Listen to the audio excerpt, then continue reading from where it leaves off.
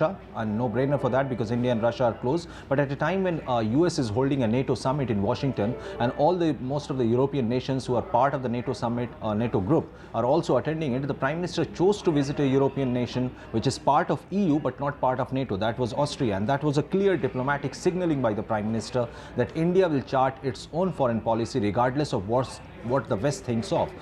And also Prime Minister spoke about that this is not the time of war, and also a solution cannot be found on the battleground. This he said in front of Mr. Putin there in Russia, and also shared the same sentiments while addressing the gathering there in Vienna. Right, thank you so much Ghazali for getting us all those details.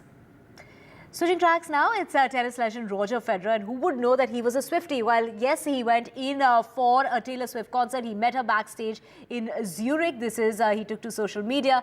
The winner of the 20 Grand Slam posted a picture with Taylor Swift, and he said that, capturing it in my Swiftie era. Do remember the fans of Taylor Swift fondly call themselves Swifties, and this is Roger Federer saying that he is a Swiftie while sharing a picture with Taylor Swift. All right.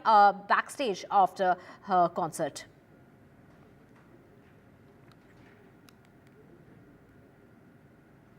Staying with sports news now, England reached the finals of the Euros after they beat Netherlands 2-1 in a thrilling encounter. Goals from Saka and Ollie sent England to their first ever final on foreign soil. A game of epic proportions and consequences as the Three Lions went head-to-head against the Orange Army. An unlucky slip from Kyle Walker and a wonder strike by Xavi Simons put the Dutch team ahead in the 7th minute. This after England started on the front foot and looked in control. But England hit back in double quick time, courtesy Harry Kane, who thundered one into the bottom right corner after winning a penalty. Outstanding penalty. Foden. A game of chess on a football pitch as both the teams came close. England's goal disallowed. But England's persistence finally paid dividends as substitute Ollie Watkins powered one low into the back of the Dutch net, sending the English fans into a delirium. England, who have never won a semi-final on foreign soil, reached their consecutive finals of the Euros. The Three Lions now face Spain in the final in Berlin. For the first time ever, England will play a major tournament final on foreign soil.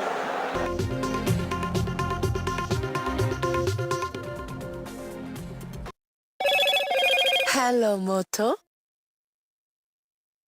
Motorola, India's best 5G smartphone brand.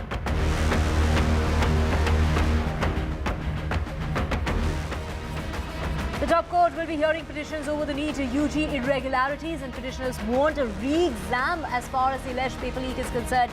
But the centre and the testing agency have filed their affidavit saying that there has been no paper leak.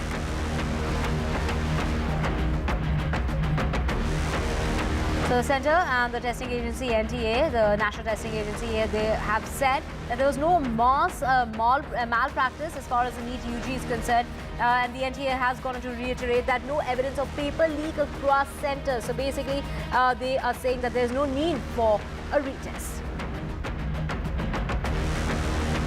In the Mumbai hit-and-run case, the accused is in the custody of the police and he will be now facing off with the driver. They'll be confronted together because they have been given contradictory statements as to what really happened at the time of the accident.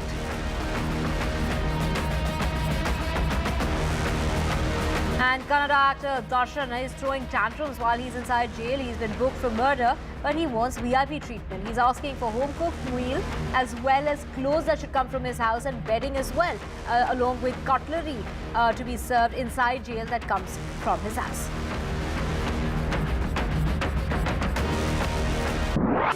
Stay informed and entertained with the new and updated NDTV News app. You can watch all our channels live, listen to podcasts, read breaking and exclusive news from around the world and more. Download the NDTV app today and get access to the best journalism and storytelling on your smartphone or tablet. the NDTV app. News that matters to you.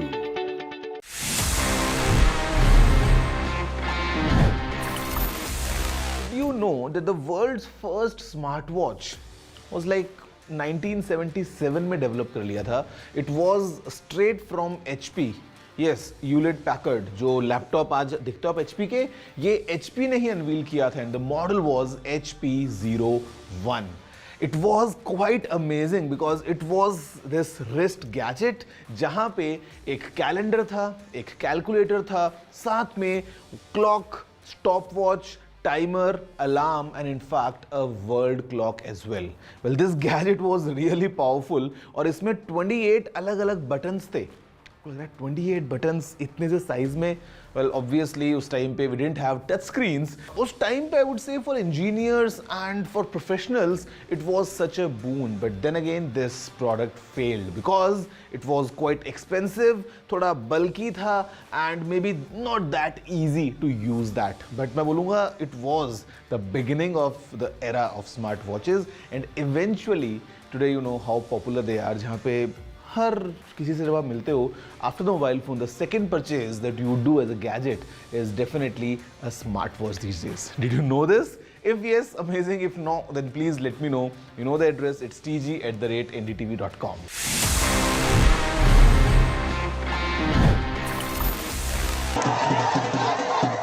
After great victory by Indian team and today we are reporting from Mohali International Airport where we are showing these visuals. Arshdeep हमारे साथ है. ਉਹਦੀ performance ਆਈ ਸਾਰਿਆਂ ਦੀ ਤੇ ਵਧੀਆ results ਮਿਲੇ. We are in the city of Kanpur today because they have their champion back home, Kuldeep Yadav. Desperation for each and everyone to go there and win the World Cup and we did it.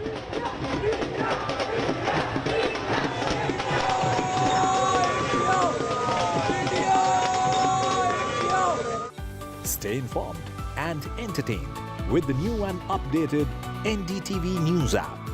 You can watch all our channels live, listen to podcasts, read breaking and exclusive news from around the world and more.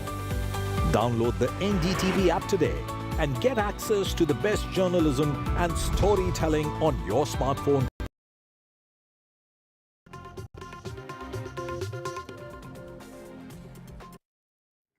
Welcome back. Now, coming in fresh from the world of gadgets and technology is Samsung that's unveiled new health variables, including a Samsung Ring. Now, what can a gadget that is small as a ring around your finger do for you? Let's find out with our very own Technical Guruji. Hello friends, this is Gaurav aka Technical Guruji coming straight after Samsung Unpacked, and यहाँ पे at this event Samsung launched a lot of new gadgets.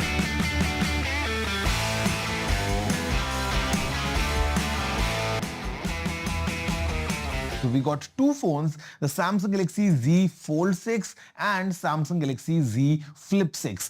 What has changed is the in-hand feel because now the kind of frame is squared off, तो आपको काफी sharp ये phone दिखने में महसूस होंगे. अगर हम बात करते हैं what's packing inside, तो basically यहाँ पे है the latest from Qualcomm Snapdragon 8 Gen 3 for Galaxy.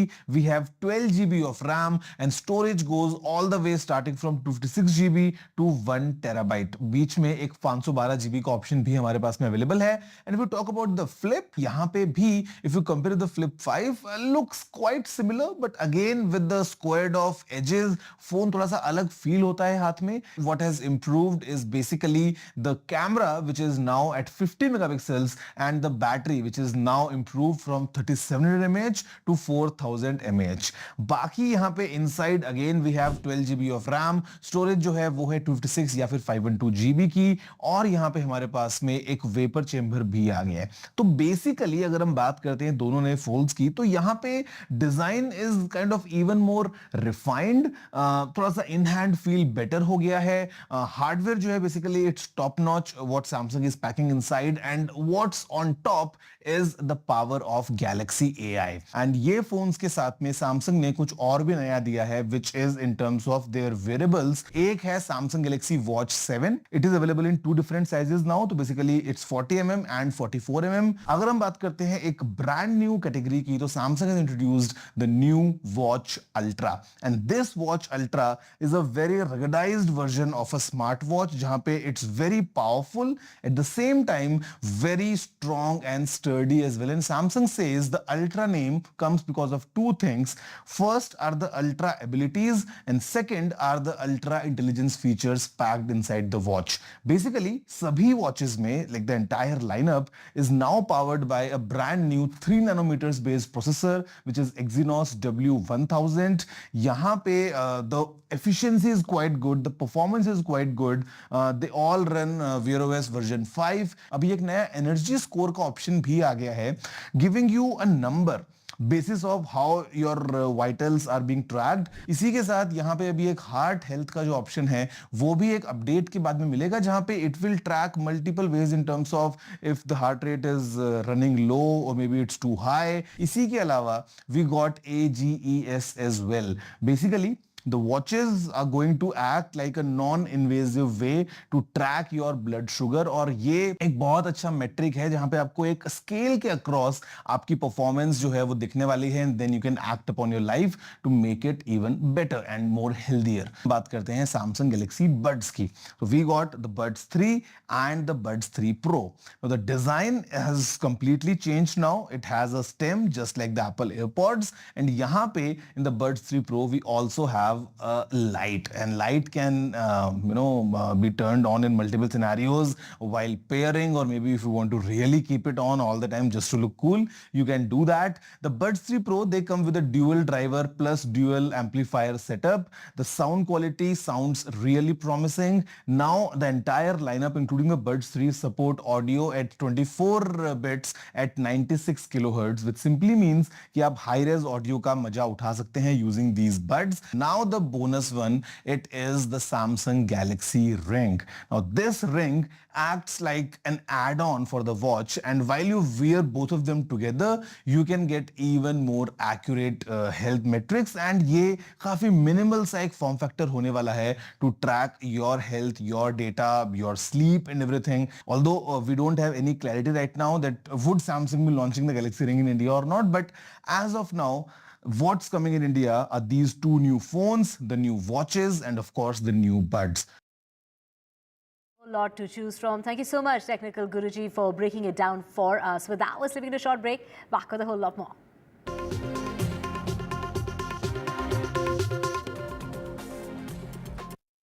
This is a pub that was shut by the excise department. In fact, that was sealed by the excise department. You can see that the MC officials cutting off that particular sheet, the black sheet, because this is an illegal extension. And now remains to be seen what other action will be taken. बिना उसकी उम्र जाने, उसके साथ मौजूद उन दोस्तों के उम्र जाने, उसे आखिरकार शराब कैसे दी गई? The police's major concern or primary concern at the moment is Mihir Shah and what exactly unfolded that night. बड़ा आदमी का लड़का है ना, सब ये इधर राजकारण चल रहा है, कुछ नहीं है, ये राजकारणी सब लोग हैं। NDTV proudly upholds its legacy of trust and credibility. According to the prestigious Reuters Institute's Digital News Report 2024, NDTV is the top-most news platform in the country. Number one in both online and offline reach in India. Beating all its competition, NDTV stands for trust.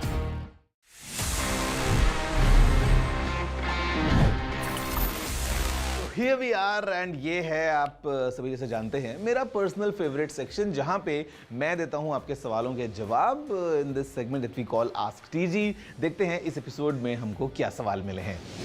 Hi TG, is the Insta360 X4 worth upgrading from the Insta360 X3 camera? Also, do you think there are any other alternatives? I'll give you my honest takeaway. Insta360 is doing really good in terms of the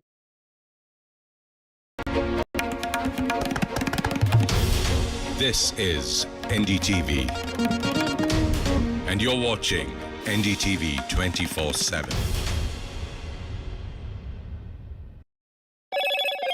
Hello, Moto.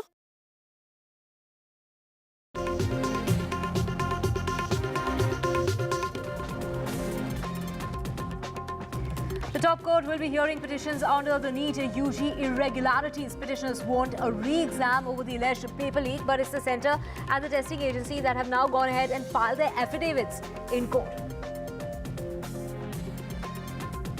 And the centre and the testing agency, the NDA, has now submitted their affidavits and saying that there's just really been no malpractice as far as the NEET-UG exam that was conducted this year is concerned. There's no evidence of a paper leak, is what the NTA is saying. In the Mumbai hit-and-run case, the accused is now in the custody of the police. He will now be confronted with the driver because they have been giving contradictory statements regarding as to what really happened at the time of the accident and even after.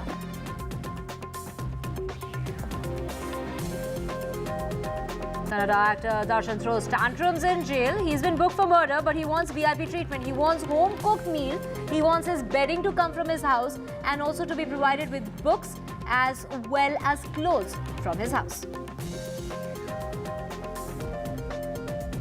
And more trouble when it comes to Karnataka's chief minister, who's in a tight spot. The police case has been filed against his wife as with a complaint with the election commission saying that the chief minister's 2013 affidavit did not mention the wife's land. And England beat the Netherlands 2-1 to reach the Euro finals. It's England that will be taking on Spain in the finals that will be taking place on Sunday. Watkins!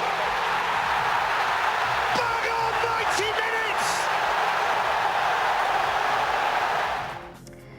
Very good morning. You're watching NDTV 24/7. I'm Divya Vadwa. Let's get your top story, and that's the Supreme Court of India that's hearing several pleas related to the medical entrance exam of the National Eligibility cum Entrance Test for undergraduates conducted in 2024. The controversy that's now seeking a direction to conduct it afresh. A bench comprising of the Chief Justice of India will be hearing 38 petitions in all, and this is 2 days after the Supreme Court observed that the sanctity of the NEET-UG 2024 has been breached. The central government has filed an affidavit before the apex court in the paper leak row saying that's not in the support as far as a retest is concerned. They don't support that, citing an analysis that's been made by the IIT of Madras, which suggests that there was just no malpractice whatsoever in the exam. The government has said that this is it is ensuring that no candidate is guilty of malpractice and has benefited people, but 23 lakh students are not required to be burdened with the retest on unsupported apprehension. So that is the ground on which they're saying that no retest is required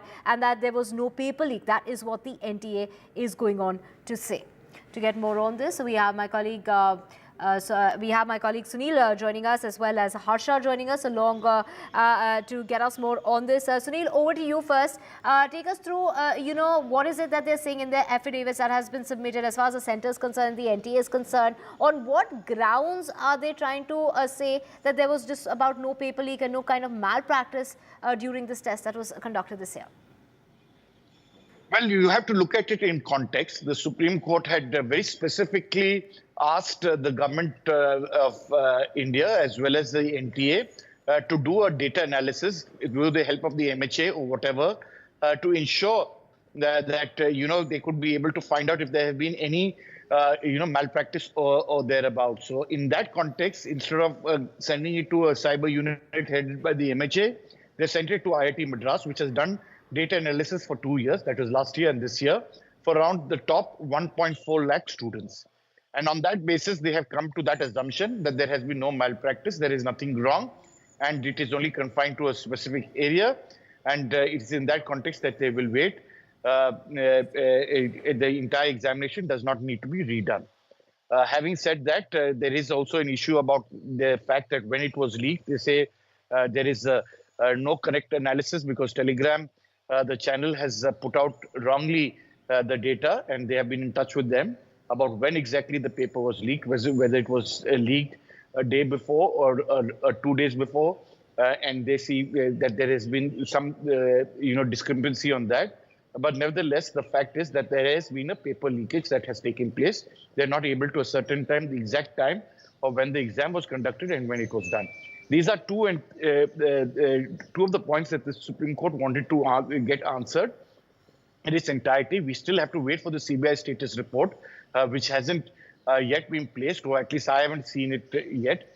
And that's critical because what extent Is it a nationwide kind of leak, or is it just confined to Bihar and Jharkhand, or is it beyond that, or what's the status of the investigation that is taking place in Gujarat?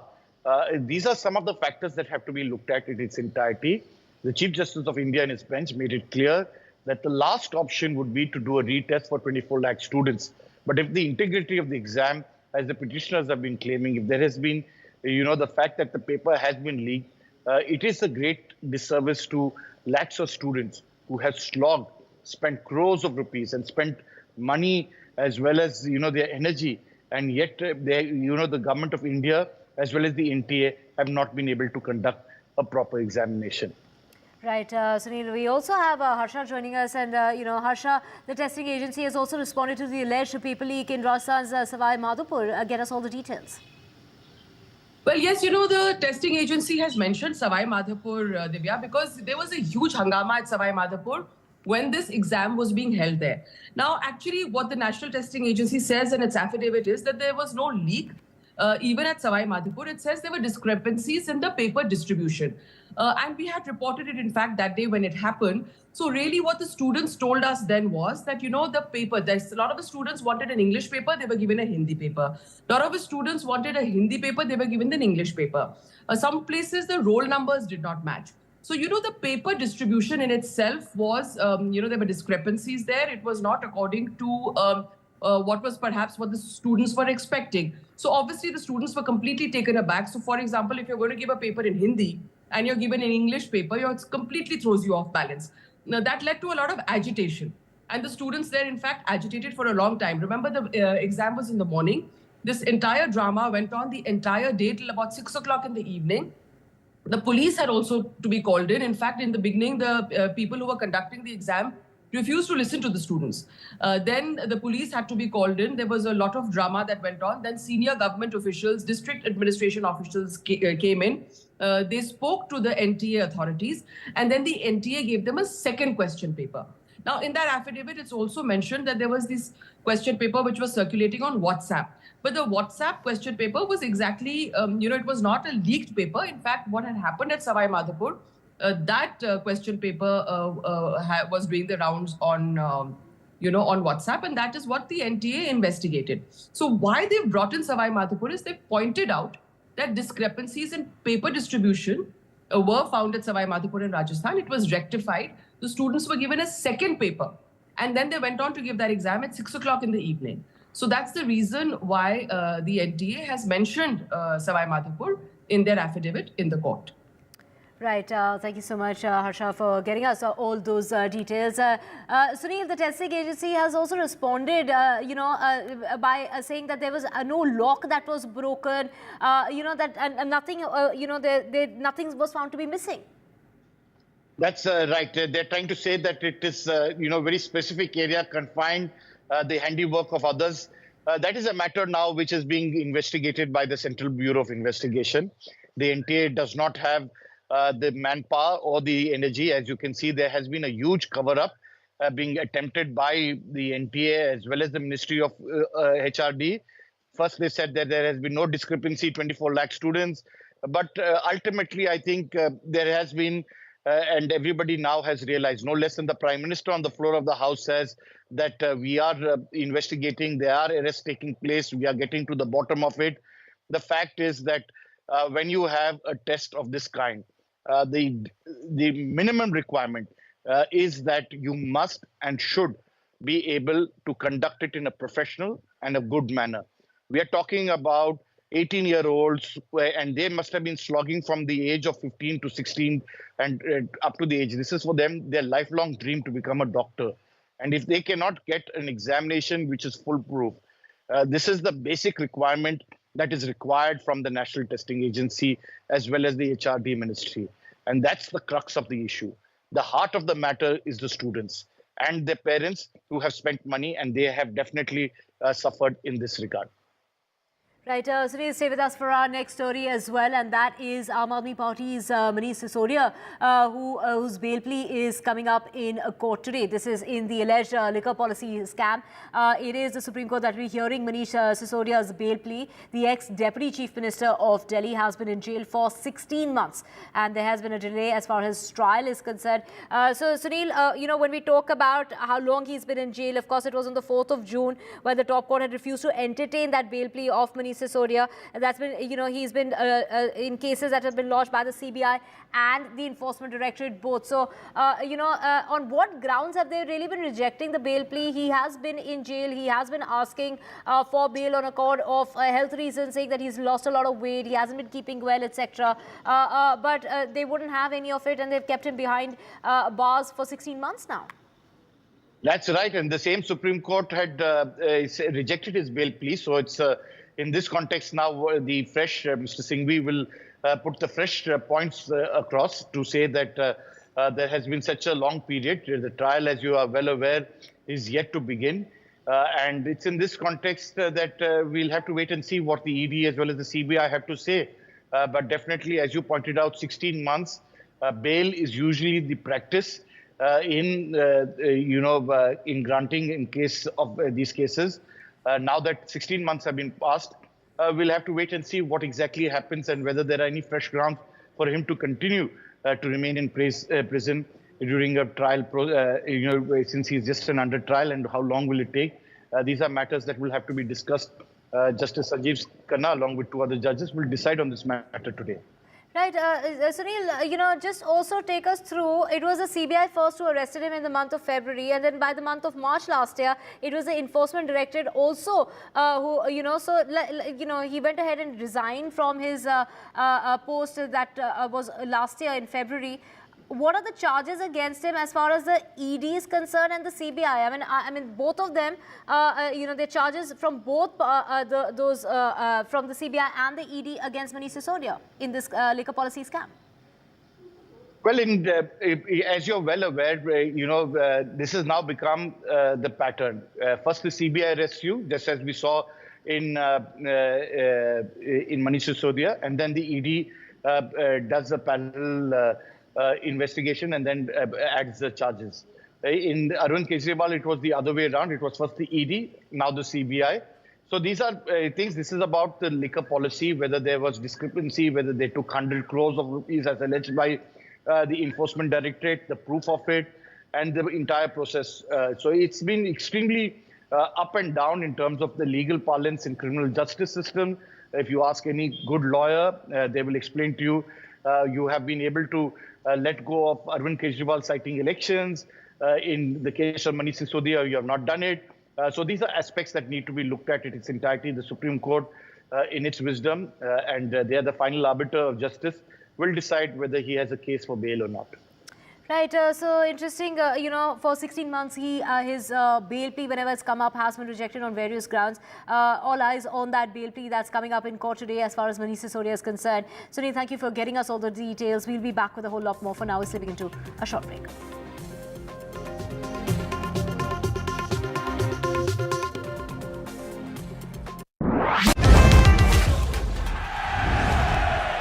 Get the magic of the best working for you now.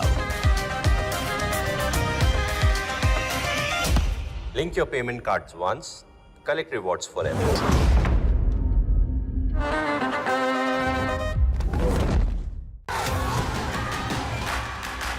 The biggest democratic exercise in the world. Team NDTV covers it from ground zero. BJP really had to fight a tough election this time. Unprecedented exercise. Unmatched coverage. There is no dispute. जनता को decide करना है. From polling to counting, NDTV brought you the most trustworthy news and updates.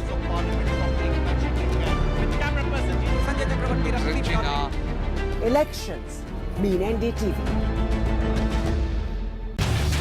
Get ready for the ride of your life. NDTV brings you the NDTV Auto Show with me, Mugdha Mishra. From the fastest supercars to the sleekest new energy vehicles to your trusted daily ride, we cover it all. every Saturday at 10:30 a.m. and Sunday at 8:30 p.m. only on NDTV 24/7. Your next great escape starts here.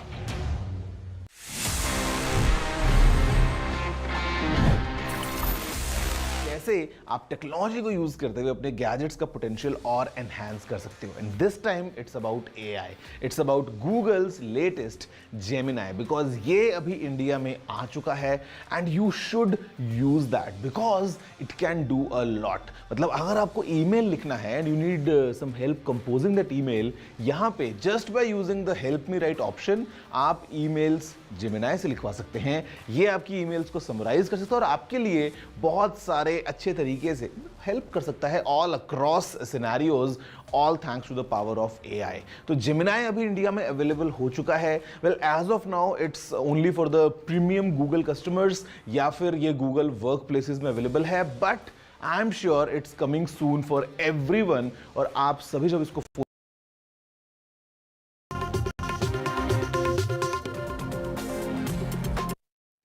Welcome back. Let's get you the latest as far as the Mumbai hit-and-run case is concerned, and the focus is now on a Swiss investigation is what is being said by the police. The police are investigating the matter as to who really helped the accused in the case. Do remember his friends and family were the ones who helped him escape from Mumbai for about 3 days, and then it was the phone of his friend that was switched on for about 15 minutes that helped them figure out the location of Mihir Shah, and that is what finally led the police to him. Now, in the hit-and-run case, the accused, Mihir Shah, is in the police custody. He and the driver will now be confronted together. There will be a face-off between the driver and Mihir Shah because they've been giving contradictory statements when it comes to really what happened on that night of, that accident that took place. It was actually in the wee hours of the morning at about 5:30 in Worli.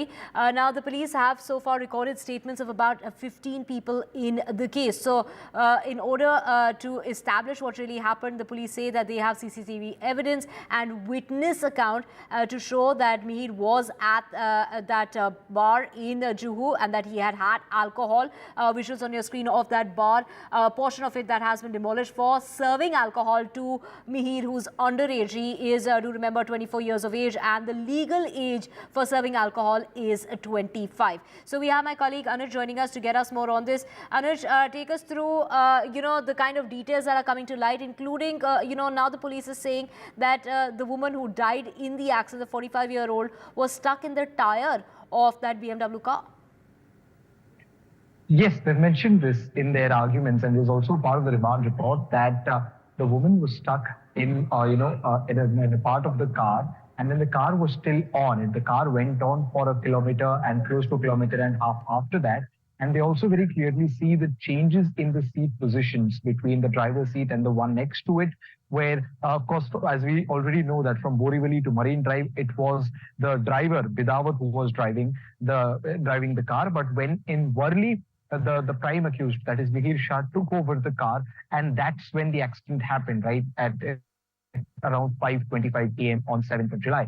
And when that was, the moment the accident happened, there are several eyewitness accounts which confirm the fact that it was indeed Mihir Shah who was driving the car.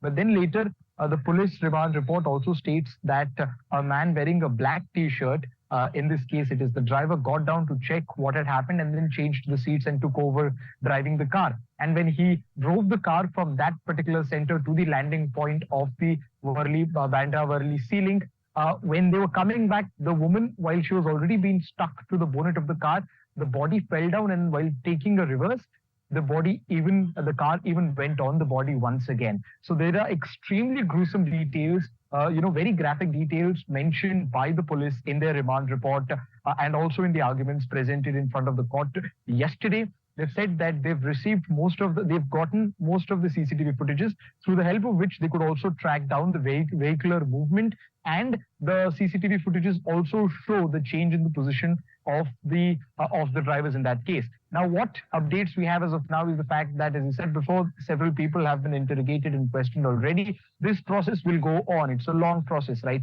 It's 15 people have been interrogated in the first day of the police custody of the prime accused, and it is expected that the number will increase in the next 1 week or so, because there will be several rounds of interrogation. The family and the friends were, of course, interrogated earlier as well. But then now that Mihir Shah has already been caught, and now that they are getting statements from the primary accused himself, the case gains even more weight. The police have also stated that he has not been cooperating with them, and there has been some sort of inconsistency as far as the chronology of the case is concerned, which is why we saw that the police made the prime accused Mihir Shah and the driver sit together and interrogated them together. Now, what was the result of that interrogation, which was conducted together, will only be known after today afternoon, most probably, because today the police custody, the extension of the police custody of the driver ends, and today, while presenting the arguments, the public prosecutor will definitely touch upon the last 1 day's investigation, which very clearly involves Bidawat, that is the driver, and Mihir Shah himself as well. So from us also what we are hearing is that he has accepted that he was behind the wheel, which has been established through CCTV footage as well. But why that denial as to consuming alcohol at that bar where he raked up a bill of close to 19,000 rupees? You see, the denial of consuming alcohol might be a strategic decision, but then that does not really affect the primary concern of the police, because the establishment of the fact that it is a hit and run case is far more important for them than it being a drink and drive case. Although there has been a considerable amount of delay since the accident took place and the arrest, which was close to 60 hours. The only strong evidence the police have at the moment is the CCTV footage at the pub, and of course the statements recorded of the female friend whom he met right after the accident took place. These may not be as strong as pieces of evidence as, say, the blood sample, but because blood sample went completely out of the picture because of the prime accused being absconding for 60 hours, the police will have to base all their arguments on this particular aspect. Right, Anuj, from calling his girlfriend 40 times over before abandoning that car and reaching her house, to cutting his hair and shaving off his beard, all that he did in order to kind of, evade the police and try to make his way out of Mumbai. We will keep tracking the story, Anuj. Thank you so much for getting us all those details. In other news now, news coming in from Jammu and Kashmir, and the police have averted a major terror attack in Jammu and Kashmir. The terrorists fired at a police force. This is the police that have, managed to avert that major terrorist attack on a police post in Udhampur district in the Jammu region. The area bordering Katwa district, where an army convoy was ambushed just 3 days ago, in which 5 soldiers were killed and 5 others were injured. Now, officials have said as a group of foreign terrorists tried to attack the police post. This is with the police there managing to avert that attack. The 3 heavily armed terrorists were invoked in that attack. We have my colleague Nazir joining us. Nazir, what details do you have for us? And, we've been seeing so many attacks, particularly in this Jammu region, in the past 1 month or so. It's hard to even keep count of the kind of attacks that are taking place practically every third day. Well, there have been now 3 incidents, terror-related incidents in 3 days. First in Kutwaz, Badnote area, then in Doda, and yesterday evening in Basangarh of Udhampur. All 3 districts in Jammu region, so which clearly shows the extent of militant presence and their capacity to carry out attacks or encounters in this area. So that is a huge challenge, and the security force have devised a strategy. For example, their reports, Army has formed quick reaction teams. More than 36 quick reaction teams have been formed in Jammu region to respond to any sort of challenge. And yesterday evening, police had, with the alert cops, actually prevented a major attack. When militants had come to target a police post in Basangarh, which is bordering the Kutwaz area in Kutwa, where the ambush took place again on army, in which 5 soldiers were killed.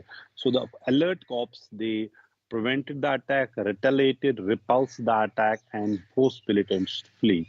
But that has not killed the chances of another attack because militants are still operating, they're still at large, and these militants are highly trained and highly, with weapons like M4 weapons, which they are using, steel core, bulletproof piercing vehicle, bullets, using other, arms and ammunition, which has become a major challenge. And there is a, joint strategy is being adopted by the police and the army in the region to deal with this challenge.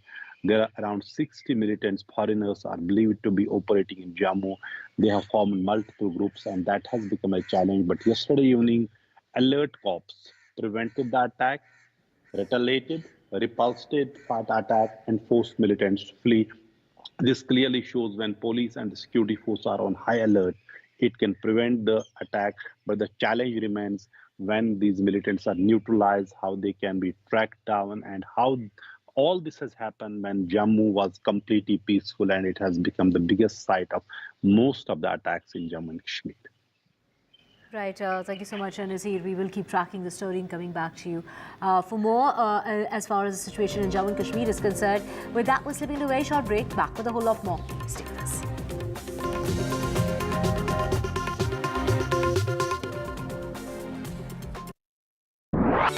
Stay informed and entertained with the new and updated NDTV News app. You can watch all our channels live, listen to podcasts, read breaking and exclusive news from around the world and more. Download the NDTV app today and get access to the best journalism and storytelling on your smartphone or tablet. The NDTV app. News that matters to you.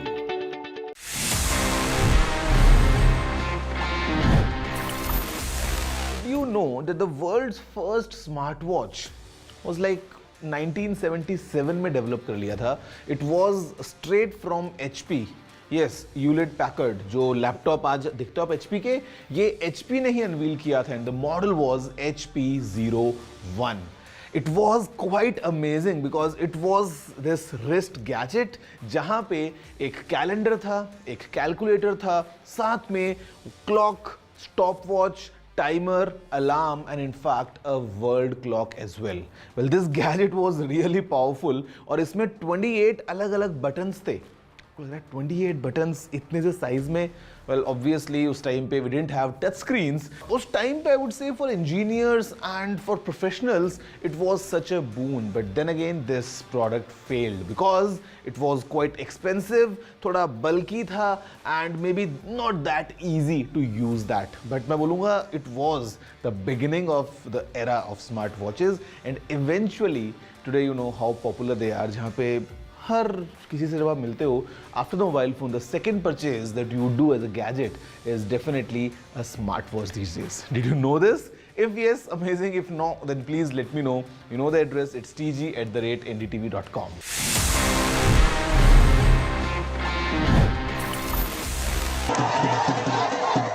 After a great victory by Indian team, and today we are reporting from Mohali International Airport where we are showing these visuals. Arshdeep हमारे साथ हैं. बहुत ही performance सही सारे दी थे, बढ़िया results मिले. We are in the city of Kanpur today because they have their champion back home, Kuldeep Yadav. Desperation for each and everyone to go there and win the World Cup, and we did it.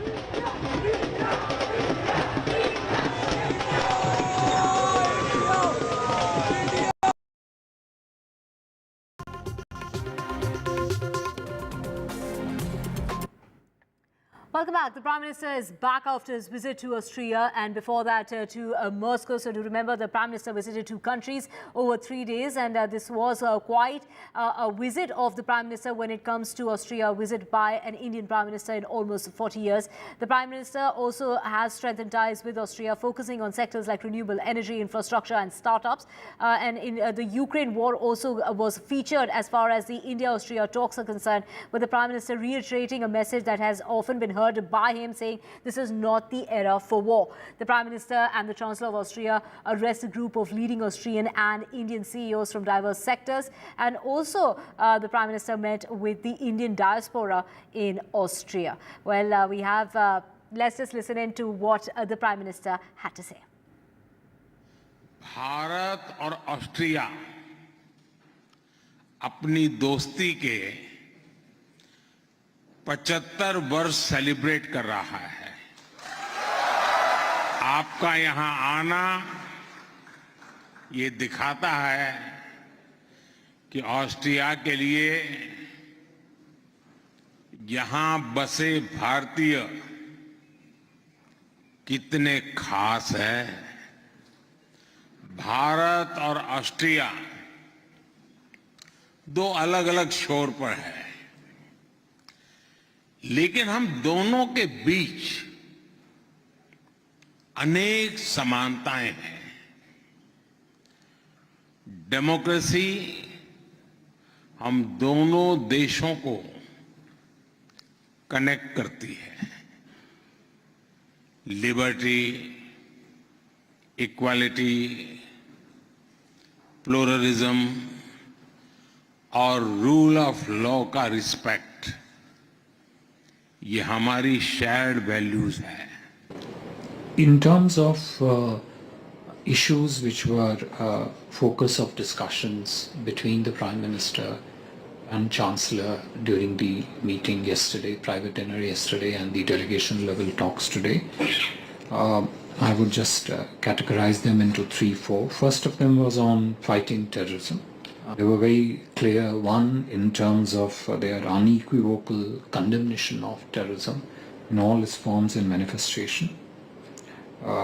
They also spoke about the challenge of combating this menace, particularly the way it exists in the cyberspace. Prime Minister Modi highlighted to the Chancellor the nature of cross-border terrorism, the challenge of cross-border terrorism that India faces emanating out of Pakistan. Well, we have Ghazali joining us to get us more on this. Ghazali, the Prime Minister, during his visit and even before leaving for Vienna, highlighted what the two nations have in common. Take us through that. Yeah, so India has a very strong connection with Vienna historically as well after the World War II, when the Nazis were defeated by the USSR and Austria was occupied back then. So that to re-establish that state, the Austrian leaders spoke to Mr. Jawaharlal Nehru, the then Prime Minister of India, to have or leverage, because he had that leverage with the USSR to re-establish Austria as a country. And after his diplomatic efforts, Austria was re-established as a country following the World War II. So these are some historic connections, cultural ties are there between India and Austria. There are more than 25,000 Indians staying there. Indian Prime Minister Mr. Modi, when he was there, he addressed the Indian diaspora. That was also part of the cultural diplomacy. He spoke about that how many things are common, how India and Austria have the respect for democracy, law of the land, and also Prime Minister also spoke about in the discussions that how both the countries are standing against terrorism. But besides all this, as far as the bilateral talks are concerned, Prime Minister Modi said that both the countries should work towards harnessing the youth energy through a startup bridge, as well as in the sectors of renewable energy, technology, and also in other sectors where both countries can work and swell their trade ties. Besides that, the Prime Minister also spoke about that this is not the time of war and a solution cannot be found on the battleground. So both the countries have some commonalities, one of them being that, like India, even Austria has not been a very fierce critic of Russia as far as the Russia-Ukraine war is concerned. So, and Austria is a member of European Union nation, but it's not a NATO member. So the Prime Minister visiting Austria after Russia was also a kind of diplomatic signaling to the West, which is holding a NATO summit in Washington, that India will always prioritize its own interests when it comes to the foreign policy. Right, thank you so much, Ghazali, for joining us with those details. So the Prime Minister is back after that visit after 41 years of an Indian Prime Minister in Vienna. Moving on now to Maharashtra, and we're talking about the controversial trainee IAS, Pooja Khedkar, who has been transferred from Pune. She has been transferred to Washim. The transfer has come about after viral images of the officer's private car. The Khedkar used a beacon on her private Audi car, and VIP number plates were also used on that private vehicle. So this is an action that's come about following a letter from the police collector to the chief secretary for using that beacon and for using also the number plates that have been used on her private vehicle. So we have Paras joining us. Paras, take us through details of this case, claims that have been made by Pooja Khedkar in the past. I mean, we're talking about her saying that, she is visually and mentally impaired in an affidavit that was submitted by her. But, something that hasn't been proved so far. Right, so Pooja Khedkar is an IPS officer of batch year 2023. She was a trainee IAS officer in Pune. She was training over here, and in between she used a private number plate siren on her private car. So after knowing all about this situation which was happening and which was done by IAS officer Pooja Khedkar, so Pune collector wrote a letter to Chief Secretary, and after that the step was taken and she was transferred to Wasim. After now, the situation is that there are many things which are coming into light, as she filed a affidavit that she is visually not that much capable, and she is also mentally ill. So after that, she had given the exam of IAS, and after giving exams of IAS, she scored rank 821 all over India. But this was with the help of that affidavit which she has filed. So there are many things which have came into light, but the major thing is that why she has done that. Also there were some certain situation where she had messaged the collector of Pune asking for a private car, private house. So there are many situations and many things which has came into light in this entire matter. Right now, Pooja Khedkar has been transferred to Wasim, and more investigation has been done by the collector itself in this entire matter. Right, Paras, so, demands that are being made by her, something which is unheard of. She also took over the office of someone else in fact. When we're talking about the kind of demands that she's made, which also includes an official car, a VIP number plate, an accommodation, as well as a chamber and adequate staff that included a constable as well. Right, she also took over the chamber of the deputy collector when she was training. So she is a training officer, training IAS officer, and she could not be given this type of things because she is a training officer. But she took over the cabin of the deputy collector of Pune, and that's why there were many steps which was taken on her. The collector of Pune shot a letter to Chief Secretary, and Chief Secretary has now taken a step, and she has been transferred to Wasim. But there are more to this whole incident and what is happening in Pune right now. So more investigation will be done by Chief Secretary and by the collector of Pune, because this is a very difficult thing, because IAS officer which is training right now can't be given this types of situation, this types of thing, private car, private house, because she is a training officer. So there will be many things which will come out soon in this entire matter. Right, so Paras, we will keep coming back to you for a trainee who's not provided with the amenities that she was asking for, and it is very shocking the details that are coming to light when it comes to Pooja Khedkar. We will keep tracking that story, but for now, switching tracks to Kannada actor Darshan, who's throwing tantrums while he's inside jail. He's been booked for murder but wants VIP treatment. He has gone on to say he can't digest the food that's being served to him inside jail, which is why he wants home cooked food. He's gone on to say he's losing weight. He just doesn't want food, but he also wants clothes, and even his bedding should come from his house.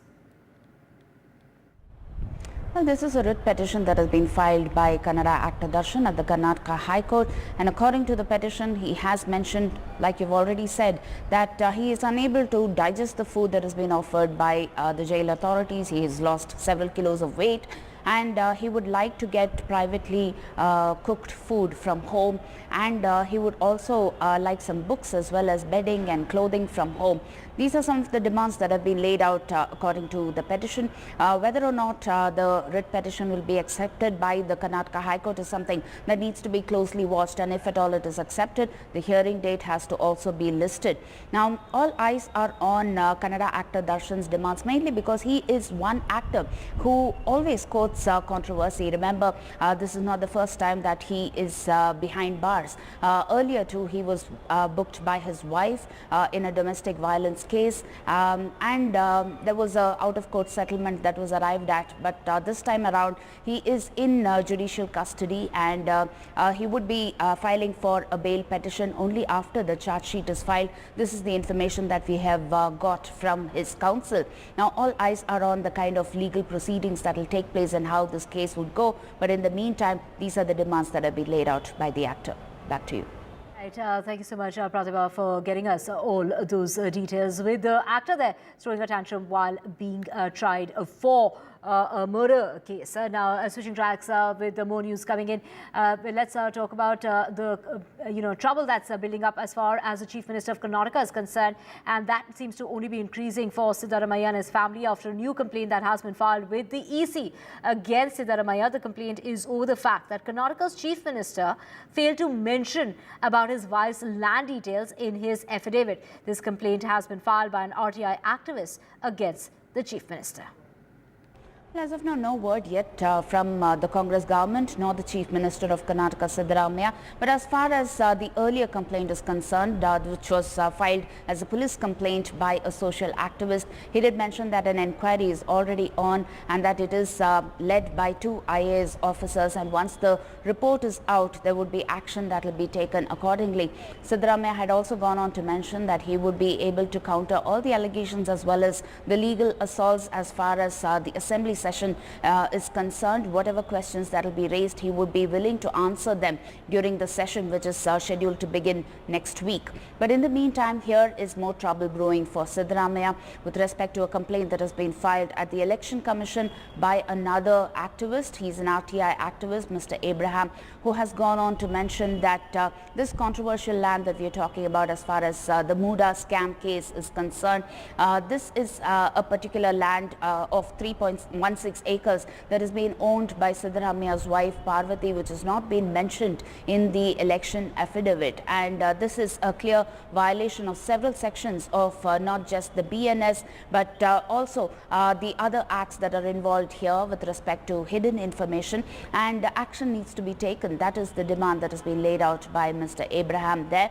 But in the meantime, whether or not this complaint will be taken forward by the Election Commission is something that needs to be looked out for, and on the other hand also the reactions that we could pick up from the Congress government as well as whether the BJP would also react to this, because we are already talking of a political face-off that is brewing in the state of Karnataka.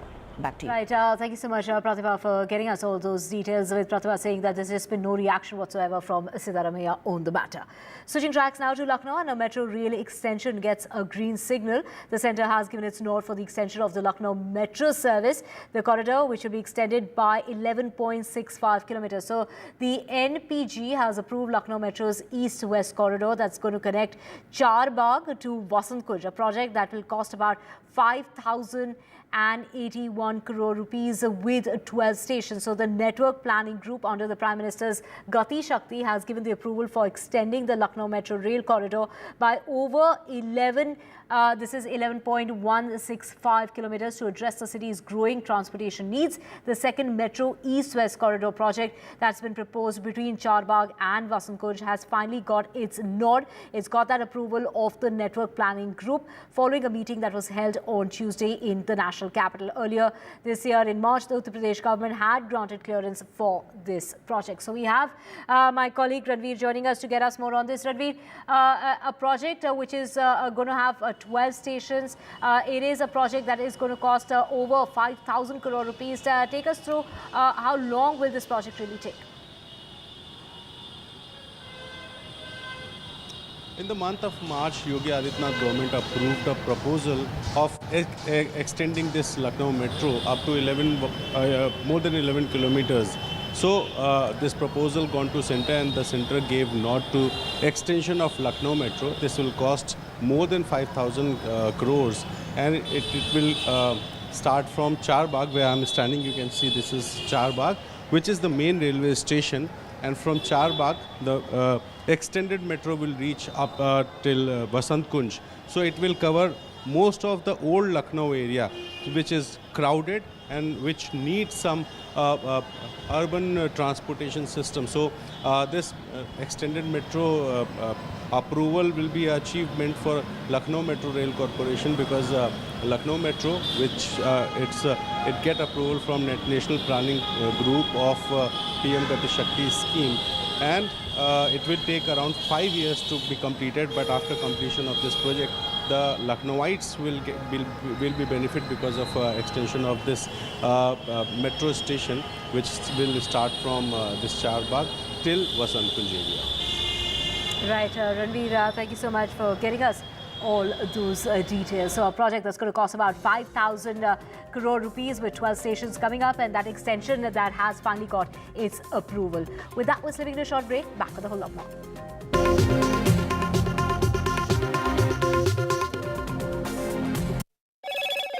Hello, Moto. Motorola, India's best 5G smartphone brand.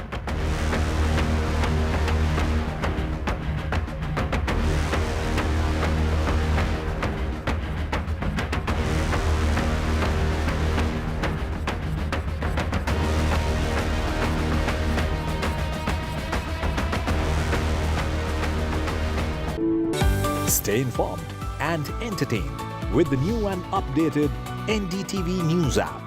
You can watch all our channels live, listen to podcasts, read breaking and exclusive news from around the world and more. Download the NDTV app today and get access to the best journalism and storytelling on your smartphone or tablet. The NDTV app. News that matters to you. This is a pub that was shut by the excise department. In fact, that was sealed by the excise department. So you can see the BMC officials cutting off that particular sheet, the black sheet, because this is an illegal extension. And now remains to be seen what other action will be taken. बिना उसकी उम्र जाने, उसके साथ मौजूद उन दोस्तों के उम्र जाने, उसे आखिरकार शराब कैसे दी गई? The police's major concern or primary concern at the moment is Mihir Shah and what exactly unfolded that night. बड़ा आदमी का लड़का है ना, तब ये इधर राजकारण चल रहा है, कुछ नहीं है, ये राजकारणी सब लोग हैं। NDTV proudly upholds its legacy of trust and credibility. According to the prestigious Reuters Institute's Digital News Report 2024, NDTV is the top-most news platform in the country. Number one in both online and offline reach in India. Beating all its competition, NDTV stands for trust.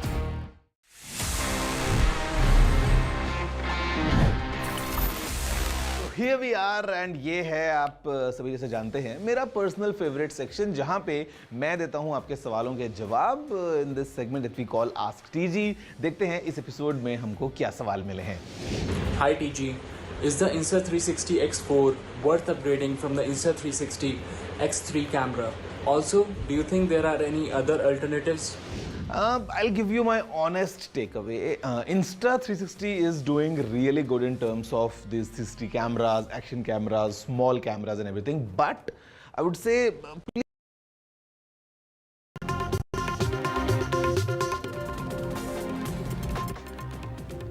Welcome back. Let's get you the very latest in regard to a very shocking incident that's come to light from Haryana. The owner of a bike showroom was shot dead by a group of 4 bike-borne attackers. 3 barged into the showroom and fired at the owner, Ravindra Saini, while the 4th one waited outside. It is Mr. Saini who was associated with JJP. The showroom's armed guard also tried to intervene but could not stop the attack. To get more on this, let's just get you the very latest on this with my colleague Gurpreet. After the murder of a JJP leader in Haryana, we have seen the Chief Minister of Haryana immediately summoned all the top police officers and held a marathon meeting to discuss about the law and order situation. The Chief Minister of Haryana, Naib Singh Saini, has given very clear-cut directions to all the officers that law and order should not be disturbed on the ground. We are showing these visuals from the ground, from the residence of Chief Minister Haryana, who is leaving from his residence to attend some program. So these are the visuals which are showing at this point of time. The Chief Minister of Haryana is leaving for Gurugram and to the national capital to hold meetings with the other leaders of the BJP. So these are the visuals and picture which we are showing at this point of time. After the murder of a JJP leader in Haryana, the Chief Minister held last night meeting with all the top police officers to discuss about law and order situation. Now the challenge before the BJP leader to give the answer to the opposition party whether the law and order is intact or not, because we have seen the former Chief Minister of Haryana, Bhupinder Singh Hooda, he has already attacked the state government, saying it seems the government has failed from all the fronts to control law and order situation on the ground. So let's see how the investigation will be carried out and how the government, Haryana government, is going to give an answer to the opposition leaders also whether the law and order is intact or not. With Vijay, Rajesh Kumar, this is Group Singh China for NDTV, Chandigarh. And let's just get you a check on the weather situation, and it's the Badrinath National Highway that remains shut, and pedestrians are now being allowed on that Badrinath National Highway.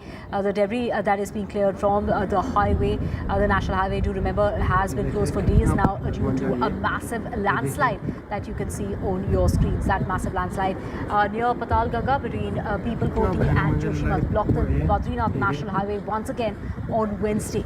The landslide kicked off a huge cloud of rubble which took some time to settle down. This happened at about 11:15 in the morning on Wednesday. A large part of the hill slid down in Patal Lok without even any form of rain. The Badrinath National Highway has been blocked by landslide debris, and the Badrinath National Highway near the Chungi Dhar has not yet become smooth for vehicles. And now these are the visuals that you can see on your screen of another landslide that was triggered even without any sort of rain, and that has, in fact, it fell over the mouth of a tunnel alongside the National Highway, damaging it in the process, as it's carried with it lakhs and tons of soil, stones and big boulders.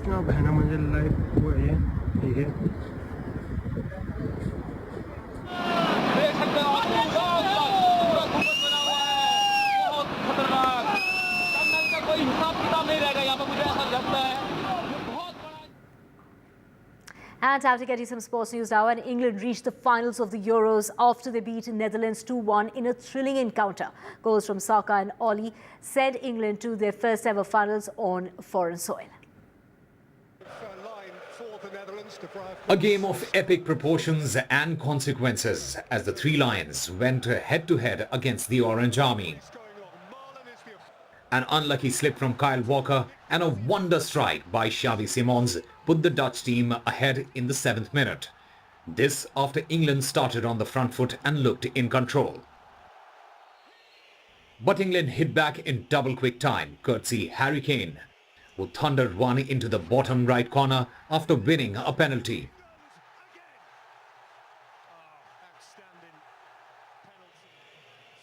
A game of chess on a football pitch as both the teams came close. England's goal disallowed. But England's persistence finally paid dividends as substitute Ollie Watkins powered one low into the back of the Dutch net, sending the English fans into a delirium.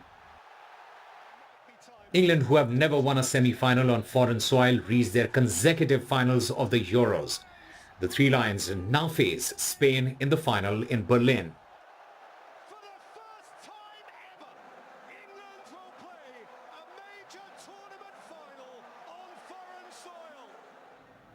Switching tracks now, coming in fresh from the world of gadgets and technology, Samsung unveils new health wearables. We are talking about this Samsung ring. This is something as small as a ring that is around your finger. What can it really do? Let's find out with our own technical Guruji.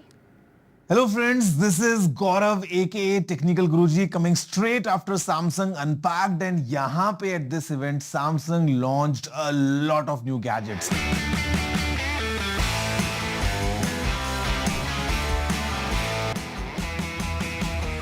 So we got two phones, the Samsung Galaxy Z Fold 6 and Samsung Galaxy Z Flip 6. What has changed is the in-hand feel because now the kind of frame is squared off. तो आपको काफी sharp ये phone दिखने में महसूस होंगे. अगर हम बात करते हैं what's packing inside, तो basically यहाँ पे है the latest from Qualcomm Snapdragon 8 Gen 3 for Galaxy. We have 12 GB of RAM and storage goes all the way starting from 256 GB to 1 terabyte. बीच में एक 512 GB का ऑप्शन भी हमारे पास में अवेलेबल है. And if you talk about the flip, यहाँ पे भी if you compare the flip 5 looks quite similar, but again with the squared off edges, phone थोड़ा सा अलग फील होता है हाथ में. What has improved is basically the camera which is now at 50 megapixels and the battery which is now improved from 3700 mAh to 4000 mAh. बाकी यहाँ पे inside again we have 12 GB of RAM, storage जो है वो है 256 या फिर 512 GB की, और यहाँ पे हमारे पास में एक वेपर चेंबर भी आ गया है. तो बेसिकली अगर हम बात करते हैं दोनों नए फोल्ड्स की, तो यहाँ पे design is kind of even more refined, थोड़ा सा इन हैंड फील बेटर हो गया है. हार्डवेयर जो है basically its top notch what Samsung is packing inside, and what's on top is the power of Galaxy AI. And ये phones के साथ में सैमसंग ने कुछ और भी नया दिया है which is in terms of their wearables. एक है Samsung Galaxy watch 7. It is available in 2 different sizes now, तो basically it's 40mm and 44mm. अगर हम बात करते हैं एक ब्रांड न्यू कैटेगरी की, तो Samsung has introduced the new watch ultra, and this watch ultra is a very ruggedized version of a smart watch, जहां पे it's very powerful at the same time very strong and sturdy as well. And Samsung says the Ultra name comes because of two things.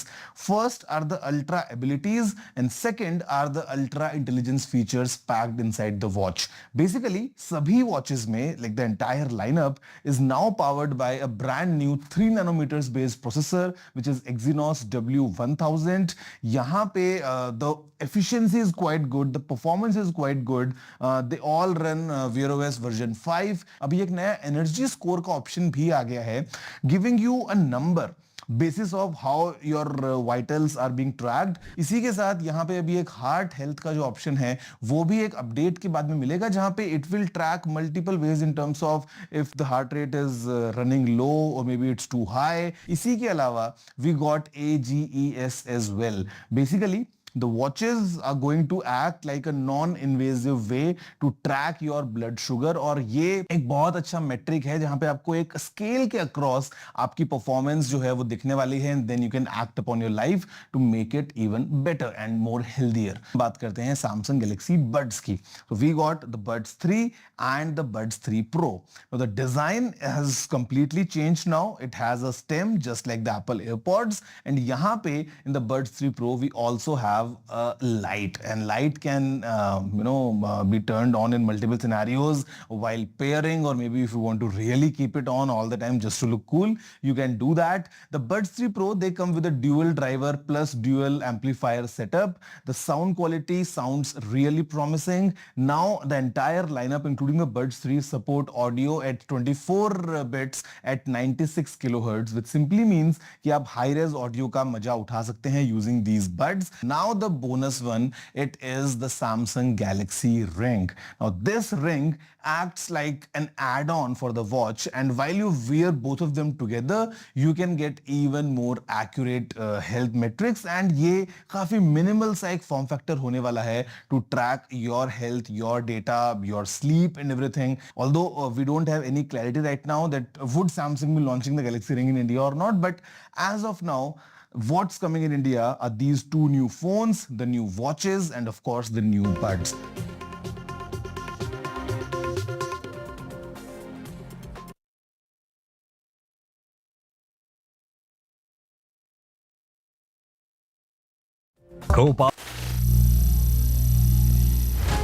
Some people say the metaverse will only be virtual.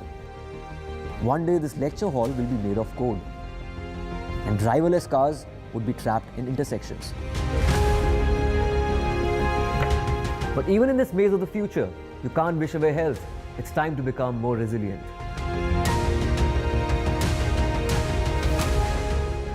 10 years of Banega Swasth India, we have grown and achieved so many milestones.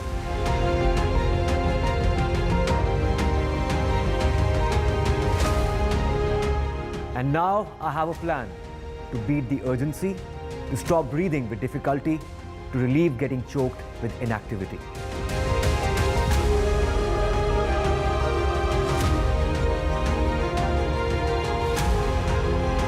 Energize our government, our environment, our society, and ourselves.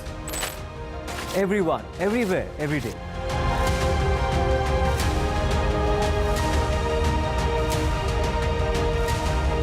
Banega Swasth India. One world hygiene.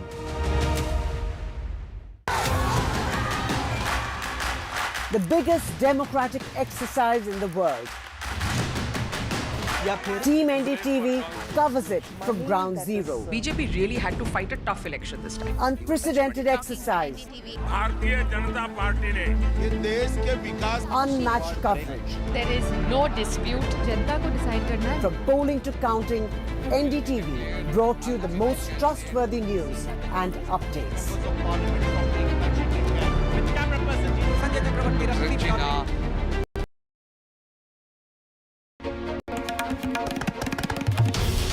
This is NDTV, and you're watching NDTV 24/7. Hello, Moto.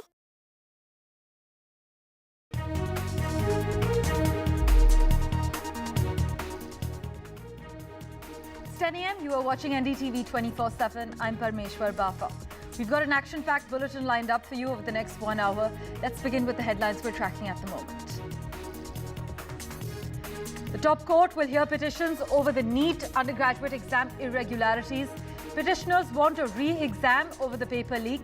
The Centre and Testing Agency file affidavits in court. Well, the centre says there's been no mass malpractice in the NEET-UG exam. The National Testing Agency says there's no evidence of a paper leak across centres.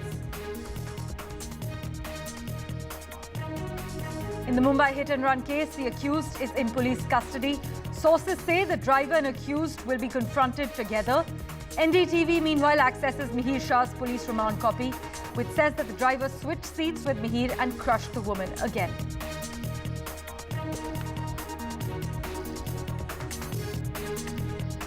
A controversial trainee from Maharashtra has been shifted. IAS Pooja Khedkar has been transferred from Pune. The government report says Khedkar used a beacon and VIP plate on a private Audi. The government says junior officers are not entitled to perks like a beacon. Kannada actor Darshan throws tantrums inside jail. Darshan has been booked in a murder case, but he wants VIP treatment within the jail premises. He wants food, clothes and his bedding from his home. The Chief Minister in Karnataka is in a tight spot after a police case against his wife. Now there's a complaint with the EC. The Chief Minister's 2013 affidavit didn't mention wife's land.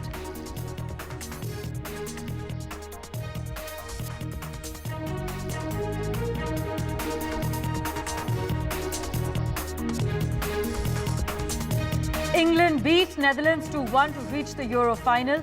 England will now take on Spain on Sunday in the Euro final. Delivers for England. Watkins! Bang on 90 minutes!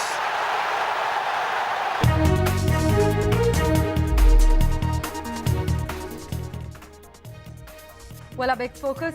The Supreme Court of India is hearing several pleas related to the medical entrance exam, the National Eligibility cum Entrance Test for undergraduates, the NEET-UG exam conducted in 2024, controversy seeking a direction to conduct it afresh. In fact, a bench comprising Chief Justice D.Y. Chandrachud will actually hear 38 petitions in all.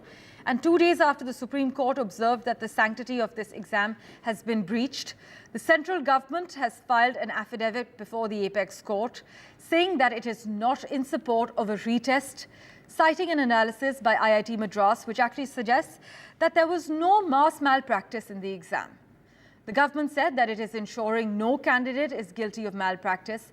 They get any benefit, anyone who's guilty of any malpractice, but 23 lakh students are not required to be burdened with a retest on unsupported apprehensions.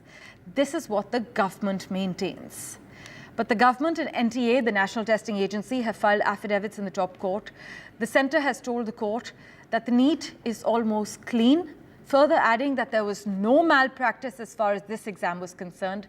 The centre is not in support of any retest process, and they've said that the counselling for the NEET-UG will happen in the 3rd week of July. The testing agency, meanwhile, has told the court that there has been no evidence of any paper leak. Let's go across to my colleague Sunil Prabhu. I'm told Harsha Kumari Singh also joins us live from Jaipur at the moment. To Sunil first. Sunil, the centre has now told the Supreme Court that data analytics of the NEET results by IIT Madras actually found no abnormality and show that there is neither any indication of mass malpractice nor a localized set of candidates being benefited leading to abnormal scores? That's right. That's something that the Supreme Court had asked, and they've been able to get that inference after doing that 1.4 lakh top candidates for this year as well as last year. And for that analysis, the IIT Madras says there's no mass malpractice and that it is definitely, even though there has been a paper leak, it is being confined to only one center in specific. So it's in that backdrop now that the Supreme Court will hear the petitioners as well as the as well as the NTA and the center. We are still awaiting the CBI status report on the extent of the investigation that has taken place, whether it's confined to Bihar and Jharkhand or has it gone beyond that. What about Gujarat?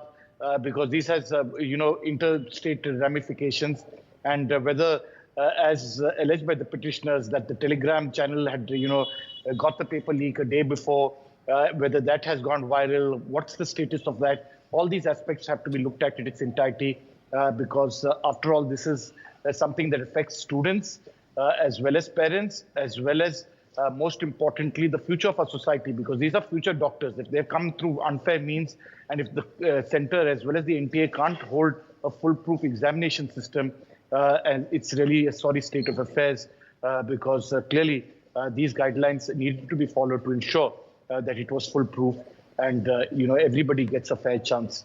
Even if one doesn't get it, as the Supreme Court had pointed out during the vacation bench, 0.001%, then definitely this is something that the NTA as well as the centre must come clean on. Sunil, as always, thanks so much for joining us with the latest update. Let's also go across to Harsha, who joins us live from Jaipur at the moment. Harsha, the testing agency has also said there was no NEET question paper leak in Patna and Rajasthan's Sawai Madhopur. Well, yes, the reason they've mentioned Sawai Madhopur is because there were a lot of irregularities that happened in Sawai Madhopur because... Right, we seem to have lost that connection with my colleague Harsha Kumari Singh, who's reporting live from Jaipur regarding the NEET irregularities. But the testing agency, meanwhile, has informed the court that there was no NEET question paper leak as far as Bihar's Patna is concerned. And in fact, they also mentioned Rajasthan's Sawai Madhopur. On the allegation of the paper leak in Patna, the NTA said that no question paper was found missing in any trunk and no lockers were found broken. In fact, Prabhakar joins us live from Patna at the moment. Let's get the latest lowdown from him. Prabhakar, the National Testing Agency has said that there's no question paper that was found in any truck, no locks were found broken, and NTA observers did not report anything adverse as far as Patna is concerned? So that is what is very interesting. See, both are central agencies, the NTA and the CBI. Now, if you believe what NTA is saying, then what is the CBI doing? What are they investigating? Because they have so far arrested 19 people. The raids are still on and they are interrogating people. So if what NTA says is true, then CBI should be off their job and CBI should close this case. Now, if you see both the NTA, it has put on record saying that there has been no paper leak, whereas the EOU, the Economic Offence Wing of Bihar Police, they have put it on record in an affidavit submitted to Supreme Court that there has been a paper leak. There is a possibility of paper leak. They have not said it in as many words that the paper leak has happened, but they have certainly hinted towards the paper leak happening in this entire episode. Remember, EOU was the first agency which actually investigated into it, and the case was later handed over to CBI. When EOU started investigating, they first investigated the impersonation case, and later they found that the paper leak has happened. Now they have put it on record in an affidavit submitted to Supreme Court and also to the Ministry of Education that during their investigation, when they started investigating the impersonation, they also found that paper leak has happened, and they have arrested 13 people. Now that the CBI is handling this case, so they have nothing further to add to this. So if what NTA says is true, then CBI should shut down this case and let those people go off the radar, because they are the people who are being arrested by CBI, who are under their custody, who are interrogated every day. Every day, fresh raids are being conducted by CBI on the ground. Well, thanks so much, Prabhakar, for joining us with that update. Do stay on with us. We've got Harsha back with us, live from Jaipur. Harsha, you were reporting that the testing agency has said that there was no NEET question paper leak and cited Rajasthan Sawai Madhopur. What details can you share with us as far as Rajasthan is concerned? Yeah, sorry for that disruption. Yes, what I was saying was that, you know, in Rajasthan, the NTA has mentioned very clearly in its affidavit that there was a disruption in the paper. You know, when the paper was handed out, there were some discrepancies. A lot of students who were giving the paper in Hindi were given English papers. Somewhere the roll numbers did not match. So it appears to have been a more of a logistical problem rather than a paper leak. And I think the NTA is quite clear on that. In fact, just to give you a background, at this Adarsh Balika Vidyalaya in Sawai Madhopur town, it went on and on. This entire, sort of the students started protesting. The testing agencies, people who were conducting the tests were not very cooperative. Then the students got a little more agitated. The police had to be called in. After the police was called in, the district administration had to be called in. And this entire exercise went on till about 6 o'clock in the evening. Finally, the students agreed to take a second paper. So this was a second paper which was given to them. They agreed to take that paper and they gave the exam at 6 in the evening. So from 6 till about 9 p.m. at night, the exam was conducted. The NTA has been at pains to point out that this was not a case of paper leak. It was just a case that, you know, logistically, the proper distribution of the paper did not happen. Okay. They also said that some kind of a photograph started circulating on WhatsApp. It was not a leaked paper. In fact, it was just this paper which was handed out, pointing out the discrepancies. So I think, because these things were reported in the media, they've kind of pointed out to the Supreme Court that at least in Sawai Madhopur, it was not a case of paper leak. The re-exam had to be held because there were discrepancies in paper distribution. Well, as always, Harsha, thank you so much for joining us with the latest details. In fact, we have breaking news coming in at the moment. The undergraduate exam case in the Supreme Court. The Central Bureau of Investigation has filed an investigation report in the top court. The CBI status report has been filed in a sealed envelope. We can disclose that to you at the moment. The CBI has filed an investigation report as far as the NEET case is concerned in the Apex Court. That is in a sealed envelope. But Prabhakar is still with us, joining us with the latest on this. Prabhakar, the central government and the National Testing Agency have told the Apex Court that scrapping the exam would actually seriously jeopardize lakhs of honest candidates without proof of large-scale breach of confidentiality? See, that is what the stand of NTA is. Remember, when the matter actually went to the Apex Court, all the concerned parties were asked to file an affidavit. So right from the NTA to the central government to the CBI, as we are telling our viewers, CBI has just filed its affidavit, and the economic offence wing of Bihar Police, which was investigating this case. So all the concerned agencies involved in this entire process, they have been asked to file an affidavit, the facts which they have in their position, and then this Apex Court would take a call on this. Remember, there are contradictions in this entire affidavit which have been filed by various agencies. While the EOU, the Economic Offence Wing, believes that the paper leak might have happened and they have confessional statements to substantiate that, NTA believes that there's no paper leak happened. It's just a case of an impersonation which has happened. Remember, 13 people were arrested by UOU, and later further arrest was made by CBI in the states like Bihar and Jharkhand. So the NTA might be true about Rajasthan, but as far as the state of Bihar and Jharkhand is concerned, the possibility of paper leak happening at the NET examination cannot actually be ruled out. Well, Prabhakar, thank you so much for joining us with the latest details. With that, let's turn our attention now to Mumbai, the hit-and-run case that we're tracking. Well, the accused is in police custody, but our sources have informed us that the driver and the accused Mihir Shah will now be confronted together. Sources also say that the driver and Mihir Shah gave contradictory statements, but NDTV has accessed Mihir Shah's police remand copy, which clearly says that the driver switched seats with Mihir and hit the woman again.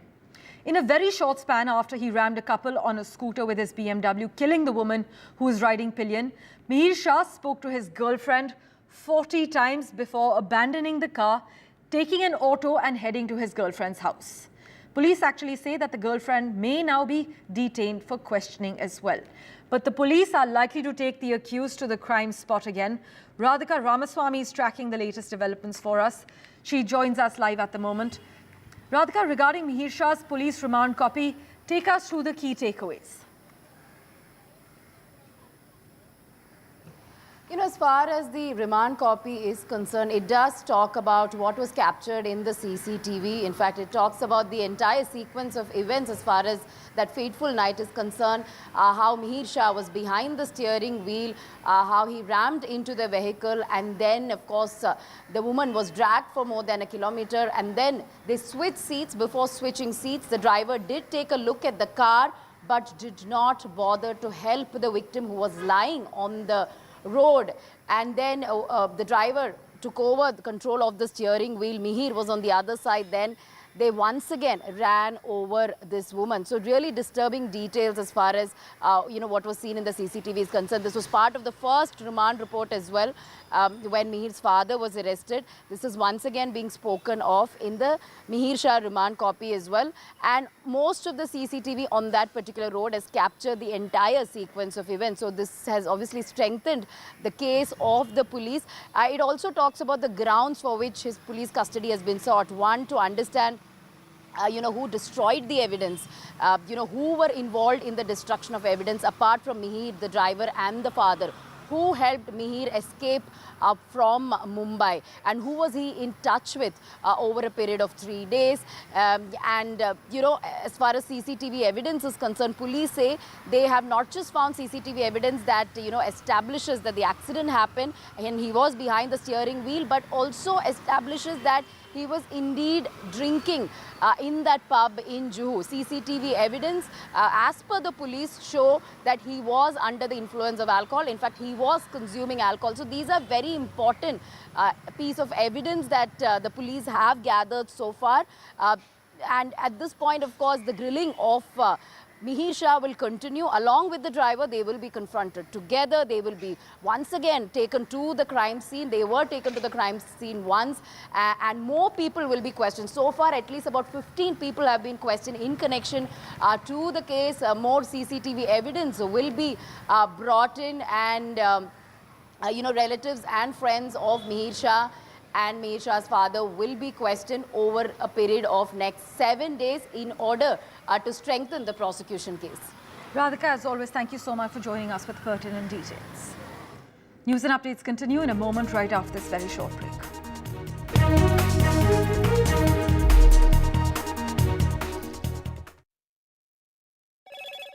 Hello, Moto. Motorola, India's best 5G smartphone brand.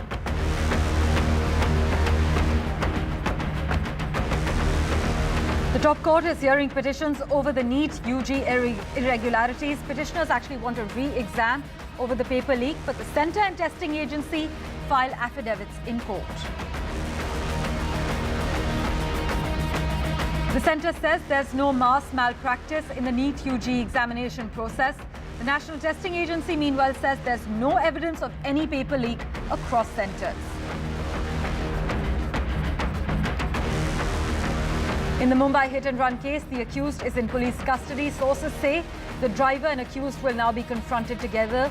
This as NDTV accesses Mihir Shah's police remand copy.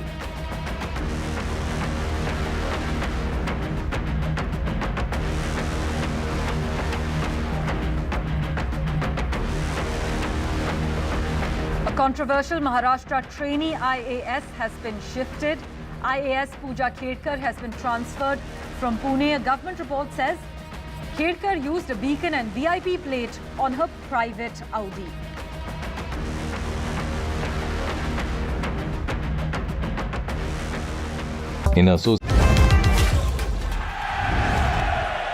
Get the magic of the best working for you now.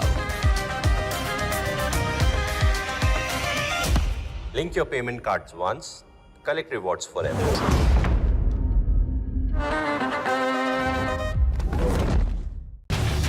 Get ready for the ride of your life.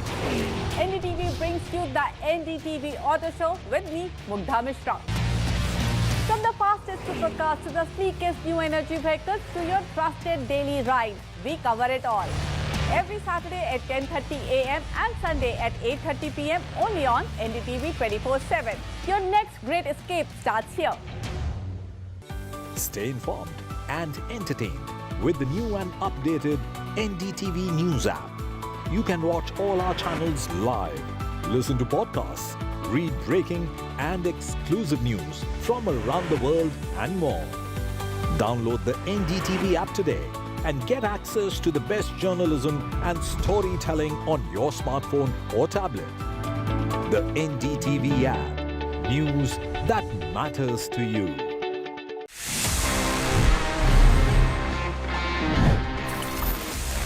Do you know that the world's first smartwatch was like 1977 में develop कर लिया था. It was straight from HP. Yes, Hewlett Packard जो laptop आज दिखता है HP के, ये HP ने ही अनवील किया था and the model was HP01. It was quite amazing because it was this wrist gadget जहाँ पे एक कैलेंडर था, एक कैलकुलेटर था, साथ में clock, stopwatch, timer, alarm and in fact a world clock as well. Well, this gadget was really powerful और इसमें 28 अलग-अलग buttons थे. 28.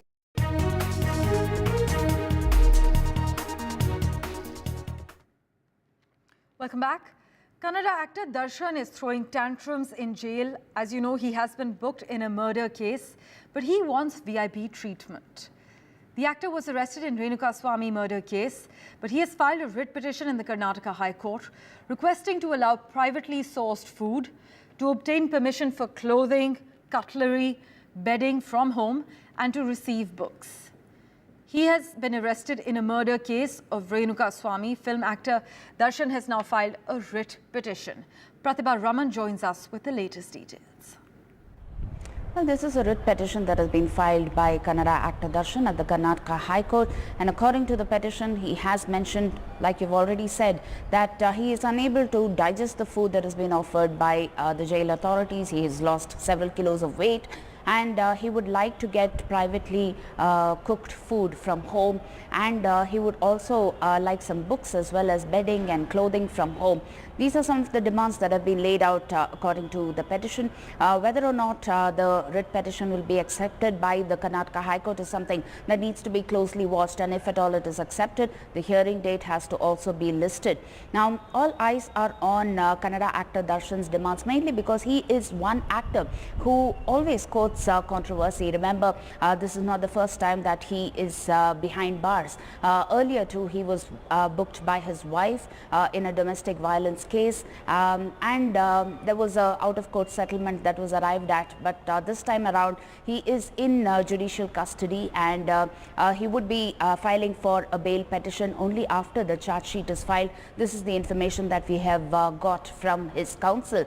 Now, all eyes are on the kind of legal proceedings that will take place and how this case would go, but in the meantime, these are the demands that have been laid out by the actor. Back to you. Meanwhile, trouble mounts for the Karnataka Chief Minister Siddaramaiah and his family after a new complaint was filed with the Election Commission against Siddaramaiah. This complaint is over the fact that the Karnataka Chief Minister failed to mention about his wife's land details in his affidavit. This complaint has been filed by an RTI activist against the Chief Minister. Pratibha Raman joins us with further details on this matter as well. Well, as of now, no word yet from the Congress government nor the Chief Minister of Karnataka, Siddaramaiah. But as far as the earlier complaint is concerned, which was filed as a police complaint by a social activist, he did mention that an inquiry is already on and that it is led by 2 IAS officers. And once the report is out, there would be action that will be taken accordingly. Siddaramaiah had also gone on to mention that he would be able to counter all the allegations as well as the legal assaults as far as the assembly session is concerned. Whatever questions that will be raised, he would be willing to answer them during the session, which is scheduled to begin next week. But in the meantime, here is more trouble brewing for Siddaramaiah with respect to a complaint that has been filed at the Election Commission by another activist. He's an RTI activist, Mr. Abraham, who has gone on to mention that this controversial land that we are talking about as far as the Muda scam case is concerned, this is a particular land of 3.16 acres that is being owned by Siddaramaiah's wife Parvati, which has not been mentioned in the election affidavit. And this is a clear violation of several sections of not just the BNS but also the other acts that are involved here with respect to hidden information, and action needs to be taken. That is the demand that has been laid out by Mr. Abraham there.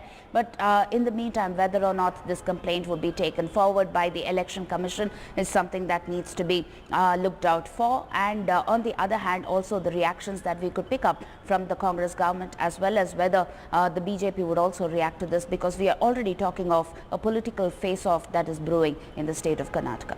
Back to you. With that, let's turn our attention now to the shootout in Haryana. The owner of a bike showroom in Haryana's Hansi was shot dead by a group of 4 bike-borne attackers, and 3 men actually barged into the showroom and fired at the owner, Ravindra Saini, while a 4th waited outside.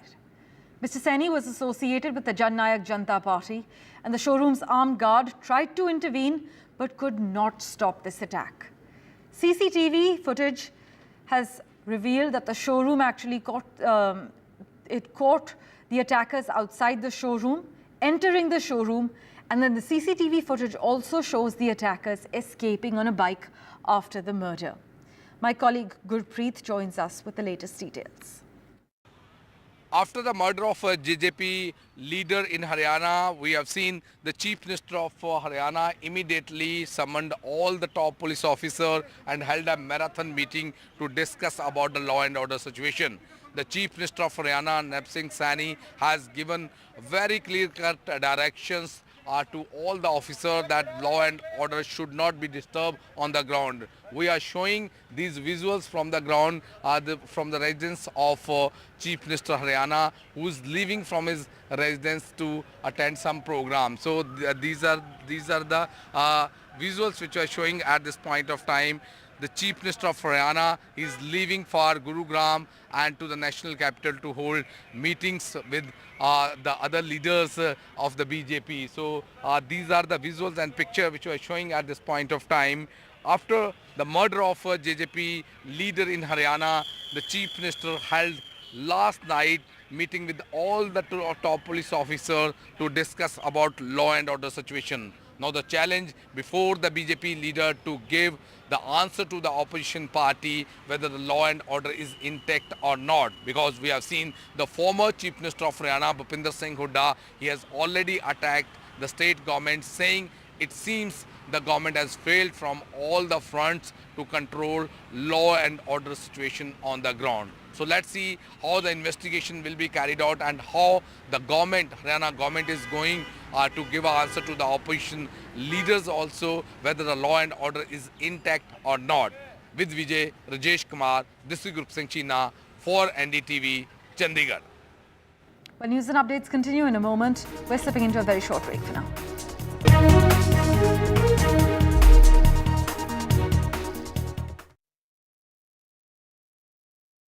Enough. After a great victory by Indian team, and today we are reporting from Mohali International Airport, where we are showing these visuals. Arshdeep हमारे साथ हैं। ਉਹਦੀ performance ਆਈ ਸਾਰਿਆਂ ਦੀ ਤੇ ਵਧੀਆ results ਮਿਲੇ। We are in the city of Kanpur today because they have their champion back home, Kuldeep Yadav. Desperation for each and everyone to go there and win the World Cup, and we did it.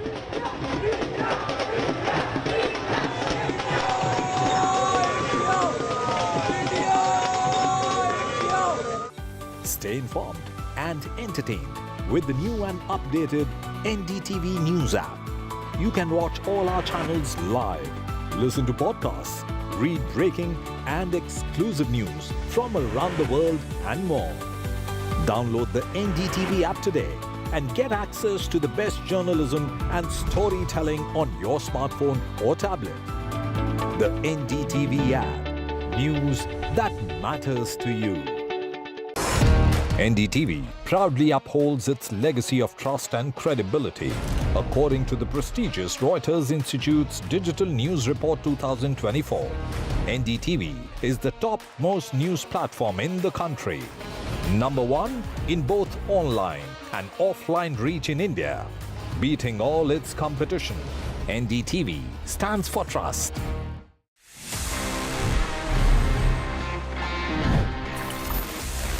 Here we are and ये है आप सभी जैसे जानते हैं मेरा personal favourite section जहाँ पे मैं देता हूँ आपके सवालों के जवाब in this segment that we call ask TG.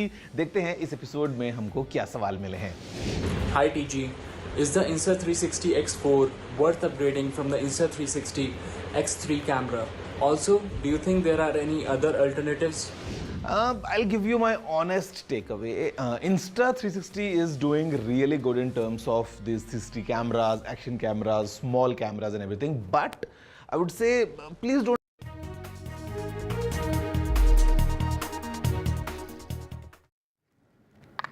Welcome back. New details have emerged about Pooja Khedkar, the on-probation IAS officer in Maharashtra, who was recently transferred over the alleged misuse of power. Sources say she had demanded a separate house and a car from the Pune district collector before taking charge as assistant collector. But this 2023 batch IAS officer, she faces several allegations, including the use of a siren, VIP number plates, and a Government of Maharashtra sticker on her private Audi. She was also found using the Pune additional collector Ajay More's office while he was actually away. She reportedly removed office furniture and even demanded letterheads. These perks, for your information, are not available for junior officers who are on probation for 24 months. Reports suggest that her father, who's a retired administrative officer, had even pushed for her demands to be fulfilled. Paras Dama is tracking the details of this story. He joins us live at the moment. Paras, lots of details emerging now. This 2023 batch IAS officer, she faces several allegations from using a siren, VIP number plates on her private Audi, to demanding for a house. What details can you disclose at the moment? This whole matter started with her private Audi with a siren and a VIP number plate. After that, the collector of Pune wrote a letter to Chief Secretary, and Chief Secretary taken a major step and transferred Pooja Khedkar to Washim. But now the information that has came into light is very shocking, because before joining as a deputy collector of Pune, she has demanded for a private house, private car, which is not available to a trainee IAS officer. So there are many things in this entire case which is very shocking. The chats that we had accessed, in that she is writing that she needs a car, a house and many more things, office, a private cabin. And in this entire matter also a thing has came into a light that she has occupied the cabin, the chamber of the deputy collector of Pune. So there are many shocking things that has came into light in this entire matter. But for now, Pooja Khedkar has been transferred to Washim after the collector wrote a letter to Chief Secretary. So this is a major thing which has happened from yesterday, as Pooja Khedkar has been transferred to Washim. But the more investigation has already been done by the collector of Pune, and more details will we are waiting for it. Paras, as always, thanks so much for joining us with the latest details that have emerged. With that, let's turn our attention to Uttarakhand now, where traffic on the Badrinath National Highway has come to a standstill. This is due to heavy debris falling from the hill onto the road in Joshimath, as you can see from those dramatic visuals playing on your screens from Chamoli. Just a day ago, a landslide near the Patal Ganga Langsi tunnel had already blocked the road, but the Chamoli District Magistrate Himanshu Khurana has said that the Badrinath Highway 07 is currently blocked because of heavy debris falling from the hill onto the road in Joshimath. Now, despite these dramatic visuals you're seeing on your screen coming in from Uttarakhand's Chamoli, we can share with you that pedestrians are allowed on the Badrinath National Highway, but the debris is still being cleared from the Badrinath Highway as we speak. Kishore Rawat has been tracking the latest developments for us. He joins us over the phone line at the moment regarding the monsoon woes as far as Uttarakhand is concerned. Kishore, we were told that the debris is being cleared from the Badrinath Highway, but when is the highway likely to be functional for vehicular movement?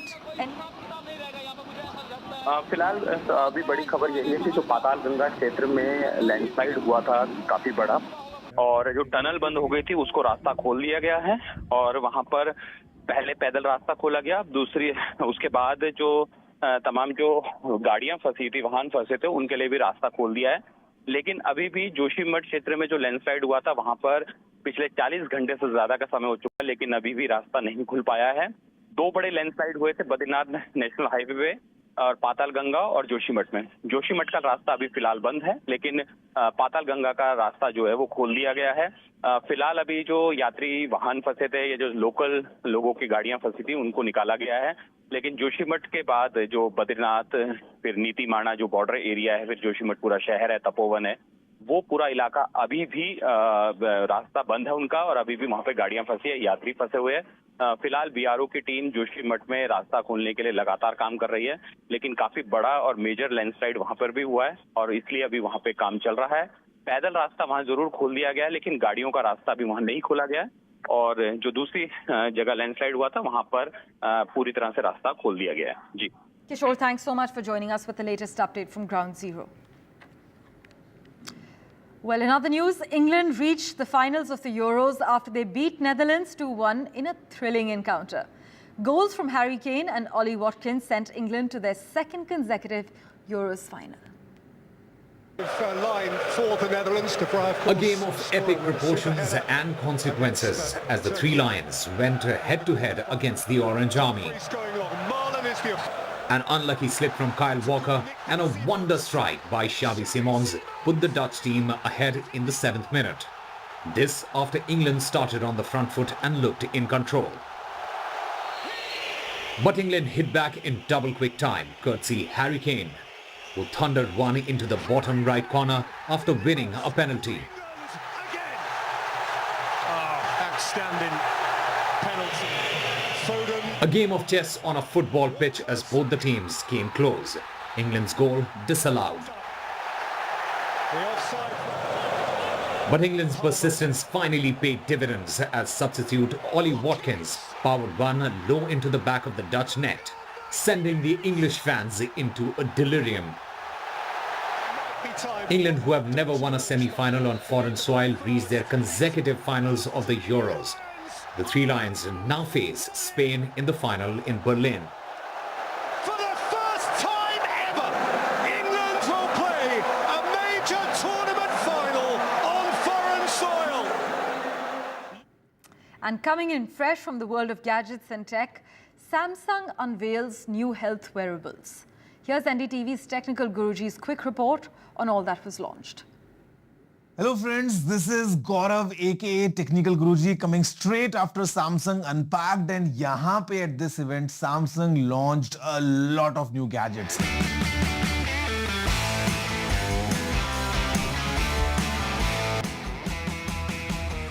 So we got two phones, the Samsung Galaxy Z Fold 6 and Samsung Galaxy Z Flip 6. What has changed is the in-hand feel, because now the kind of frame is squared off, तो आपको काफी sharp ये phone दिखने में महसूस होंगे. अगर हम बात करते हैं what's packing inside, तो basically यहाँ पे है the latest from Qualcomm Snapdragon 8 Gen 3 for Galaxy. We have 12 GB of RAM and storage goes all the way starting from 256 GB to 1 terabyte, बीच में एक 512 GB का ऑप्शन भी हमारे पास में अवेलेबल है. And if you talk about the flip, यहाँ पे भी if you compare the flip 5 looks quite similar, but again with the squared of edges, phone थोड़ा सा अलग फील होता है हाथ में. What has improved is basically the camera which is now at 50 megapixels and the battery which is now improved from 3700 mAh to 4000 mAh.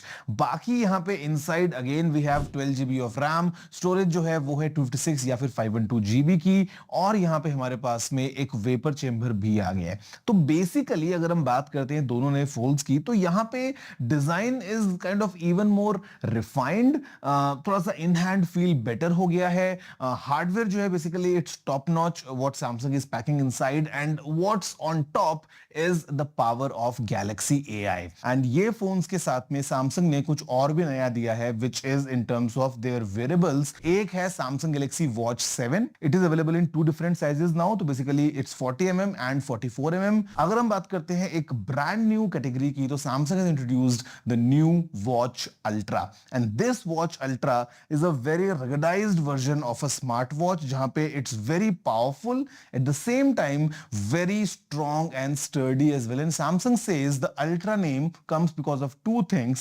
First are the Ultra abilities, and second are the Ultra intelligence features packed inside the watch.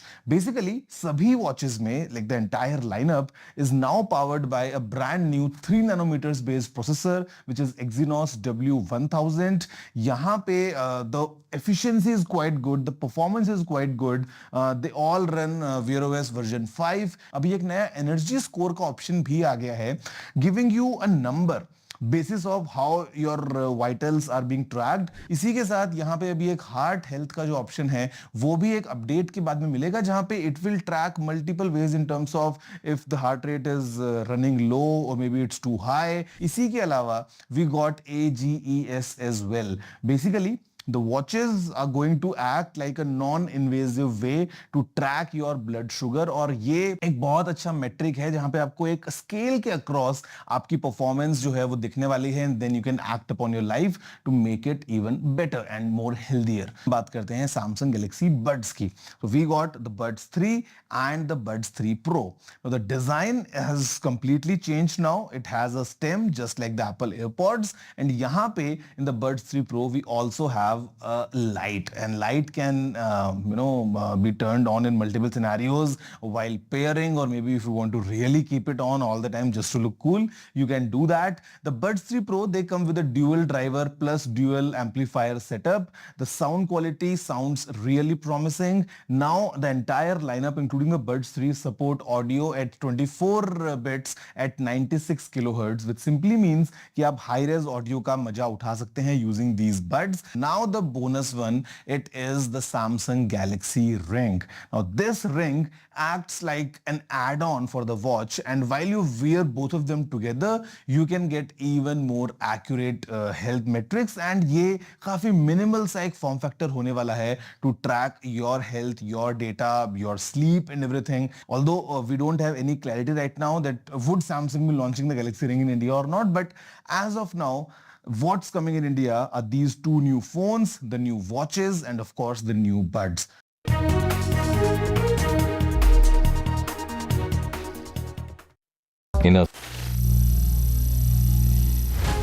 Some people say the metaverse will only be virtual. One day this lecture hall will be made of code, and driverless cars would be trapped in intersections. But even in this maze of the future, you can't wish away health. It's time to become more resilient.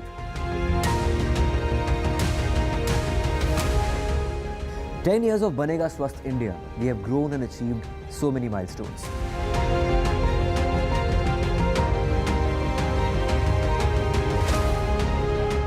And now I have a plan to beat the urgency, to stop breathing with difficulty, to relieve getting choked with inactivity.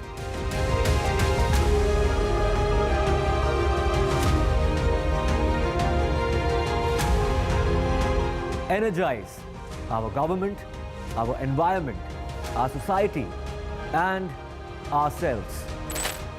Everyone, everywhere, every day.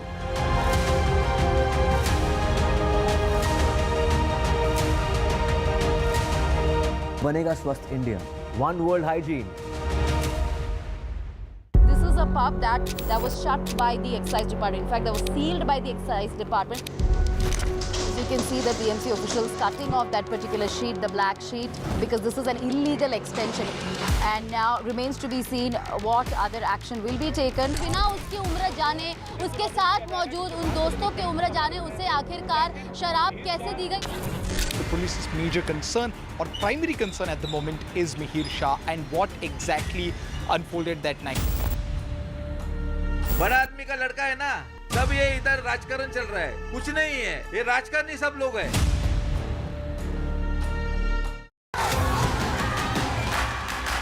The biggest democratic exercise in the world. Team NDTV covers it from ground zero. BJP really had to fight a tough election this time. Unprecedented exercise. Bharatiya Janata party ने ये देश के विकास Unmatched coverage. There is no dispute. जनता को decide करना है. From polling to counting, NDTV brought you the most trustworthy news and updates.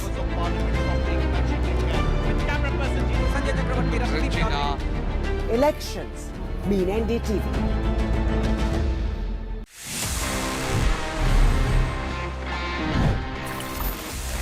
कैसे आप technology को यूज करते हुए अपने गैजेट्स का पोटेंशियल और एनहांस कर सकते हो and this time it's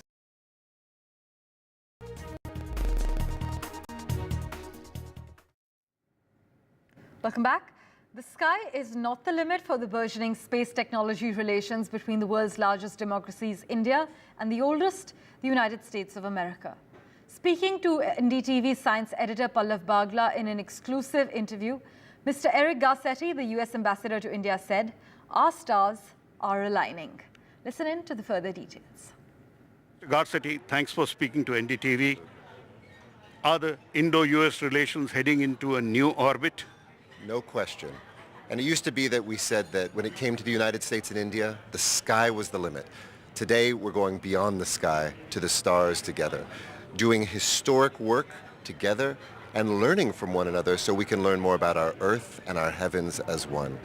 We've been so impressed to see how far India has come just in the last year with the moon mission, what's coming soon with astronauts in space, and facilitating that was a key part of when President Biden hosted Prime Minister Modi last year in Washington, not only the signing of the Artemis Accords, but also saying that we would bring an Indian astronaut into space this year. Whether it's the Aperture work that we're doing together to look with an Aperture satellite at the work that we're doing here on Earth with climate change, or whether it's looking at cheaper and better and more secure ways, I say that India, when it comes to space, has the technology, has the techniques, and also has the talent to change our heavens and affect our Earth together. So NASA, ISRO, going to explore the universe together? Absolutely. We're like buddies in a space movie. I think we love the idea of working two democracies, the two largest democracies you said, but with the same vision of a peaceful space that can be used in a way that can help us here on Earth, using technology for positive things like combating climate change and adapting to the extreme weather events that we're seeing, and also just knowing more.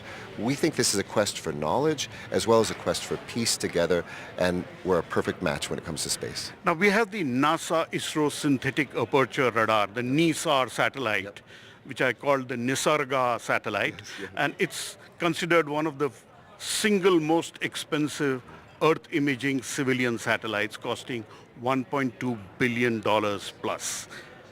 How will it help monitor climate change, and how do you see this is the first time NASA and ISRO are jointly making a satellite? Absolutely. You know, it is so exciting to see this satellite, which will go up this year. We're on schedule to make that happen. It's kind of like when we go to the doctor and we check our height, our weight, our blood pressure, our pulse. This will do this for the Earth. It's almost like being able to have a doctor in space to check on our temperatures, on the oceans and the ocean levels, to look at what's happening with everything from wind to sunlight, and to be able to see what is happening with climate change. We know here in India, over 800 million people are vulnerable when it comes to climate change. Just in the last month, we broke a record in Delhi with 127 degrees, over 50 degrees Celsius, and also with record rain. And right now, as we speak, People are feeling this every single day, and if we can put a satellite up there that our scientists can then look with richer, better data, we can save lives and we can help adapt to what's happening.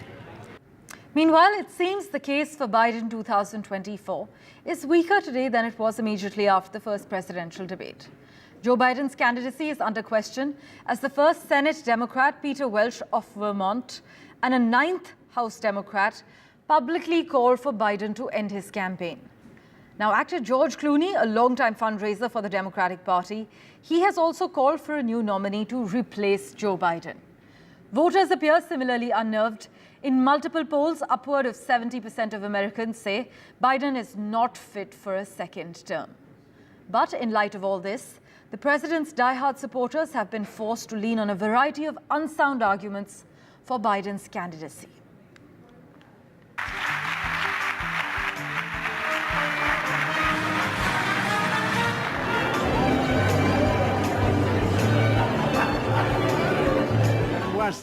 He wants to see the economy crash this year.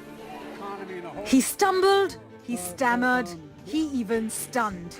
And with a few months to November, he's playing straight into Democrats' worst fears, that he's fumbling away this election to Donald Trump. Guess what? They're trying to push me out of the race. Well, let me say this as clearly as I can. I'm staying in the race. I'll beat Donald Trump. I will beat him again in 2020. Concerns that Biden might be suffering from an undisclosed illness have risen since he stumbled, appearing frail and losing his train of thought at times. Let us stand together, oh, at the cross, where I first saw the light, and the burdens of my heart rolled away.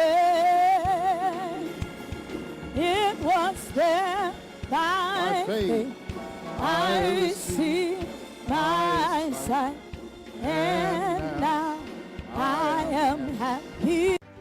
Joe Biden's candidacy is under question as the first Senate Democrat, Peter Welch of Vermont, and a 9th House Democrat publicly called for Biden to end his campaign.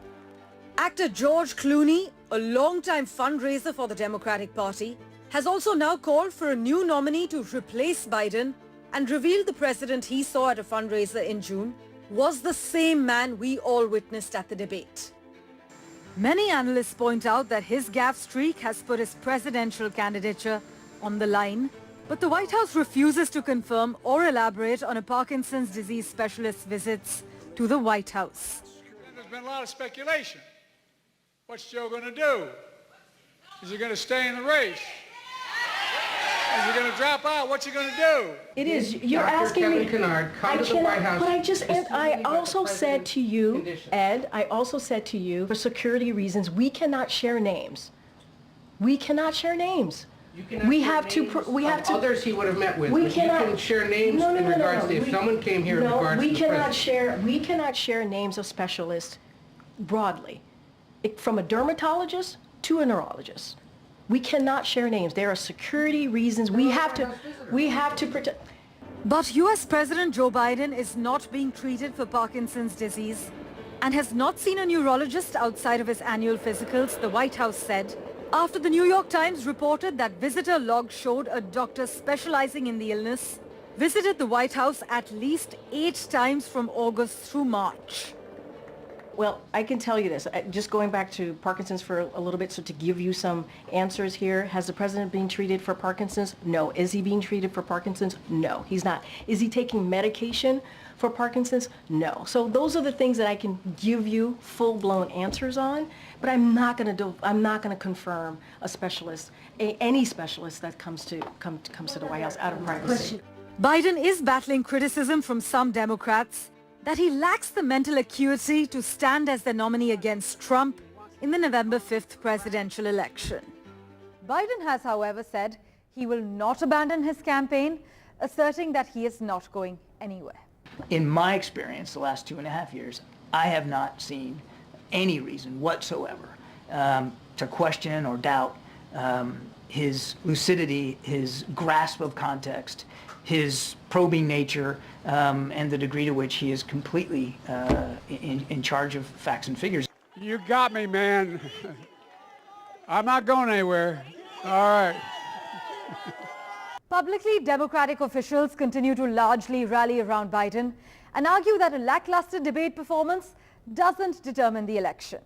But privately, party insiders report that the whispers about Biden being too old have crescendoed. Analysts warn that one should expect the speculation about replacing Biden at the top of the ticket to grow to a fever pitch, loud enough that Biden will surely hear it and consider it in the Oval Office. Parmeshwar Bava for NDTV. In other crucial news, negotiations to secure a ceasefire in the Gaza war have resumed in Doha, with the intelligence chiefs of Egypt, the United States and Israel in attendance. This is what Egypt's state-affiliated Al Qahira News TV and sources have informed us. Meanwhile, Israel's evacuation order for the entirety of the Gaza city is causing mass suffering. This is what the United Nations has said on record. Bodies are filling the streets in Gaza city and at least 30 Palestinians have been killed as Israeli soldiers storm the Tal al-Hawa neighborhood of the city, as per Gaza's Civil Defense Department.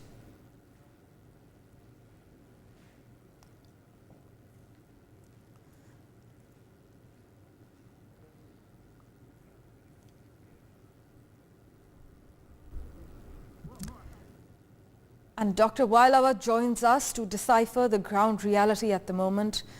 Sir, Egypt, the United States and Israel spy chiefs are attending Gaza truce talks in Doha. In the previous rounds of negotiations, Mr. Netanyahu has been blamed for sabotaging talks for political clout and to keep the war going. Realistically, can we expect anything different this time around?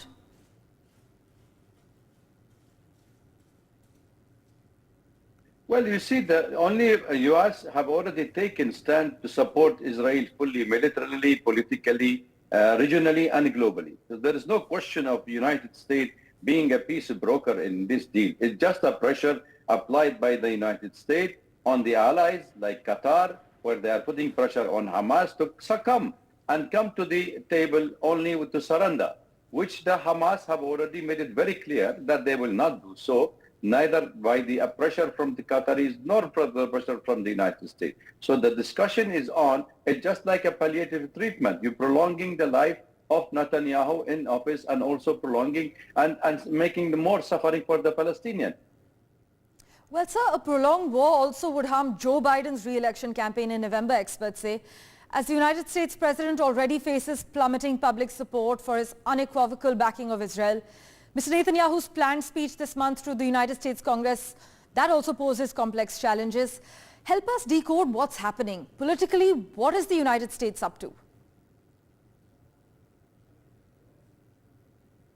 See, the problem with the United States, irrespective whether it's a Democrat or the Republican, if you look at the debate between Biden and Trump, you would realize that both of them are showing a great support for the Israelis. So there is no matter whoever is in power, it's just a matter how the Israeli lobby and the IPAC play a major role in shifting gears of who is going to be more pro-Israelis. And I think that is what has more impact on the future of Israel and the United States relation. Remember, United States interest in West Asia is only gas, oil, and Israel-centric. So they wanted to continue with Israel as the dominant power, politically, militarily, and economically in the region. But having said that, I would say that also the Americans are unable to face the international criticism for their support, unending support to Israel. And I think there where we are facing the major problem for the United States, because internally, even with the the stringent law they are trying to put against the demonstration, anti-Israel feeling in the United States, they are unable to do it because they uphold the values of democracy and freedom of speech and all these that America have been trying to sell to the rest of the world in the unipolar world. The world is no more unipolar, and the United States realize that. And there are many voices in the South and even multipolar world where they wanted to see a change, and they wanted to see a restructuring of this war. And I think the outcome of this war in Gaza will also give the whole international community a voice to make sure that they respect and adherence to international law and UN Charter is a must for all the nation who is abiding who are member of the United Nations.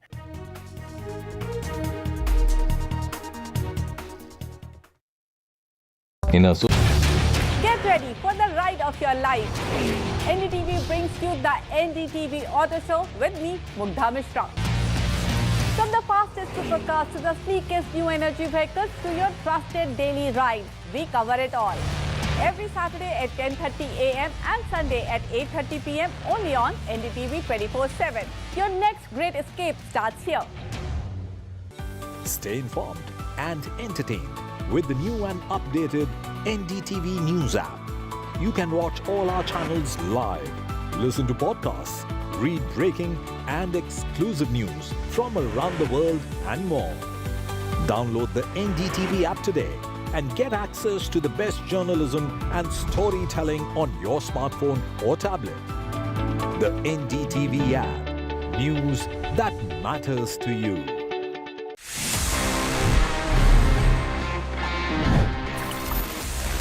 You know that the world's first smartwatch was like 1977 में develop कर लिया था.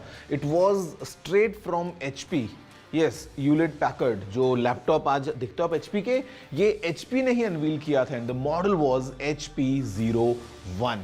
It was quite amazing because it was this wrist gadget जहाँ पे एक calendar था, एक calculator था, साथ में clock, stopwatch, timer, alarm and in fact a world clock as well. Well, this gadget was really powerful और इसमें 28 अलग-अलग buttons थे.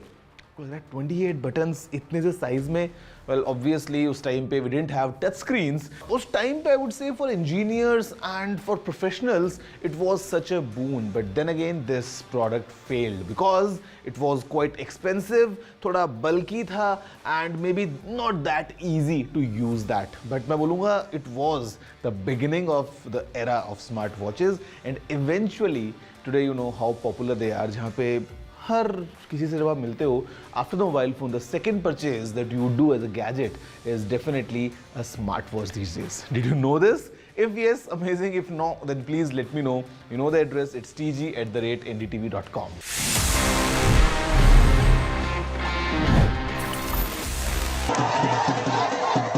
After great victory by Indian team, and today we are reporting from.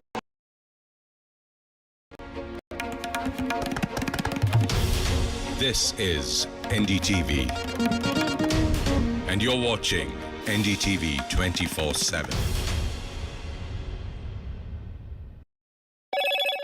Hello, Moto.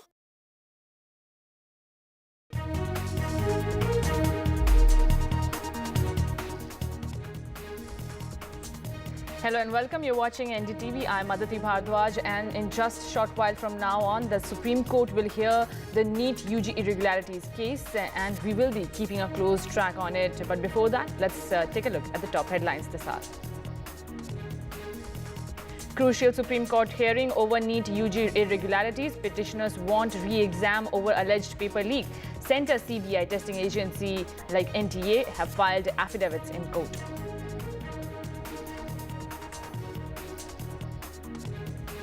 Centre and testing agency file affidavits. Centre says no mass malpractice in NEET-UG. No evidence of paper leak across Centre site NTA.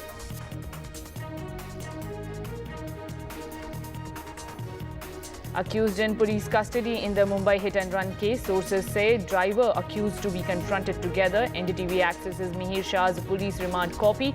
Remand copy says driver switched seat with Mihir after the accident and crushed woman again.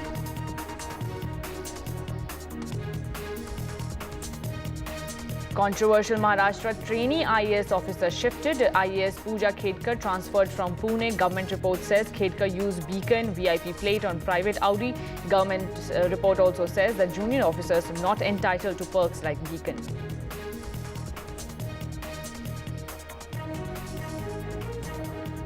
Kannada actor Darshan throws tantrums in jail. Darshan booked in murder case but wants VIP treatment. Darshan says want food, clothes, bedding from home.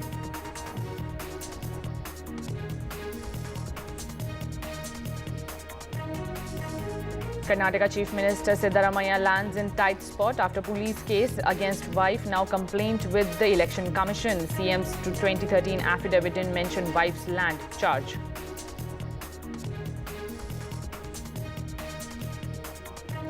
And in Uttarakhand, 260 roads shut after heavy rains. 2,000 tourists stranded after landslide near Joshimath. Key highway to Badrinath still shut for vehicles.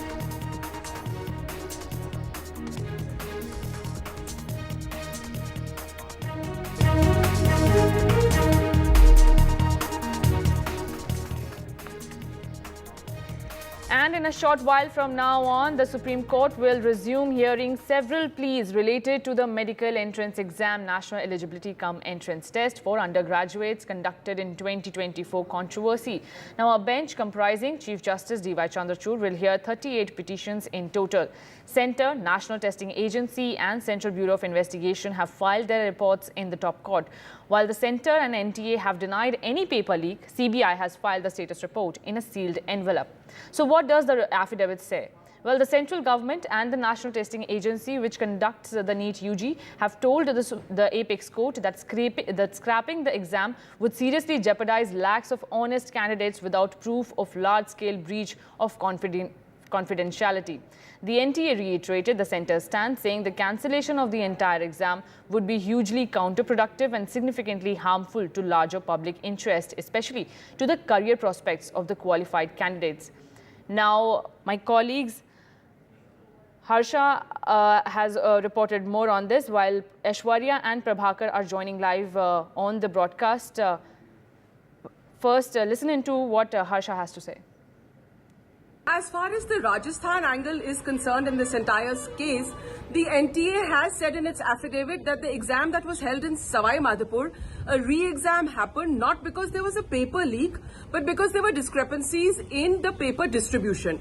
Now, on that day, what exactly happened was that in this Adarsh Balika Vidyalaya in Savai Madhopur, some of the students who were opted for the exam in Hindi were given English answer sheets, and the others who opted for the exam in English were given Hindi answer sheets. Also, in some cases, the roll numbers were not matching. So the students started protesting. The people who were conducting the exam at the center were singularly unhelpful. After that, the students got a little more agitated and the police had to be called in. This went on and on for a couple of hours. Finally, the district administration had to be called in. They spoke to NTA authorities, and then finally the students were persuaded to give a second question. There's always a second question paper. That was taken out, and that question paper was then given to those students. They finally gave that exam at about 6 in the evening and ended at about 9 p.m. at night on the day of the NEET exam. So that's why the NTA has pointed out in its affidavit that what happened in Savai Madhopur was a discrepancy in actually conducting the exam. It wasn't a paper leak. Someone had also taken a picture and circulated that on WhatsApp. The NTA was very clear that that was actually the paper that was been given to the students. It wasn't any kind of a leak that happened. So as far as the Rajasthan angle is concerned, because it was reported in the news, it came up again and again because students had agitated. The NTA has clearly said on record that in Savai Madhopur there was no paper leak. There was merely a sort of a discrepancy in the conducting of the exam. So in a short while from now on, the Supreme Court will resume hearing several pleas related to the NEET examination that was conducted in 2024, and after several irregularities were highlighted, the Supreme Court is set to hear it in just a short while. A bench comprising Chief Justice D.Y. Chandrachud will hear 38 petitions in total. Now, the Centre, National Testing Agency and CBI have filed their status report. The National Testing Agency has also clarified on the viral videos purportedly showing photos of a leaked NEET-UG question paper on social media app Telegram, calling them fake. And the NTA said it has carried out analysis of the data that was given by the IIT Madras and found that no irregularity can be said as per the paper leak is concerned. Now, the NTA has also carried out an analysis of distribution of marks in NEET-UG at the national, state, city and central level, and said that this analysis indicates that the distribution of marks is quite normal and there seems to be no extraneous factor which would influence their distribution of marks. The NTA also told the apex court that it would be relying on the findings of the IIT Madras report during which the proceedings on Thursday took place. The NTA and Centre have highlighted that IIT Madras data will be analysed, and as per it, the report has been finalised. The Centre also in its affidavit said that as per the findings given by the experts of IIT Madras, there is an overall increase in the marks obtained by the students, especially and specifically in the range of 550 to 720. Now, for more details, my colleague Prabhakar Kumar is also joining us on the broadcast. Prabhakar, in a short while from now on, the Supreme Court is set to hear the pleas regarding the NEET-UG. What can be expected? Sorry, can I come again, please? Yes, Prabhakar, in a short while from now on, the Supreme Court will hear the matter. What can we expect today in the courtroom? See, all the agencies involved in this entire investigation, be it the NTA, CBI or the EU, they have all been asked to file an affidavit in the Supreme Court, in the Apex Court, and they share the details with the Apex Court. And based on the merit of all the affidavits, after going through all the facts which the agencies would be actually putting forth before the Apex Court, the court would decide as to which way, what judgment they would arrive at. Now, remember, the CBI has today filed an affidavit because the CBI is the investigating agency as of now. The earlier investigation was conducted by Economic Offence Wing of Bihar Police. They have also submitted an affidavit, and also the NTA, the main examination conducting body actually, and the NTA in its affidavit is clearly saying that there has been no paper leak. On contrary, if you see the affidavit of the Economic Offence Wing, they are hinting towards a possible paper leak. They are saying that this entire investigation into the alleged paper leak scam actually started on the leads of impersonation, which happened at Patna and Jharkhand, at various centers at Jharkhand. And when they investigated deep into it, they found that there is a possibility of paper leak, the possibility of a very strong possibility of a paper leak. And many of the accused who were arrested by UOU, who have been later handed over to CBI, they have also on record admitted before the agencies that the paper leak has happened. So now it is for the Apex Court to decide as to which agency it would believe and what judgment it would arrive at. Right. My colleague Aishwarya Jain is also joining us on the phone line. Aishwarya, the NTA has denied that there is no paper leak, and the videos that were purportedly doing rounds showing that a NEET-UG paper has been leaked were fake.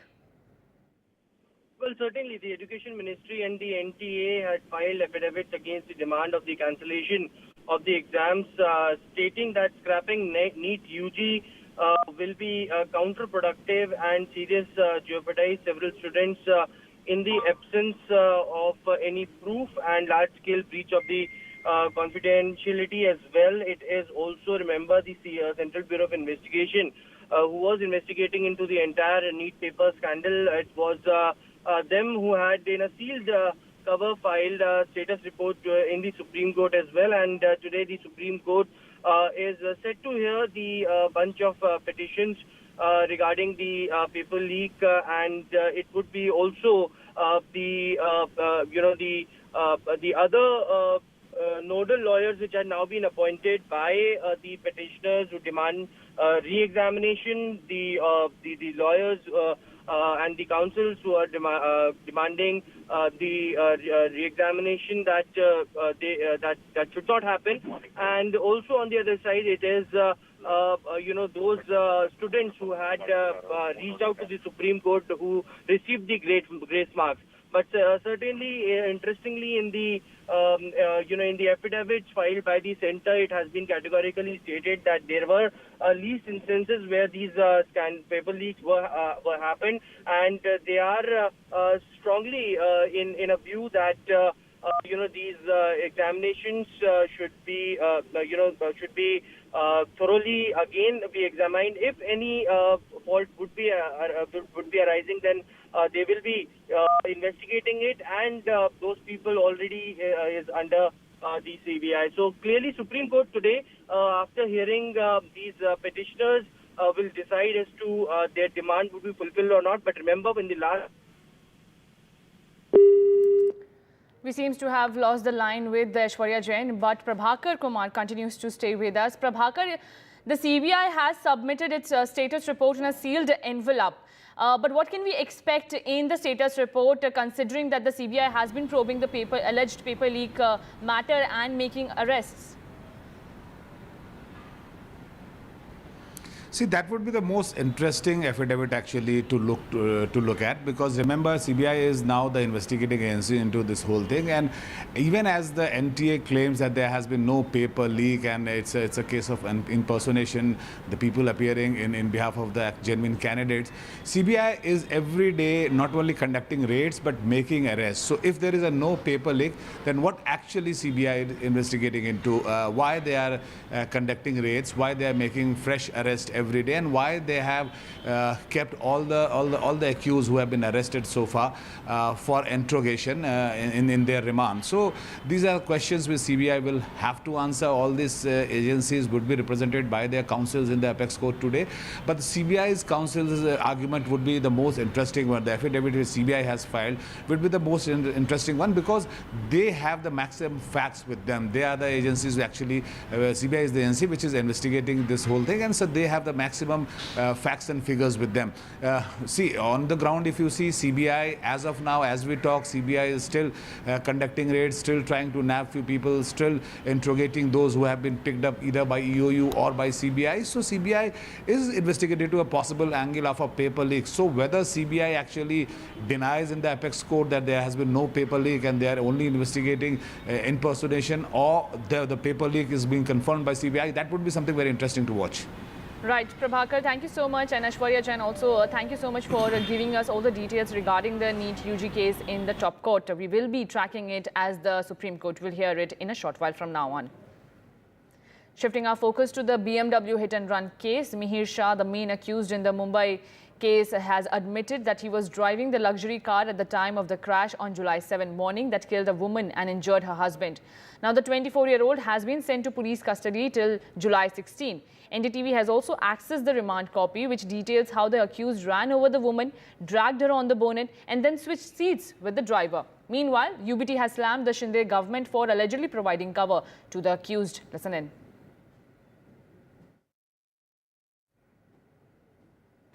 हमें मांग करेंगे fast track पर ये पूरा मुकदमा चले और जो गुनहगार है उनको फांसी की सजा हो। मंत्री को लेकर आपने कहा है कि अब तक कोई भी समझना व्यक्त नहीं किया। क्या है, पैसे दे रहे हैं, 10 लाख दिया, स्टैम्प पैड हो गया 5-5 लाख दिया, 50 लाख दिया, अपघात हो गया 50 लाख दिया, खून हो गया 50 लाख दिया।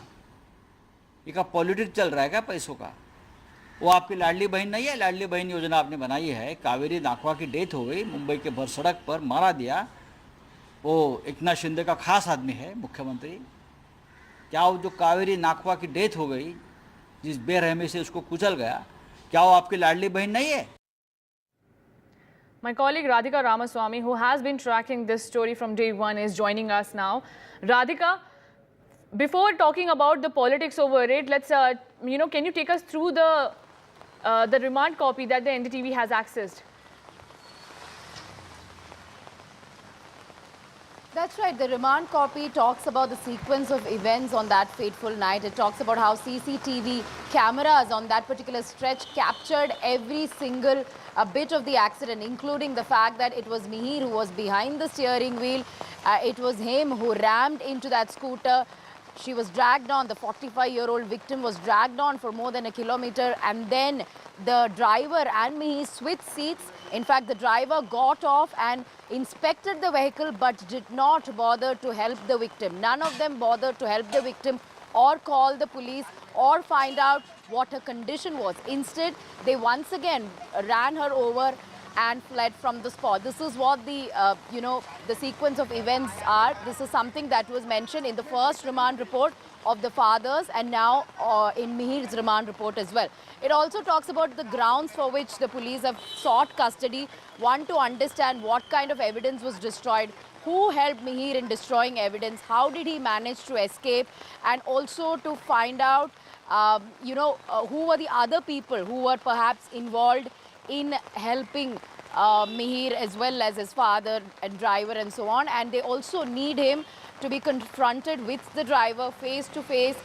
They would want both the driver and Mihir to be taken to the crime spot. We believe that they've already taken to the spot of the accident, but that could happen once again. Now, today is also a significant day because the driver's custody will also end. He will once again be produced before the court. There is a possibility he may either be sent to a few more days of police custody or he may just be sent to judicial custody. So at this point, Mihir's grilling continues. 15 people have been questioned so far, including his friends and family members.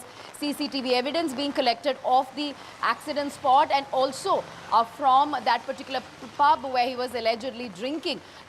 The police say that the CCTV from the pub shows him drinking under the influence of alcohol. So all this perhaps will strengthen prosecution's case. But for now, Mihir's grilling continues and many other people connected to the family will also be questioned in the days to come. And Radhika, if we come to the political part, then yesterday we saw how Aditya Thackeray went and met the victim. Will there be any visit by the Maharashtra government to the victims?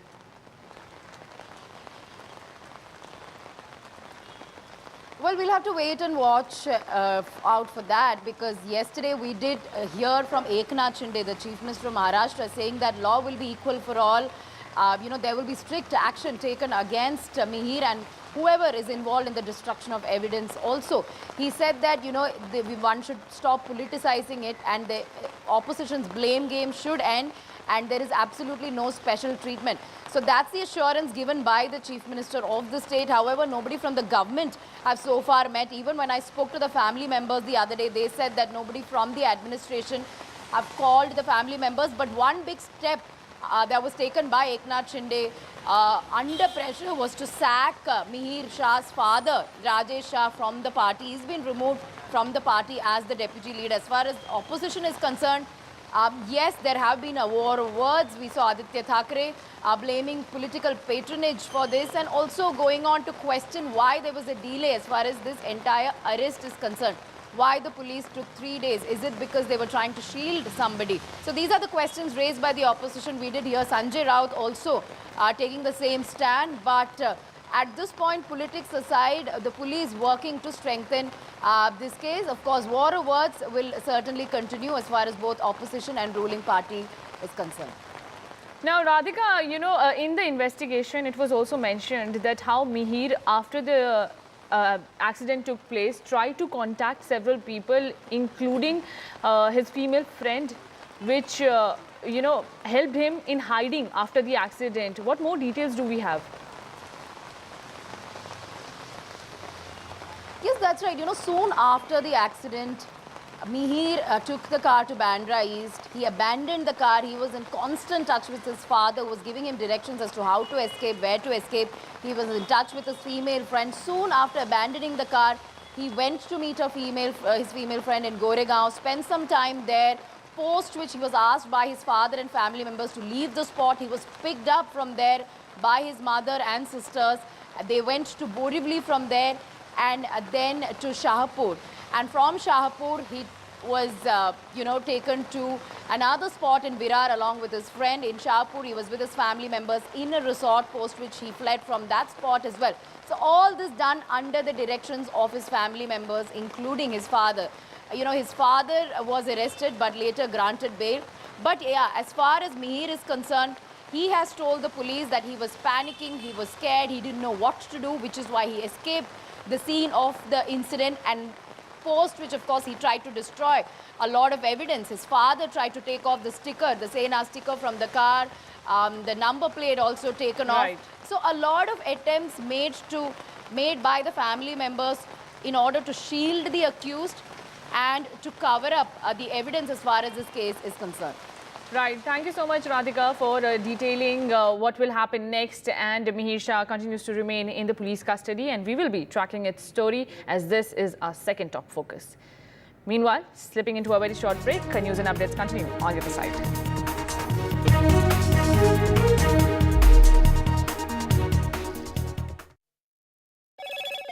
Hello, Moto. Motorola, India's best 5G smartphone brand.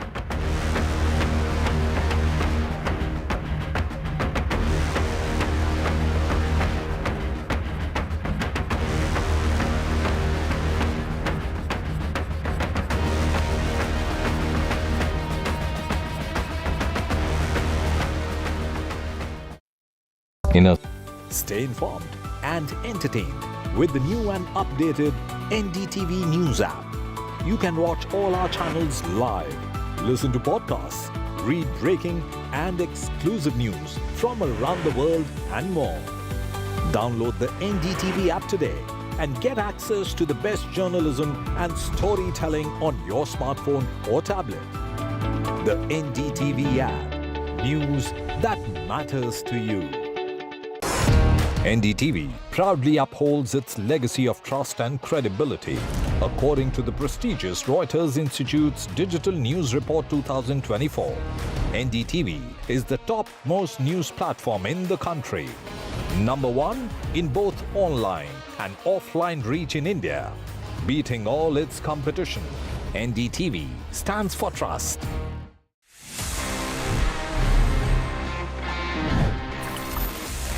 Here we are and ये है आप सभी जैसे जानते हैं मेरा personal favourite section जहां पे मैं देता हूं आपके सवालों के जवाब in this segment that we call ask TG. देखते हैं इस एपिसोड में हमको क्या सवाल मिले हैं। Hi TG, is the Insta360 X4 worth upgrading from the Insta360 X3 camera? Also, do you think there are any other alternatives? I'll give you my honest takeaway. Insta360 is doing really good in terms of these 360 cameras, action cameras, small cameras and everything. But I would say please don't upgrade to the X4 if you already have an X3 because X3 is really powerful in itself. और Insta360 X3 बहुत अच्छे options लेके आता है. It's a well-rounded deal altogether. So if in case you already have it, there's no point for you to upgrade to the X4 or any other camera.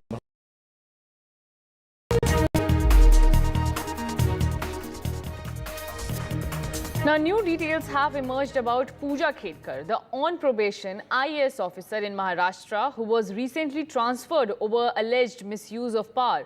Sources say she had demanded a separate house and a car from the Pune district collector before taking charge as assistant collector. This 2023 batch IAS officer faces several allegations including the use of a siren, VIP number plate and a Government of Maharashtra sticker on her private luxury sedan. My colleague Paras is also joining us on the broadcast. Paras Dama, if you can detail how this VVIP mindset, the so-called VVIP mindset was exposed. Right, so this whole matter came into light after the social media post by Pooja Khedkar on her social media account with her private luxury car with a siren and a private VIP number plate. After this VIP number plate and the siren on the private Audi car on social media, the collector of Pune wrote a letter to Chief Security, the Chief Secretary, and after that whole matter has come into light. In this entire matter, after the letter which was wrote by the collector of Pune to Chief Secretary, the IAS officer, the trainee IAS officer has been transferred to Washim. After that, many more thing has came into light as when in 2023, the IAS officer Pooja Khedkar passed out and result was out. She was called for a medical test. At that time, for 6 times, she was missing from the medical test. She did not go to take this medical test. After that, she submitted a MRI report where she said that she has some issue with her eyes and she is mentally ill a little. So she submitted a MRI report, plus with that she has also submitted a certificate where she has said that she has a low visibility and she is mentally ill. In IPS exam, in IAS exam, she has scored 821 rank.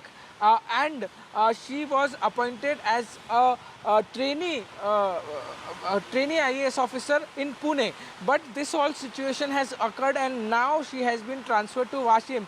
A lot more information has yet to come in this entire matter because this matter is being investigated by the collector of Pune. So we have to wait what all things will come into light in this entire matter, because it will be very important to see, because there are many things which has been done by Pooja Khedkar in this entire matter. Misuse of power. She also captured the cabin of a deputy collector in Pune. So the many more things to come out in this entire matter. Right, and Paras, while we are talking about this VVIP mindset, the role of her father is also in the limelight, how she used his influence to get all the perks, which junior officers are not entitled to. Right, he is a retired administrative officer in Pune, and he also tried to force many officers to give this type of loyalties to Pooja Khedekar. So he will also be investigated by the collector of Pune. Collector has wrote a letter to Chief Secretary in this entire matter. We had accessed that letter also, and it is very important to see what all things would happen after this, because it is a very, very important case right now, because this is the misuse of power which has been done by the IAS officer Pooja Khedekar. So it will be very interesting to see what other role has been played by her father, what all thing has been done by her father to make her a IAS officer, what all things he has done to take all the loyalty that she was asking for from collector, from the deputy collector. She has also captured, I am continuously focusing on one thing, she also captured the cabin of deputy collector in Pune. Right. So this is a very complicated case right now, and it will be very important to see what all things will come out after the investigation. Right, and IAS Pooja Khedekar's high-handedness is now making heads turn. Will the action be taken remains to be seen. Paras, thank you so much for giving us all the details and joining us. We will be slipping into a very short break.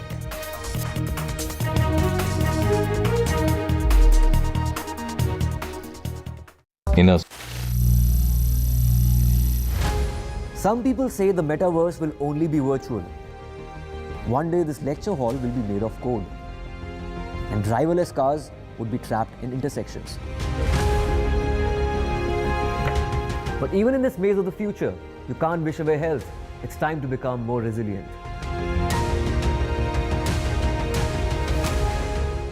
10 years of Banega Swasth India, we have grown and achieved so many milestones.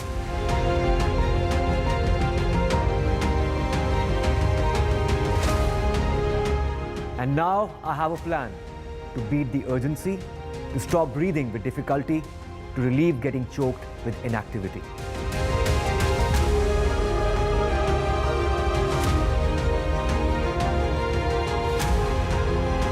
Energize our government, our environment, our society, and ourselves. Everyone, everywhere, every day.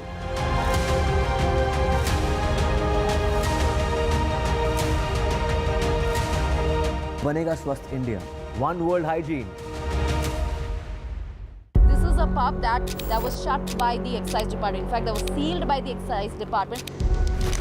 You can see the BMC officials cutting off that particular sheet, the black sheet, because this is an illegal extension. And now remains to be seen what other action will be taken. बिना उसकी उम्र जाने, उसके साथ मौजूद उन दोस्तों के उम्र जाने, उसे आखिरकार शराब कैसे दी गई? The police's major concern or primary concern at the moment is Mihir Shah and what exactly unfolded that night. बड़ा आदमी का लड़का है ना, तब ये इधर राजकारण चल रहा है, कुछ नहीं है, ये राजकारणी सब लोग हैं।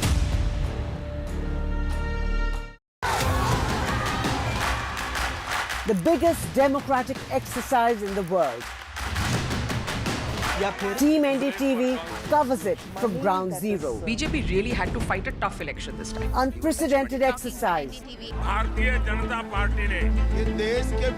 Unmatched coverage. There is no dispute. जनता को decide करना है. From polling to counting, NDTV brought you the most trustworthy news and updates.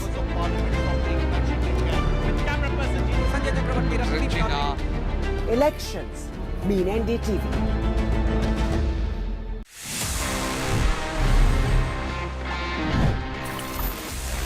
कैसे आप टेक्नोलॉजी को यूज करते हुए अपने गैजेट्स का पोटेंशियल और एनहांस कर सकते हो। And this time it's about AI, it's about Google's latest Gemini, because ये अभी इंडिया में आ चुका है and you should use that because it can do a lot. मतलब अगर आपको ईमेल लिखना है and you need some help composing that email,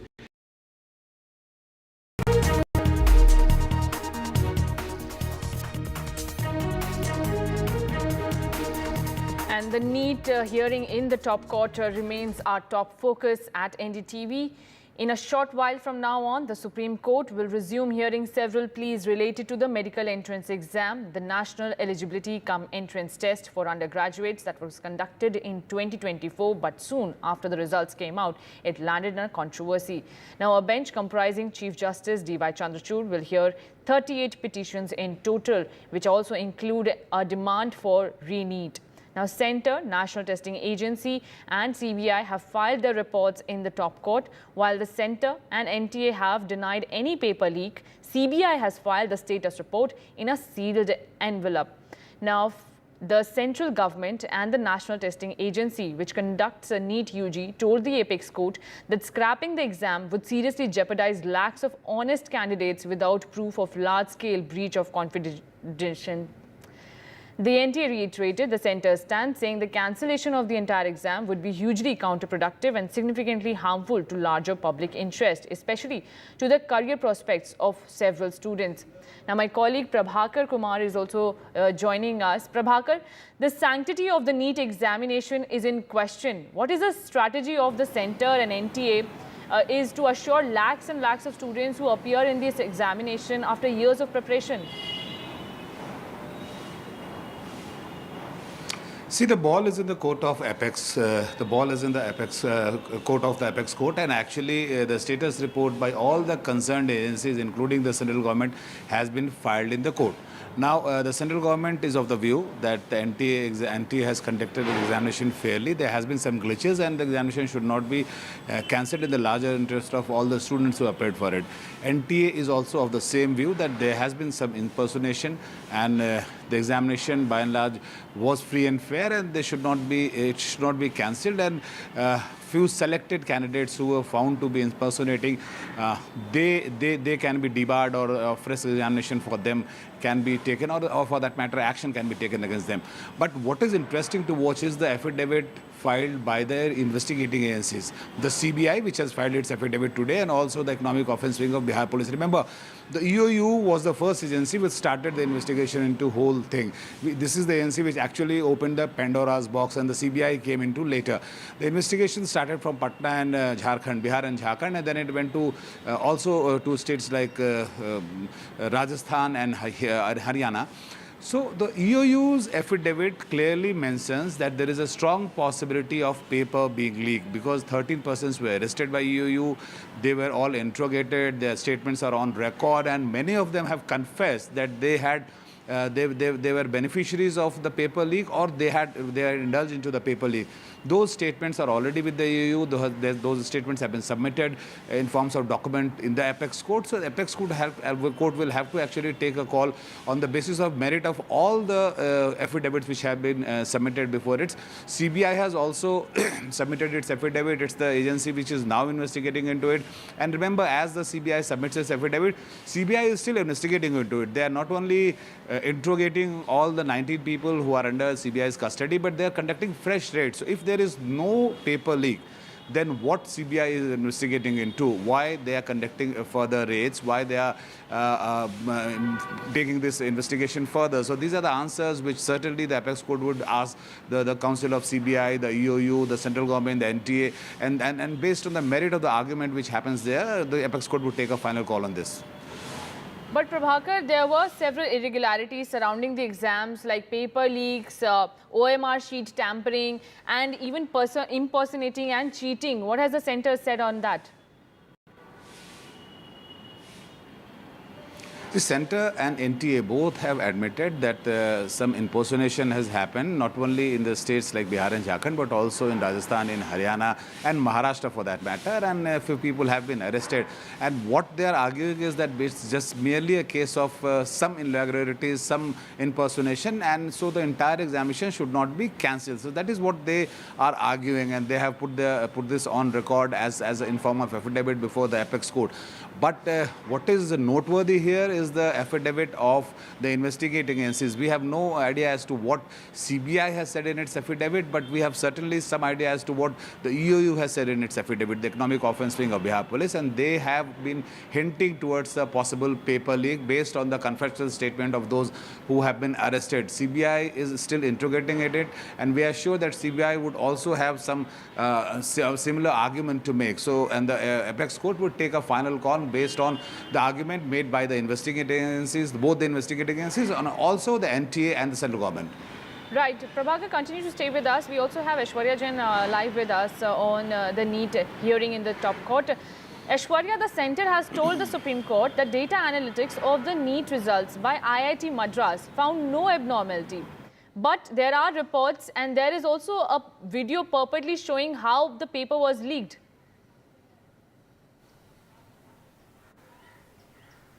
Well, certainly in the last hearing in the Supreme Court, it was stated that the sanctity of the examination had been compromised, and therefore the reason perhaps the Supreme Court had asked the NTA central government to file an affidavit, and also to the Central Bureau of Investigation who was investigating into the entire matter to file a status report, and that has been filed last night. Now, yesterday when the affidavits were filed by the central government, it was stated by the Ministry of Education that they have requested the IIT Madras to conduct the comprehensive data analysis of the results of the NEET 2024 candidates in compliance with the Supreme Court directives, and that will be submitted soon to the Supreme Court as well. The centre also informed the Supreme Court that there had been no major widespread of the malpractices or the manipulation of the examination paper leak, and there were no such there was no widespread beneficiaries of the paper leak, and therefore the reason perhaps they are not in a going in a direction to re-examine the entire NEET-UG papers. On the other side, the NTA also filed the affidavit yesterday has been asked by the Supreme Court. They have stated that the results by the IIT Madras has found no abnormality and shows that there is neither any indication of mass malpractices nor a localized set of candidates being benefited, leading of abnormal cases. It has been also stated that they are investigating into the centers and different cities where the examination were held, and if those 1,563 students which had given again the opportunity to have re-examination, why not all more than 80 or 90% students appeared. Remember, for the fact of the matter is that when the re-examination happened for those 1563 students, it was only 50% of the students who appeared, and out of those 6 students who got 100 out of 100 marks, only 2 students appeared. So centre also asked clarification on those centres where these examinations were held, and why not these students had been appeared, whether the investigation had taken place or there had been statements which had been recorded from those students as well, that why didn't they appeared yet again. Certainly it would be 38 of the petitions from both the sides, one from the students who want re-examination, other from the students who do not want the re-examination, those students who have reached out to the Supreme Court who wanted the re-examination because the grace marks that they had got was not appropriate according to them, and also the Parents Association. So all those 38 petitions will be heard. The affidavits had already been submitted to the Supreme Court, and the final decision is awaited as to the demands of the students as well. Very importantly, it has been the Ministry of the central government who had stated in the Supreme Court that by the 3rd week of July they will be starting the process of admissions, and the counselling process will also start. So looking at that timeline, the Supreme Court had to give the decision very in a very fast pace, and that happens or not is something that remains to be seen. Post lunch is something that we will be witnessing the case to come up in the Supreme Court. All eyes will be at the apex court from there on. Right. Thank you so much, Prabhakar and Aishwarya, for giving us details. The crucial hearing will take place shortly, and my colleague Harsha Kumari reports more. Listen in. As far as the Rajasthan angle is concerned in this entire case, the NTA has said in its affidavit that the exam that was held in Savai Madhopur, a re-exam happened not because there was a paper leak, but because there were discrepancies in the paper distribution. Now, on that day, what exactly happened was that in this Adarsh Balika Vidyalaya in Savai Madhopur, some of the students who were opted for the exam in Hindi were given English answer sheets, and the others who opted for the exam in English were given Hindi answer sheets. Also, in some cases, the roll numbers were not matching. So the students started protesting. The people who were conducting the exam at the center were singularly unhelpful. After that, the students got a little more agitated and the police had to be called in. This went on and on for a couple of hours. Finally, the district administration had to be called in. They spoke to NTA authorities, and then finally the students were persuaded to give a second question. There's always a second question paper. That was taken out, and that question paper was then given to those students. They finally gave that exam at about 6 in the evening and ended at about 9 p.m. at night on the day of the NEET exam. So that's why the NTA has pointed out in its affidavit that what happened in Savai Madhopur was a discrepancy in actually conducting the exam. It wasn't a paper leak. Someone had also taken a picture and circulated that on WhatsApp. The NTA was very clear that that was actually the paper that was been given to the students. It wasn't any kind of a leak that happened. So as far as the Rajasthan angle is concerned, because it was reported in the news, it came up again and again because students had agitated.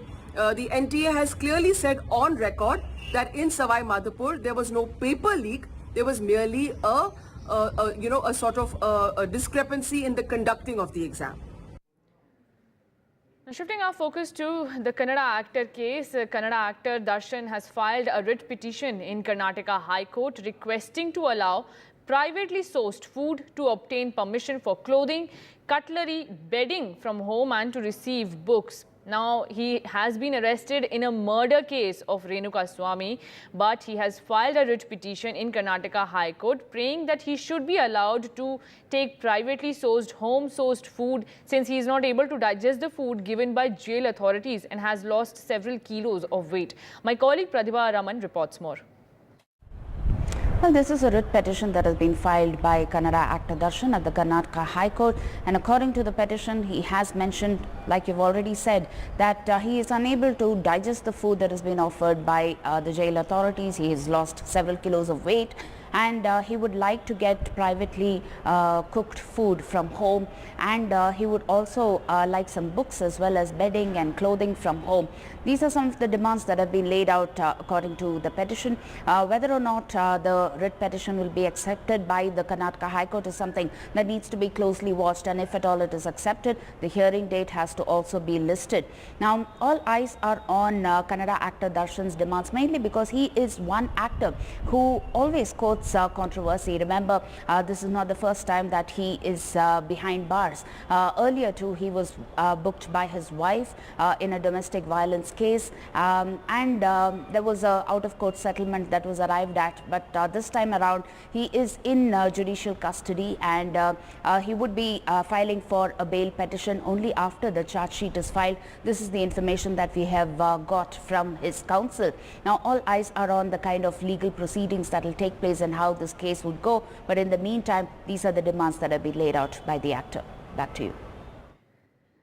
Now, trouble seems to be mounting for Karnataka Chief Minister Siddaramaiah as well, after a new complaint was filed with the Election Commission against Chief Minister Siddaramaiah. This complaint is over the fact that the Karnataka CM failed to mention about his wife's land details in his affidavit.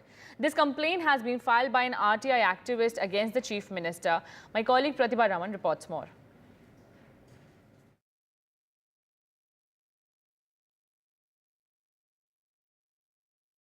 Well, as of now, no word yet from the Congress government nor the Chief Minister of Karnataka, Siddaramaiah. But as far as the earlier complaint is concerned, which was filed as a police complaint by a social activist, he did mention that an inquiry is already on and that it is led by 2 IAS officers, and once the report is out, there would be action that will be taken accordingly. Siddaramaiah had also gone on to mention that he would be able to counter all the allegations as well as the legal assaults as far as the Assembly session is concerned. Whatever questions that will be raised, he would be willing to answer them during the session, which is scheduled to begin next week. But in the meantime, here is more trouble brewing for Siddaramaiah with respect to a complaint that has been filed at the Election Commission by another activist. He's an RTI activist, Mr. Abraham, who has gone on to mention that this controversial land that we are talking about as far as the Muda scam case is concerned, this is a particular land of 3.16 acres that is being owned by Siddaramaiah's wife Parvati, which has not been mentioned in the election affidavit, and this is a clear violation of several sections of not just the BNS but also the other acts that are involved here with respect to hidden information, and action needs to be taken. That is the demand that has been laid out by Mr. Abraham there. But in the meantime, whether or not this complaint will be taken forward by the Election Commission is something that needs to be looked out for, and on the other hand also the reactions that we could pick up from the Congress government, as well as whether the BJP would also react to this, because we are already talking of a political face-off that is brewing in the state of Karnataka. Back to you. Now, slipping into a very short break, more news and updates on the other side.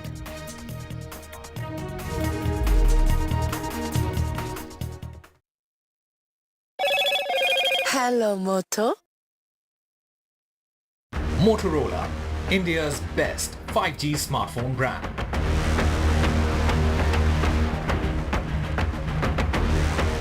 Crucial SC hearing over NEET-UG irregularities. Petitioners want re-examination over alleged paper leak. Centre, CBI, testing agency file affidavits in court. Centre in Supreme Court says no mass malpractice in NEET-UG. NTA also backs Centre's claim, says no evidence of paper leak across centres. Mumbai hit-and-run case, accused in police custody. Sources say driver and accused to be confronted together. NDTV accesses Mihir Shah's police remand copy. Driver switched seat with Mihir, crushed woman again. Controversial Maharashtra trainee, IAS officer shifted. IAS Pooja Khedkar transferred from Pune. Government reports claims Khedkar used beacon VIP plate on private Audi. Government report also claims that junior officers are not entitled to perks like these.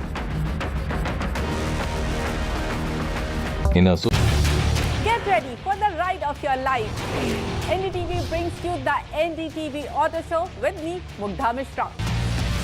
From the fastest supercars to the sleekest new energy vehicles to your trusted daily ride, we cover it all. Every Saturday at 10:30 a.m. and Sunday at 8:30 p.m. only on NDTV 24/7.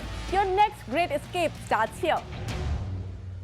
Stay informed and entertained with the new and updated NDTV News app. You can watch all our channels live, listen to podcasts, read breaking and exclusive news from around the world and more. Download the NDTV app today and get access to the best journalism and storytelling on your smartphone or tablet.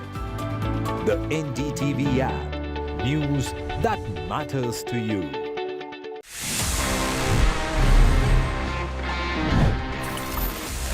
Do you know that the world's first smartwatch was like 1977 में develop कर लिया था. It was straight from HP.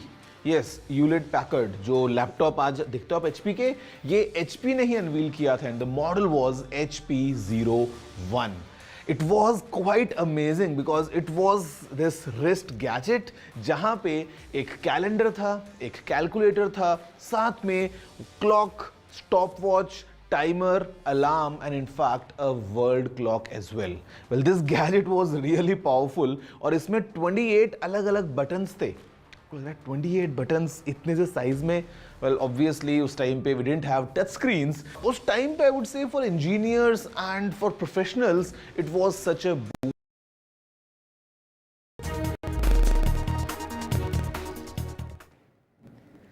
Now, traffic on the Badrinath National Highway has come to a standstill due to a heavy debris falling from the hill onto the road in Joshimath. Just a day ago, the landslide near the Patil Ganga Lansi tunnel has already blocked the road. Chamoli District Magistrate Himanshu Khurana shared the news with the news agency, saying that Badrinath National Highway 07 is currently blocked because of heavy debris falling from the hill onto the road. Despite this, pedestrians can still navigate through Joshimath, and the highway is accessible to the locals and the tourists that are there and who can climb up the hill. Meanwhile, several pedestrians are also making way through the hill in order to reach their destination. But this continues as there have been heavy rain in the region. Uttarakhand has been witnessing heavy rain, following which landslides have been occurring. And in a landslide, the major landslide happened near Badrinath, blocking the national highway, and the vehicles cannot cross through the Badrinath highway. And the people, the devotees who are right now currently on a pilgrimage yatra in the area are facing troubles regarding this. Meanwhile, the traffic is, while the traffic is halted, several pedestrians are making their way on foot.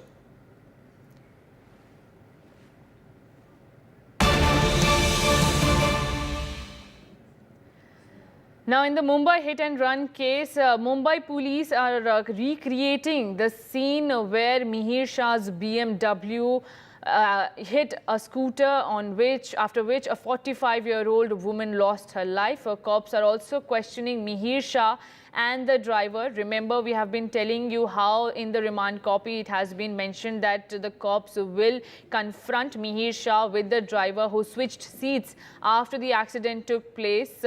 And regarding this, now the Mumbai police, who also have recreated the scene, will recreate it once again. And currently the breaking news is coming in that the Mumbai police are recreating the scene of crime. Remember, in Worli, the accident took place when the 24-year-old youth Mihir Shah's car hit a scooter, and the couple was injured in the accident, while the husband survived the crash, but the woman lost her life. My colleague Radhika Ramaswamy has been tracking the details. Radhika, what more can you tell us?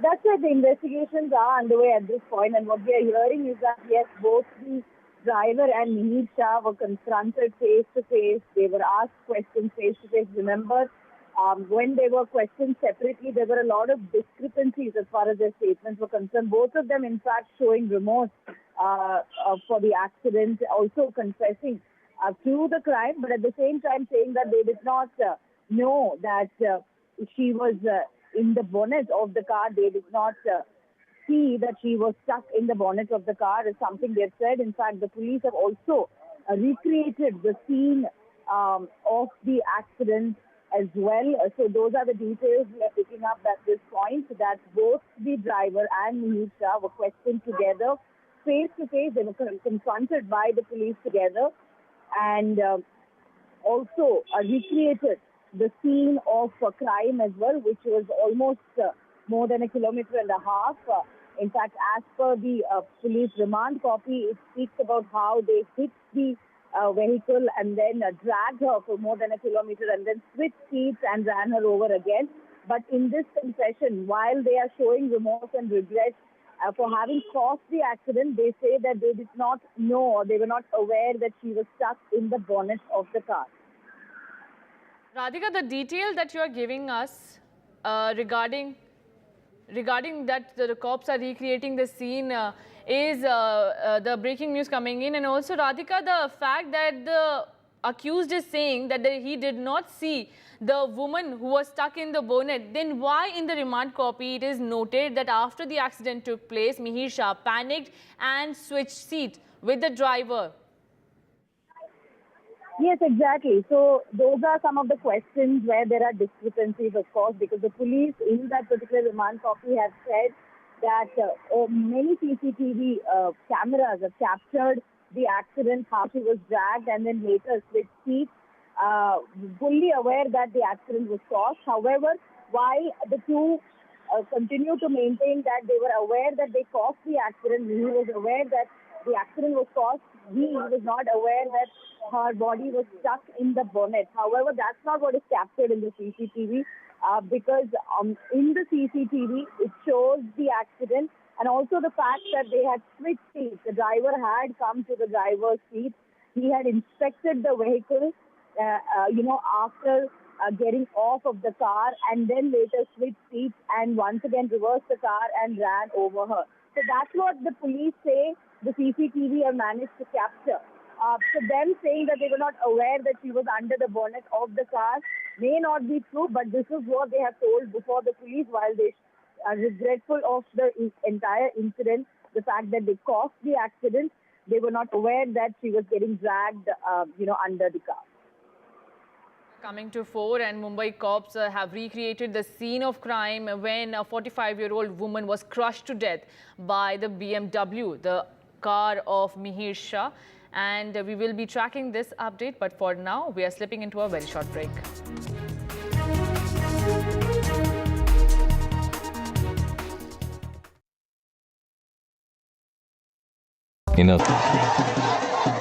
After great victory by Indian team, and today we are reporting from Mohali International Airport where we are showing these visuals. Arshdeep हमारे साथ हैं. बहुत ही performance सही सारे दी थे बढ़िया results मिले. We are in the city of Kanpur today because they have their champion back home, Kuldeep Yadav. Desperation for each and everyone to go there and win the World Cup, and we did it.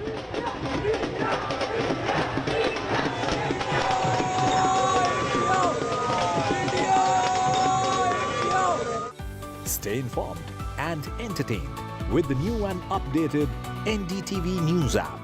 You can watch all our channels live, listen to podcasts, read breaking and exclusive news from around the world and more.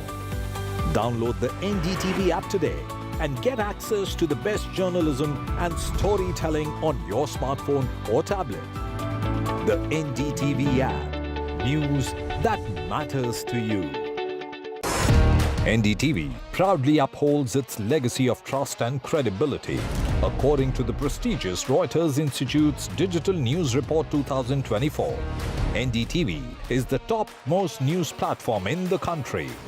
Number 1 in both online and offline reach in India.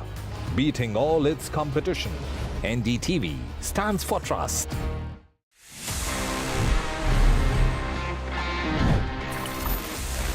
Here we are, and ये है आप सभी जैसे जानते हैं मेरा personal favourite section जहां पे मैं देता हूं आपके सवालों के जवाब in this segment that we call ask TG. देखते हैं इस एपिसोड में हमको क्या सवाल मिले हैं. Hi TG, is the Insta360 X4 worth upgrading from the Insta360 X3 camera? Also, do you think there are any other alternatives? I'll give you my honest takeaway.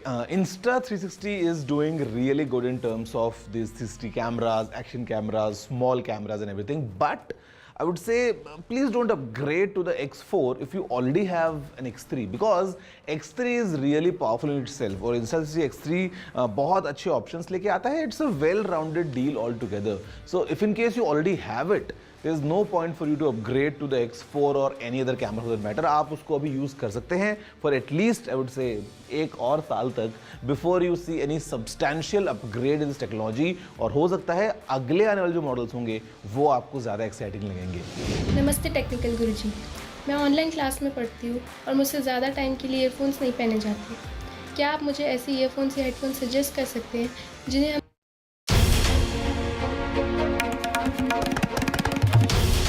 This is NDTV, and you're watching NDTV 24/7. Hello, Moto.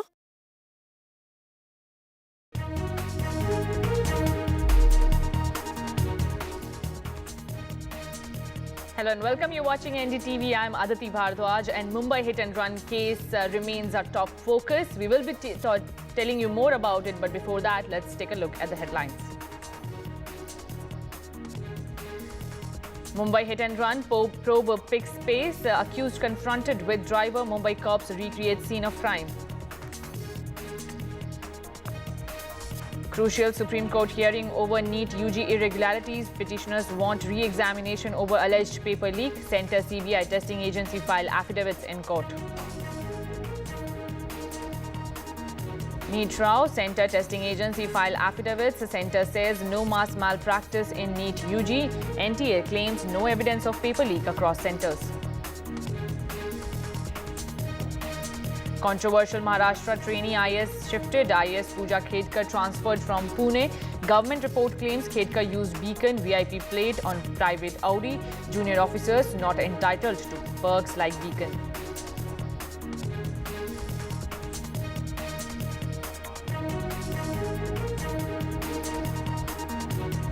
Karnataka Chief Minister lands in tight spot after police case against wife, now complaint with Election Commission. Complaint states CM's 2013 affidavit didn't mention wife's land. 260 roads shut after heavy rains in Uttarakhand. 2,000 tourists stranded after a landslide near Joshi Math. Key highway to Badrinath still shut for vehicles.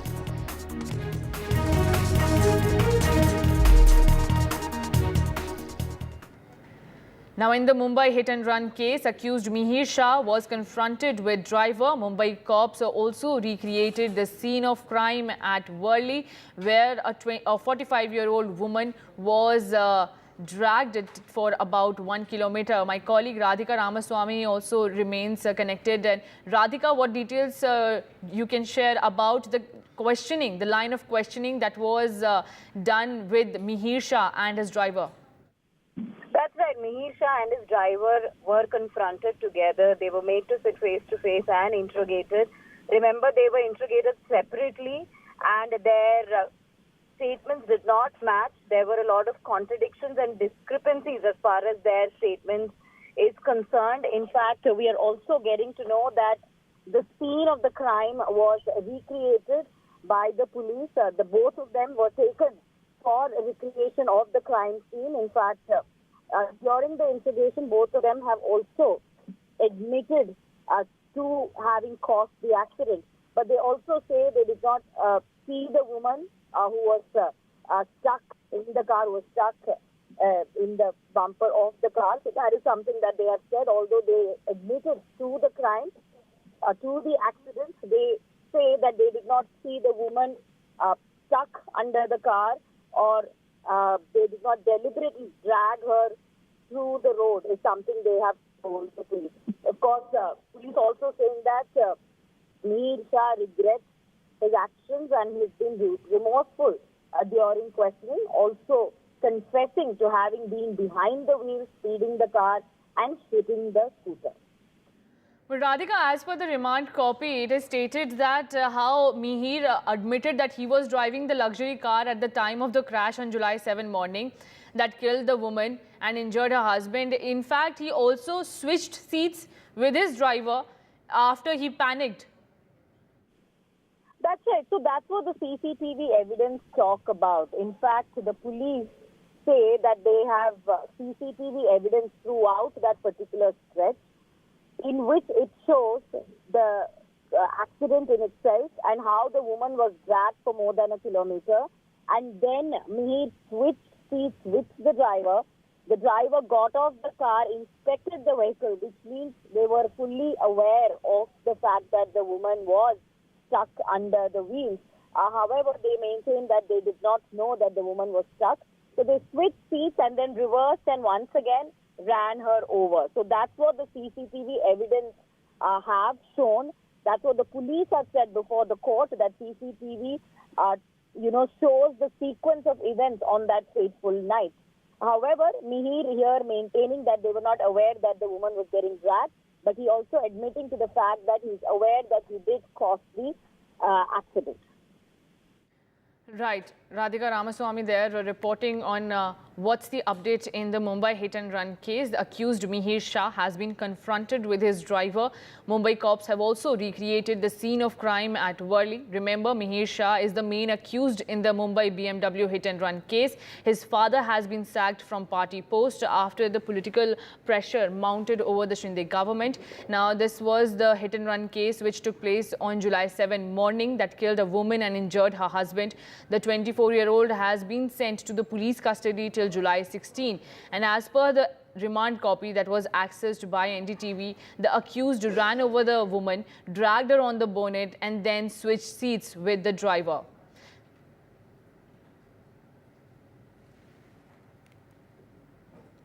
Now, today is the hearing in the NEET-UG irregularity case in the top court. The Supreme Court is hearing several pleas related to the medical entrance national eligibility cum entrance test for undergraduates that was conducted in 2024 but soon landed in a major controversy after the results came out in June.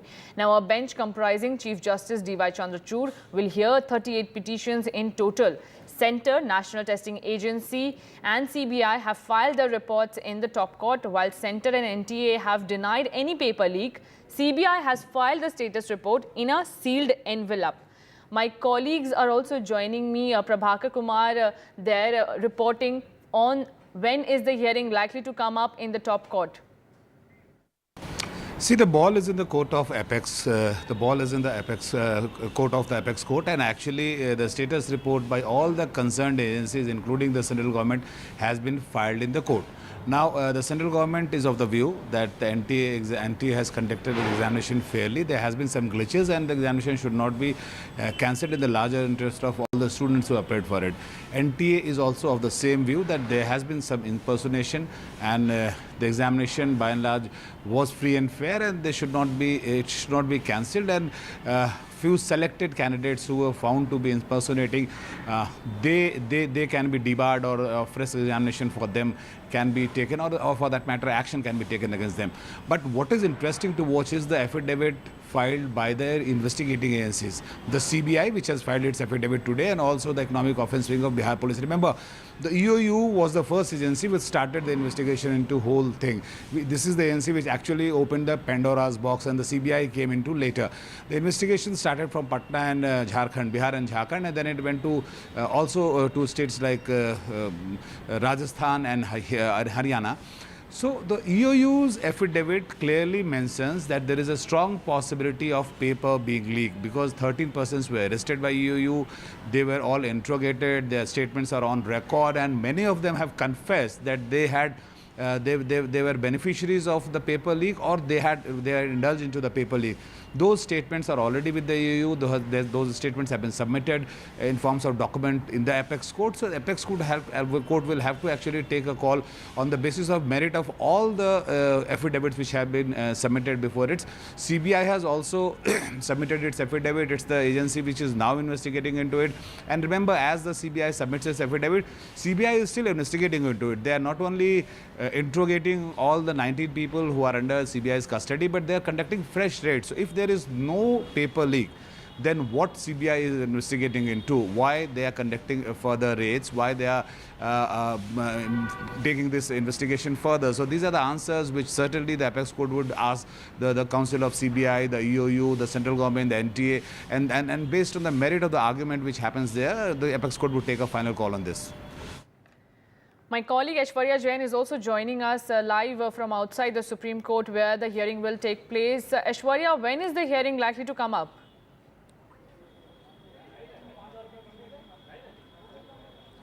Well, we are hearing that it would be post-lunch that the case will come up in the Supreme Court, and all the other demands that were put forward by the Supreme Court yesterday were fulfilled as far as the affidavits are concerned, from the NTA, from the central government, and also from the Central Bureau of Investigation, where they had submitted the status report in a sealed envelope to the top court. Now, almost 38 petitions, which includes those students who want re-examination, those students who do not want re-examination, those students who had approached, who were given grace marks and they were not happy with those, and also the Parents Association. Lastly, the central government and the Ministry of Education, the NTA, is also party in it. So the Supreme Court in the last hearing clearly had stated that they will hear each and every one, but they had to appoint the nodal lawyers so that comprehensive hearing can take place, and that's what we are expecting today as well.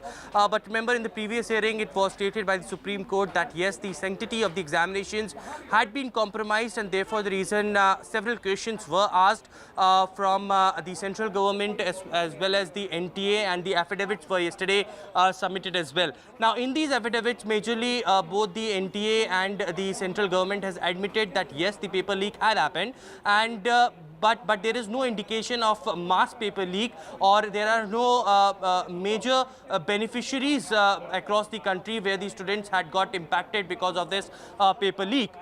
But certainly the students here are asking the questions from the investigative agencies and from the central government as well, that within these 20 days you have filed an affidavit and you are saying that there is no major malpractices, no abnormality that has been found in these examinations, but why not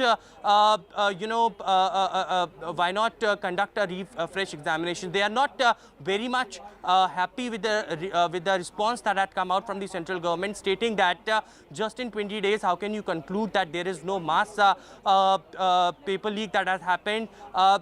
When the examination paper was leaked on Telegram, how can you say it was just on one Telegram group, or it has not been extended to other Telegram group or the other WhatsApp groups as well?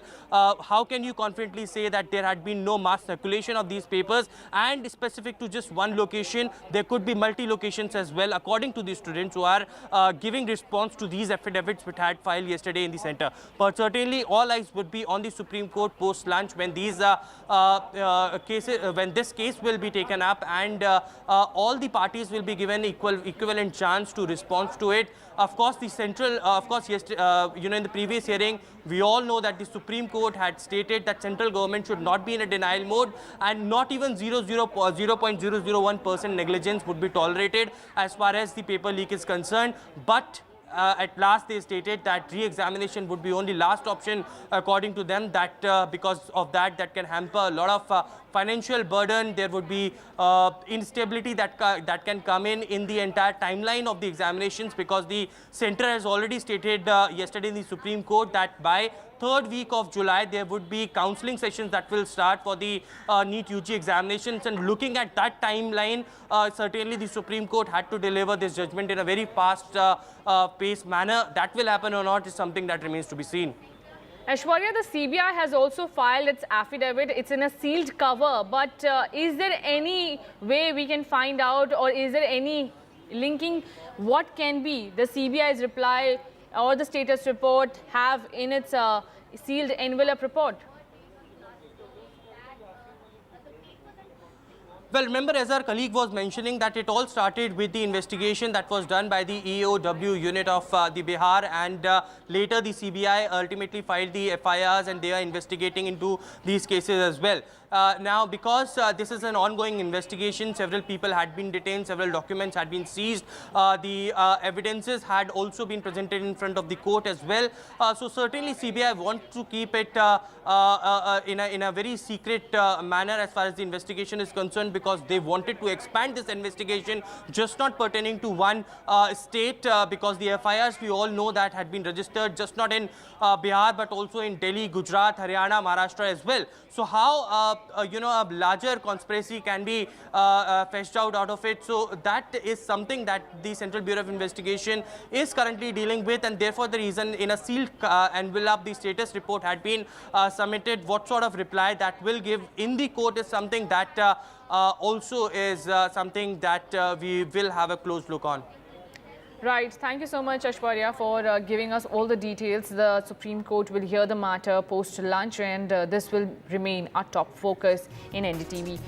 Slipping into a very short break, but right after the break, we will have more news and updates.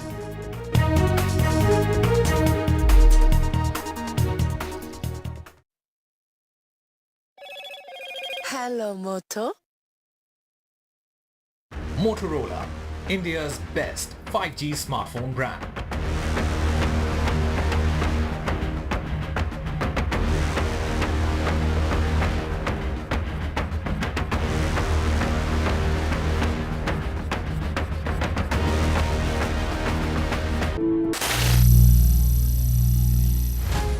Some people say the metaverse will only be virtual. One day this lecture hall will be made of code, and driverless cars would be trapped in intersections. But even in this maze of the future, you can't wish away health. It's time to become more resilient.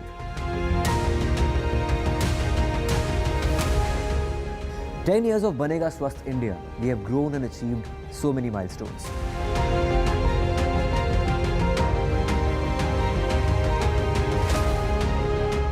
And now I have a plan to beat the urgency, to stop breathing with difficulty, to relieve getting choked with inactivity.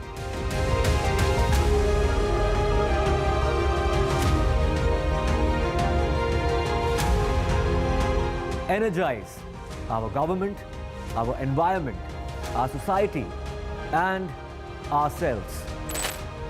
Everyone, everywhere, every day.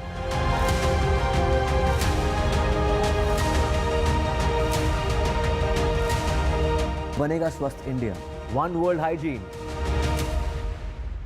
This is a pub that was shut by the excise department. In fact, that was sealed by the excise department. You can see the BMC officials cutting off that particular sheet, the black sheet, because this is an illegal extension. And now remains to be seen what other action will be taken. बिना उसकी उम्र जाने, उसके साथ मौजूद उन दोस्तों के उम्र जाने, उसे आखिरकार शराब कैसे दी गई? The police's major concern or primary concern at the moment is Mihir Shah and what exactly unfolded that night. बड़ा आदमी का लड़का है ना, सब ये इधर राजकारण चल रहा है, कुछ नहीं है, ये राजकारणी सब लोग हैं।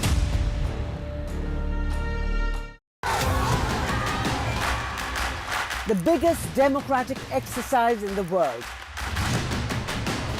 Team NDTV covers it from ground zero. BJP really had to fight a tough election this time. Unprecedented exercise. Unmatched coverage. There is no dispute. जनता को decide करना है. From polling to counting, NDTV.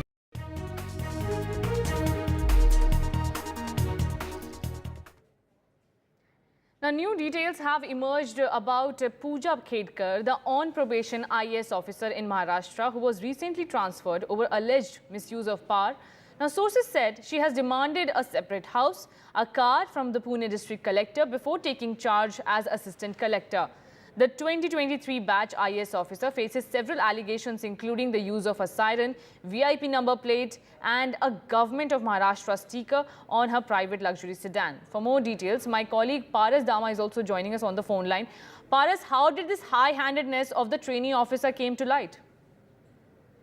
She had posted her photo on social media with the luxury Audi car, and on that there was a siren, plus with that very VIP number plate and a sticker of Maharashtra Sarkar.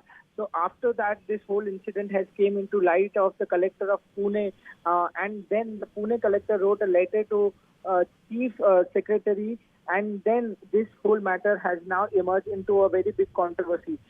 So now what happened after the letter was written to a chief secretary, the Pooja Khedkar has been transferred to Washim, and she has also reached Washim today morning and also met the collector of Washim. So she is a trainee reporter and she has misused the power and tried to also do things which is not appropriate for the IAS officer. She is the 2023 batch IAS officer and has ranked 821 all over India.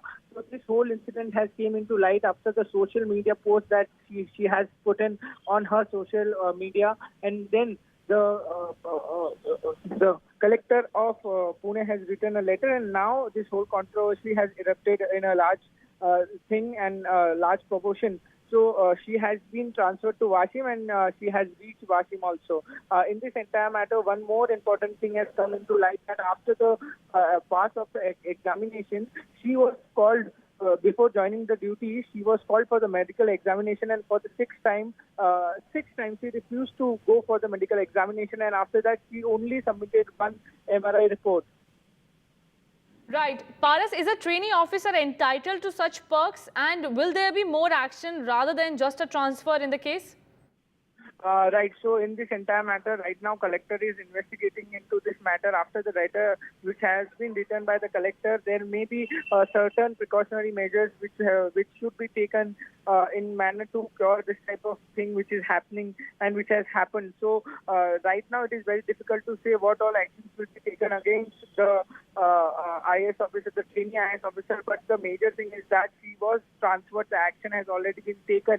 But what all things will come into right, it will be very interesting to see, because this is a very complicated matter right now, because what all things will be done, because it has been, a letter has been sent to the chief secretary, and after this, this whole situation has occurred for Pooja Khedekar. So we should wait for some time, because more action can be taken on Pooja Khedekar, because it's a very, very complicated thing and a very objectionable thing that has been done by this trainee IAS officer.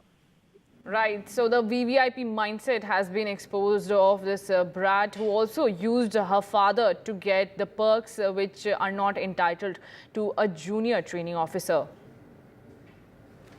Now shifting our focus to Haryana, where a bike showroom owner was killed by 3 men, and these are the visuals on your screen, how after killing the bike showroom owner, they fled from the scene. Now traders are protesting in Haryana, in Hisar, demanding that the 3 accused should be arrested.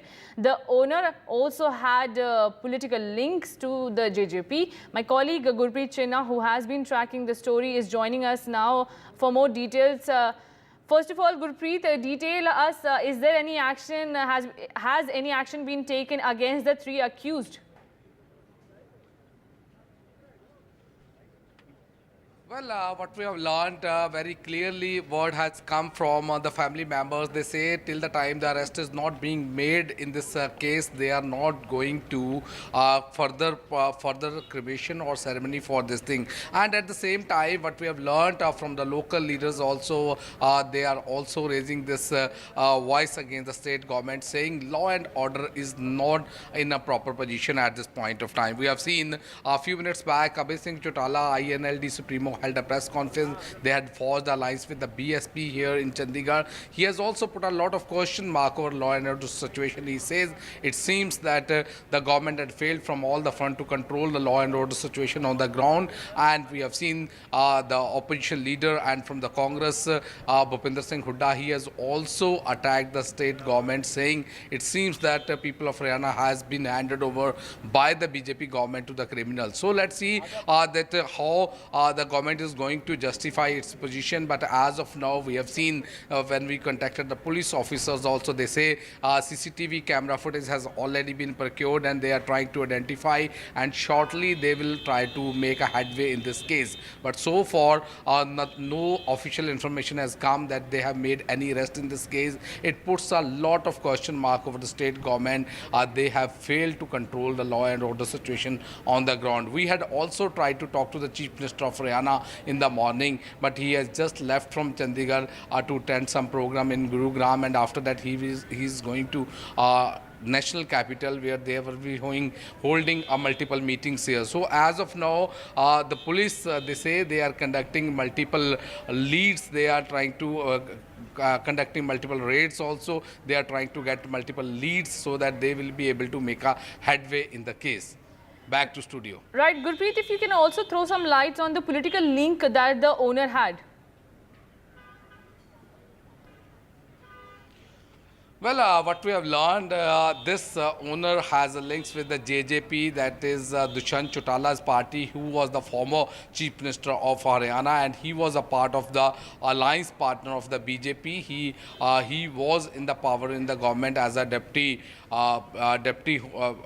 Chief Minister in the state, because he was the alliance partner with the BJP at that time. Before the Lok Sabha elections, we have seen they broke this alliance with the JJP, and the main question which everybody asks at this point of time, this leader was the one-time vice president of the state from the JJP. So political killing is also being probed by the state police also. They are trying to establish all the links.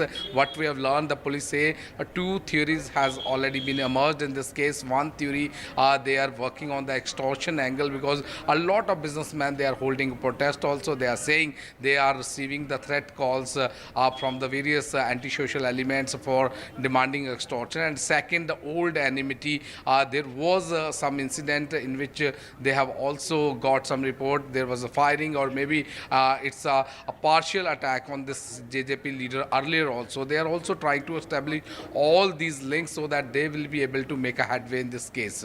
So let's see that how the police is going to conduct this investigation, and whether the police will be able to find out more clue to nab these accused or not. That is yet to be seen. Back to studio. Right. Thank you so much, Gurpreet, for giving us all the details. Traders in Hisar are also protesting against the shocking murder, and the questions are raised on the lawlessness in Haryana.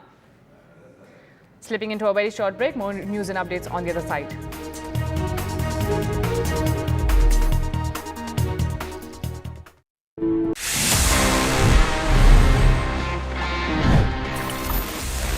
कैसे आप technology को use करते हुए अपने gadgets का potential और enhance कर सकते हो. And this time it's about AI. It's about Google's latest Gemini, because ये अभी इंडिया में आ चुका है and you should use that because it can do a lot. मतलब अगर आपको ईमेल लिखना है and you need some help composing that email, यहाँ पे just by using the help me write option आप ईमेल्स जेमिनाई से लिखवा सकते हैं. ये आपकी ईमेल्स को समराइज कर सकता है और आपके लिए बहुत सारे अच्छे तरीके से हेल्प कर सकता है all across scenarios, all thanks to the power of AI. तो जेमिनाई अभी इंडिया में अवेलेबल हो चुका है. Well, as of now it's only for the premium Google customers, या फिर ये गूगल वर्क प्लेसेस में अवेलेबल है, but I am sure it's coming soon for everyone. और आप सभी जब इसको फोन में यूज करेंगे, you can utilize the full potential of Google's AI to make your life and your phones even smarter.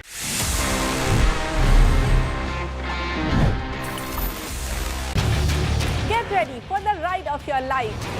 NDTV brings you the NDTV Auto Show with me, Mugdha Mishra. From the fastest supercars to the sleekest new energy vehicles to your trusted daily ride, we cover it all.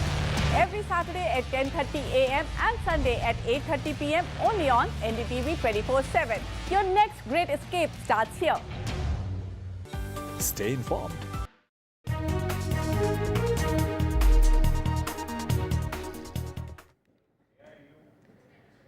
Now, trouble seems to be mounting for the Karnataka Chief Minister Siddaramaiah and his family after a new complaint was filed with the Election Commission against Chief Minister Siddaramaiah.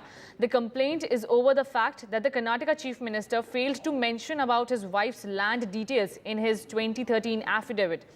This complaint has been filed by an RTI activist against the Chief Minister, claiming that the land was illegally allotted to his wife Parvati. For more details, my colleague Pratibha Raman is also joining us on the phone line. Pratibha, how is the Chief Minister or the Congress government reacting to such claims?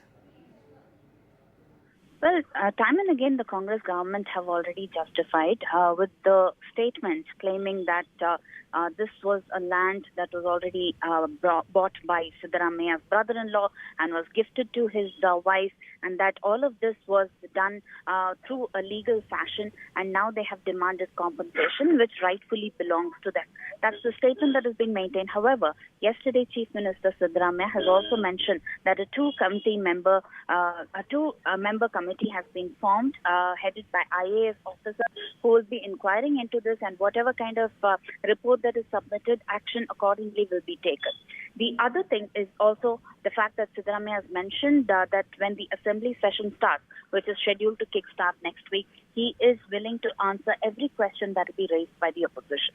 The opposition in the meantime has been suggesting that they would be protesting, organizing a protest on Friday in Mysuru outside the MODA office.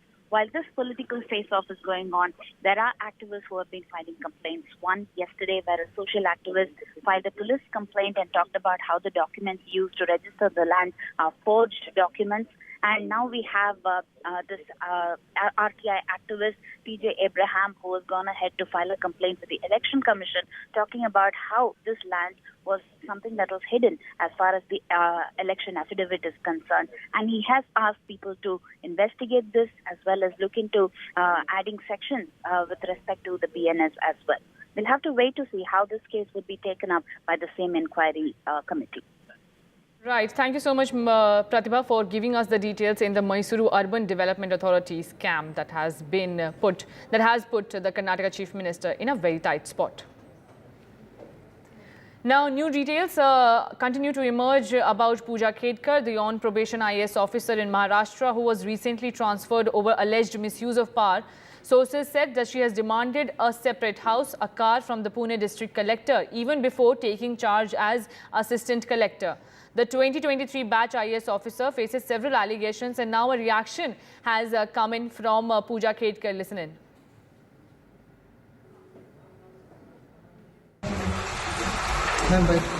Ma'am, please wait. I'm not authorized to speak anything right now, so I cannot comment on this. नहीं ma'am आज अपन join करना है. Oh, I'm very happy to join in Washington district. अच्छा. I'm looking forward to working here. अच्छा ma'am आपल्यावर जे media मधून सातत्याने आरोप केले जात आहेत नेमकं काय सांगाल त्याबद्दल? नाही, मी ऑथराइज नाहीये त्याच्याबद्दल बोलण्यासाठी. Government rules do not provide me to speak about that, so sorry I cannot. सामाजिक कार्यकर्ते कुंभार यांनी आपल्या उत्पन्नाच्या दाखल्यावरनं आरोप केलेला आहे, काय सांगता? तेच सांगते मी, आता ऑथराइज नाहीये तुम्हाला काही सांगण्यासाठी. Government rules do not allow me to speak anything on this matter, so I am sorry I cannot speak anything. आज आपण जॉईन झाला वाशिम? येस, आज मी ऑफिशियली जॉईन झाले आहे वाशिमला. अँड मी इकडे वर्क करायला, इकडे काम करायला मी अभिलाषी आहे. Okay, thank you. Thank you.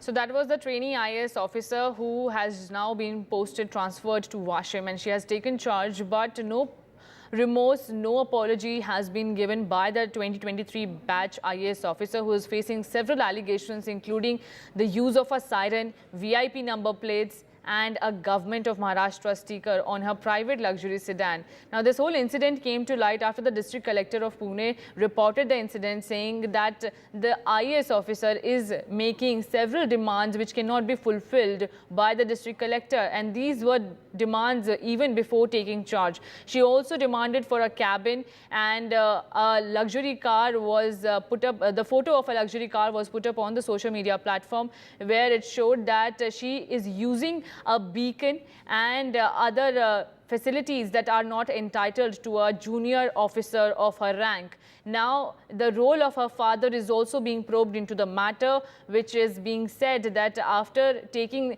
his name and using his influence, the trainee officer was getting all the perks.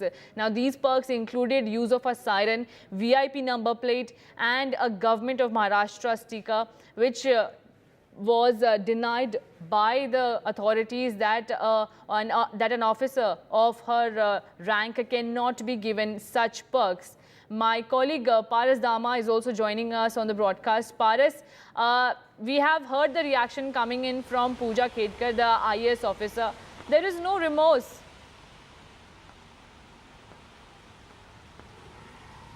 Right, so she has reached Washim, and at Washim she has joined her duty, but when she was asked about the entire matter, she said that she won't be able to speak on that because she is not authorized to speak on this type of issues. So right now the situation at Pune and Washim is like that. So many things has been said about the very IAS officer named Pooja Khedkar, because this whole situation came into light after her social media post where she was posing with an Audi car which has a private number plate, VVIP number plate, and a siren on it. As a trainee IAS officer, she is not allowed to take or be with this type of perks because it's on probation period. She is on probation period, and after the completion of probation, she should be taking this type of perks that she has already taken. Also, she requested the collector, before joining her duties in Pune as an assistant collector,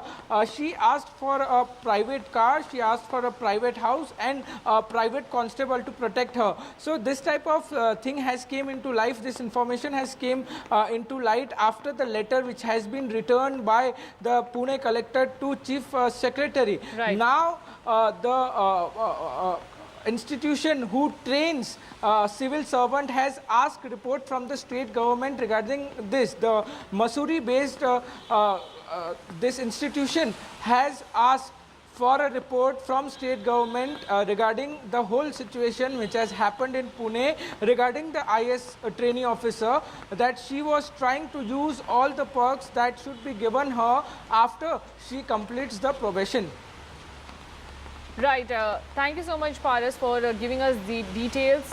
This also highlights how the VIP mindset has been ingrained in such officers, and the action was taken. The IS officer was transferred to Washim, where she has resumed her duties. This is the recent reaction that we have got for you, where she has denied speaking on the matter.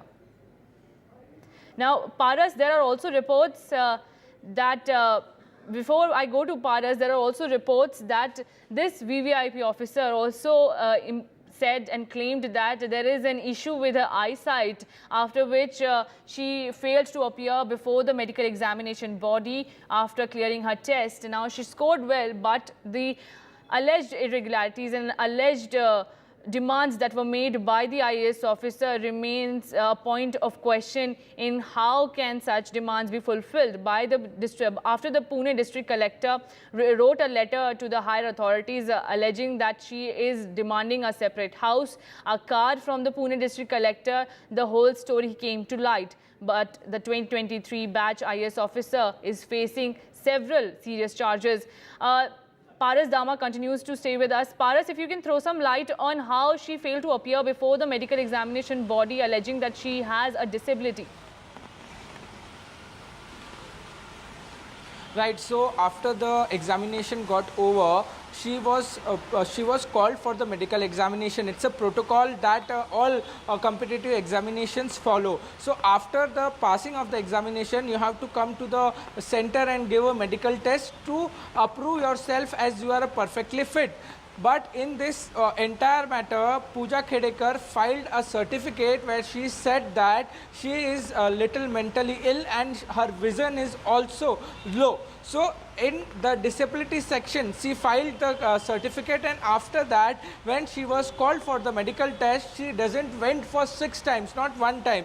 She doesn't went for 6 times, and when the officer asked her that why you are not coming, so then she submitted a certificate which was MRI certificate, where she was saying that she is mentally ill also. So in this entire matter, she has also submitted the 4 certificates to prove herself as a disabled. And after that, she also we had seen in this entire matter what she has done. She was just portraying with the flaunting with the Audi car, with a siren, with a VVIP number plate. So this situation had occurred, and after that, after seeing this all situation, the collector of Pune wrote a letter to Chief Secretary, and Chief Secretary has taken a step, and she has been transferred to Washim. She reached Washim today morning and also joined her duty back in Washim now. So in this entire situation, more investigation should be done, and collector is focusing on this entire situation now. Paras, will we also see more action in this matter, not just the transfer? We should see possibilities are there, because she has been transferred to Washim, and now institution who trains civil servants has also said that state government should get a report and send it to the institution in Mussoorie. So many more things to come in this entire situation, but still it is very difficult to say that right now what actions will be taken. Only one action has been taken, is that she has been transferred to Washim. More thing will come in forthcoming days, but this will be very interesting to see what report the state government will send to the institution who has asked for it, because this institution is the prestigious institution who trains civil servants from different city of India. So this will be very interesting to see what all things will be sent to the institution, and after that what institution will take step, because institution has also trained Pooja Khedekar also. So in this entire matter, now collectors and this institution role will be very crucial to see what all things will be done by these two institution and collector of Pune, and after that some major action should be taken on Pooja Khedekar. But right now only the transfer has been done, and she has also joined her duties at Washim. Right. Thank you so much, Paras, for giving us the details in the matter. Now shifting our focus to Uttarakhand, where monsoon woes continue to unravel. Traffic on the Badrinath National Highway has come to a standstill due to a heavy debris falling from the hill onto the road in Joshimath. Just a day ago, a landslide near the Patalganga Langsil tunnel had already blocked the road. Now, Chamoli District Magistrate has also informed that Badrinath Highway 07 is currently blocked because of heavy debris falling from the hill onto the road in Joshimath. But despite this, pedestrians can still navigate through Joshimath. For more details, my colleague Kishore is also joining us on the phone line. Kishore, if you can give us the details, when can we expect Badrinath National Highway to be fully functional? अभी Badrinath national highway की बात करें तो जो जोशीमठ के पास जोगी धार में landslide हुआ था वो अभी भी बंद है। दरअसल जैसे ही उसे मलबा हटाया जा रहा है वैसे ही वो ऊपर से जो और मलबा है वो सड़क पर आ जा रहा है, इसलिए फिलहाल अभी पैदल रास्ता खोला गया है लेकिन पूरी तरह से वो बंद है। दूसरी तरफ जो पातालगंगा में लैंडस्लाइड हुआ था कल, उसे खोल दिया गया है और टनल को नुकसान नहीं हुआ है, ये भी अधिकारियों ने इस बात की पुष्टि की है। टनल से गाड़ियां निकाली जा रही है, उसके आगे थोड़ा सा आगे वो मलबा गिरा था, काफी बड़ा लैंडस्लाइड था हालांकि, लेकिन फिलहाल अभी पूरा ओवरऑल बद्रीनाथ हाईवे देखा जाए तो अभी रास्ता खुला है, लेकिन सिर्फ जोशीमठ से जो पूरा रास्ता बंद है जिसकी वजह से बद्रीनाथ, पांडुकेश्वर, गोविंद घाट, हेमकुंड साहिब की जो यात्रा होती है वहाँ, जोशीमठ शहर, इसके अलावा लाता, मलेरी जो बॉर्डर एरिया है वो पूरी तरह से कट ऑफ हो गया है। वजह यही है कि वहाँ पे बहुत बड़ा लैंडस्लाइड हुआ और लगातार अभी बीआरओ उसे खोलने की कोशिश कर रहा है। मौसम की अगर जानकारी देखा जाए तो मौसम में फिलहाल अभी 5 जिलों के लिए येलो अलर्ट दिया है, हालांकि अभी 13 तारीख तक कोई भारी बारिश का अलर्ट नहीं है। जी। Right. Thank you so much, Kishore Rawat, for joining us and giving us details on the monsoon situation in Uttarakhand. Slipping into a very short break right now.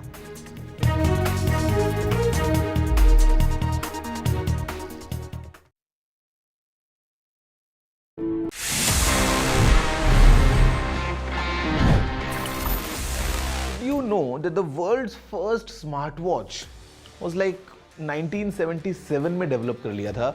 It was straight from HP.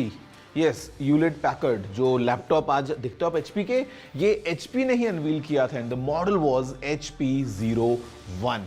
It was quite amazing because it was this wrist gadget जहाँ पे एक calendar था, एक calculator था, साथ में clock, stopwatch, timer, alarm and in fact a world clock as well.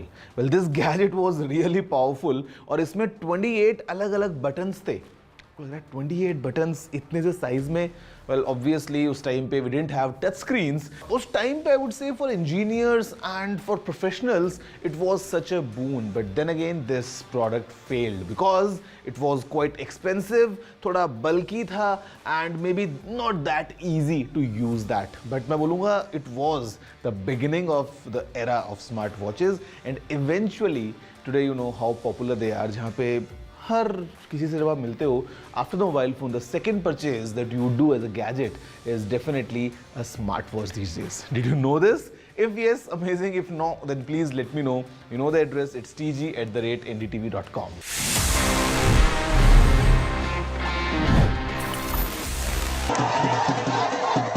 After a great victory by Indian team, and today we are reporting from Mohali International Airport where we are showing these visuals. Arshdeep हमारे साथ हैं। बहुत ही performance सही सारे दी थे, बढ़िया results मिले। We are in the city of Kanpur today because they have their champion back home, Kuldeep Yadav. Desperation for each and everyone to go there and win the World Cup, and we did it.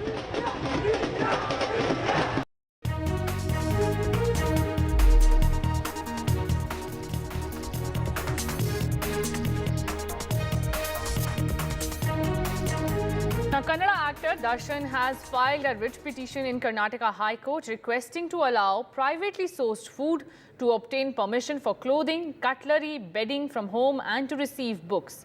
Now, he has been arrested in a murder case of Renuka Swami. Film actor Darshan has filed a writ petition in Karnataka High Court praying that he should be allowed to take privately sourced or home-sourced food since he is not able to digest the food given by the jail authorities and hence he is losing several kilos of weight. Darshan has also sought permission to obtain clothing, cutlery and bedding from the family and books so that his well-being is maintained while he is inside jail. The High Court has not listed the writ petition yet. Hearing date will be given later. Darshan is currently in Bengaluru jail under judicial custody. My colleague Pratibha Raman reports more. Take a look.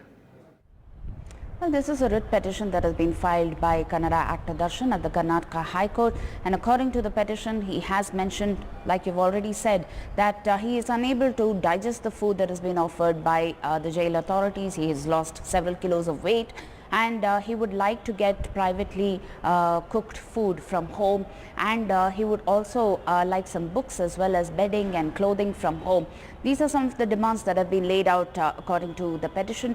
Whether or not the writ petition will be accepted by the Karnataka High Court is something that needs to be closely watched, and if at all it is accepted, the hearing date has to also be listed. Now, all eyes are on Kannada actor Darshan's demands, mainly because he is one actor who always quotes controversy. Remember, this is not the first time that he is behind bars. Earlier too, he was booked by his wife in a domestic violence case, and there was a out-of-court settlement that was arrived at, but this time around he is in judicial custody, and he would be filing for a bail petition only after the charge sheet is filed. This is the information that we have got from his counsel. Now, all eyes are on the kind of legal proceedings that will take place and how this case would go, but in the meantime, these are the demands that have been laid out by the actor. Back to you. Now, shifting our focus to the Mumbai hit-and-run case, the update in the case right now is that accused Mihir Shah was confronted with his driver. Mumbai cops recreated the scene of crime at Worli. Now, Mihir Shah is the main accused in the Mumbai BMW hit-and-run case. He admitted that he was driving the luxury car at the time of the crash on July 7 morning that killed a woman and injured her husband. The 24-year-old has been sent to police custody till July 16. And my colleague Radhika is also joining in on the phone line. But before going to Radhika, the political blame game is also erupting over the case where UBT demands answers from the Shinde government, accusing him of shielding the accused.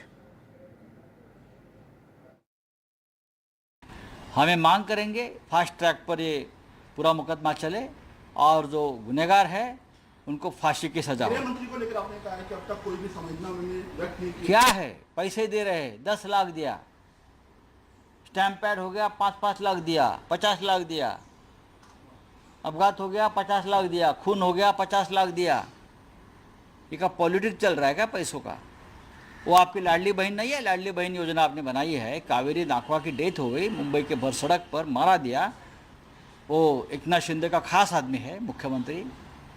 क्या वो जो कावेरी नाखवा की death हो गई, जिस बेरहमी से उसको कुचल गया, क्या वो आपकी लाडली बहन नहीं है? My colleague Radhika Ramaswamy, who has been tracking the story from day one, is also joining us on the broadcast. Radhika, we just heard Sanjay Raut saying that the case should be fast-tracked, and also raking up the matter, the UBT has been claiming that the accused should be booked in a murder case. That's right. Politics over this case is only becoming, worse by the day. In fact, the war of words is increasing. We just heard Sanjay Raut blaming the administration for this and how the powerful and the influential get away in cases like these. Now, as far as investigations are concerned, yes, the police have interrogated both the accused by making them sit face-to-face, which include driver and the main accused, Mihir Shah, recreated the scene as well.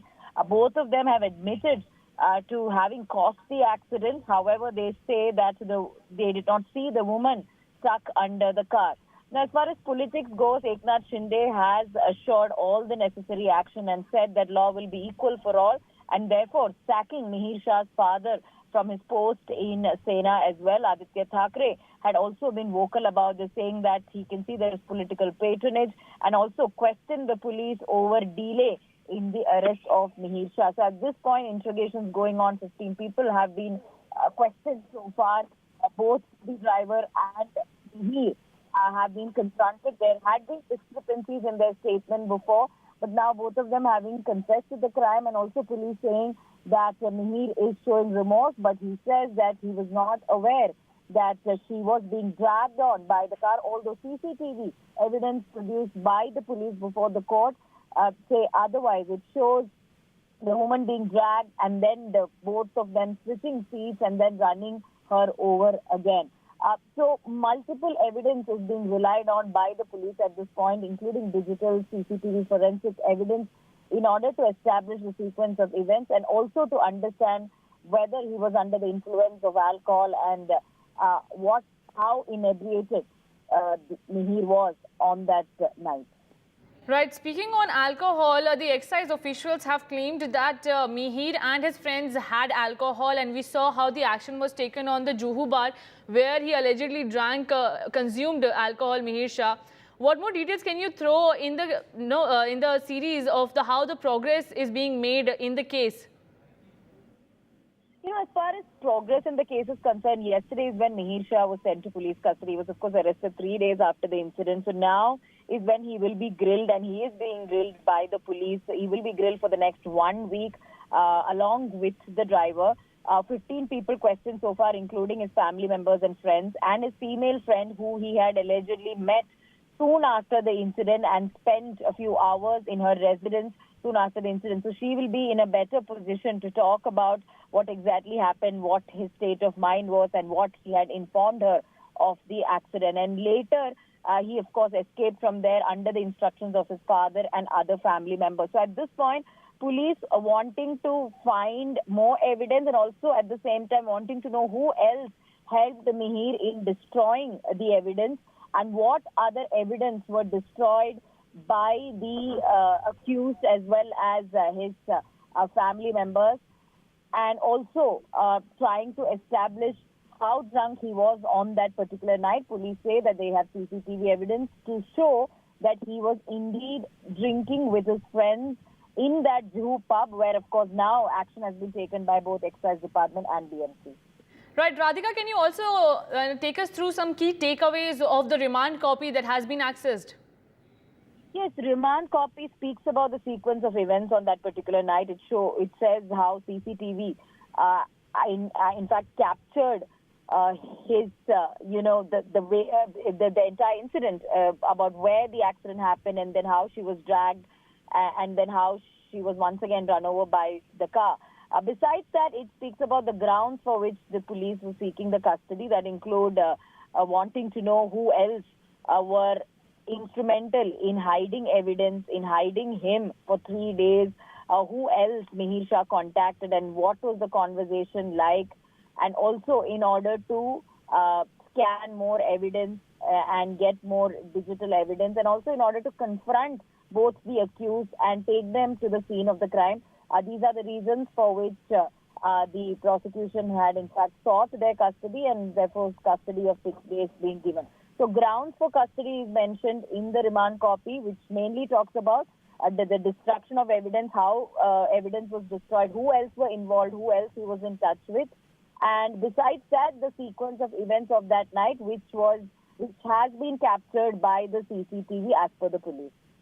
Right. Radhika, you also spoke to the victim's family. They are demanding capital punishment for the accused. How do they see the progress that has been made in the case now that Mihir Shah, the main accused, has been sent to police custody till July 16?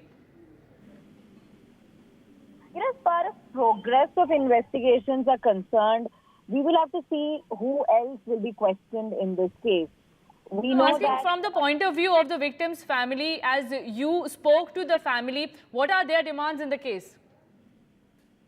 That's right. We've been speaking to the family since day one. They have been demanding maximum punishment, including, death to the accused. This is what they have said. They feel that they are being, their family is not being taken care of, and as a result of political patronage, there was a delay in arrest. They had been blaming the administration since day one for not really taking action against the accused, and also questioning why his father was granted bail. So they've been seeking maximum punishment, and of course recounting the horror of that night as well. I did speak to the husband of the deceased multiple times, who had been recounting the horror, and also going on to say that in cases like these, influences always get away, and the poor are having to fend for themselves without any sort of help from the government. Right.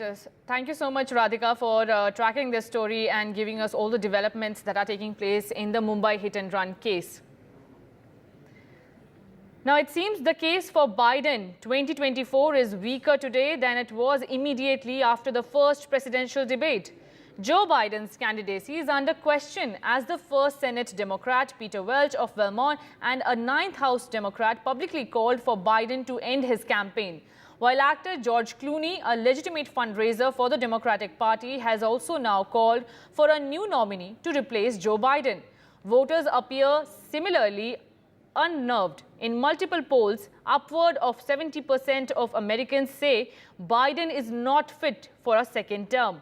And Trump's lead over the president has grown both nationally and in battleground states, despite the fact that Biden is drastically outspending his opponents on TV ads, an advantage that will soon disappear as the Republican begins tapping his own formidable campaign funds. To the president to decide if he is going to run. We're all encouraging him to make that decision because time is running short. I think overwhelming support of the caucus. It's not for me to say. I'm not the head of the caucus anymore. But he's beloved. He is respected, and people want him to make that decision. Now, England has reached the finals of the Euros after they beat Netherlands in a 2-1 game, and goals from Harry Kane and Ollie Watkins sent England to their second consecutive Euros final. Take a look at this report for more details. A game of epic proportions and consequences as the Three Lions went head-to-head against the Orange Army. An unlucky slip from Kyle Walker and a wonder strike by Xavi Simons put the Dutch team ahead in the 7th minute. This after England started on the front foot and looked in control. But England hit back in double quick time, courtesy Harry Kane, who thundered one into the bottom right corner after winning a penalty. Outstanding penalty. A game of chess on a football pitch as both the teams came close. England's goal disallowed. But England's persistence finally paid dividends as substitute Ollie Watkins powered one low into the back of the Dutch net, sending the English fans into a delirium. England, who have never won a semi-final on foreign soil, reached their consecutive finals of the Euros. The Three Lions now face Spain in the final in Berlin. For the first time ever, England will play a major tournament final on foreign soil. That was all from my side. It's Anima Viswas joins you next.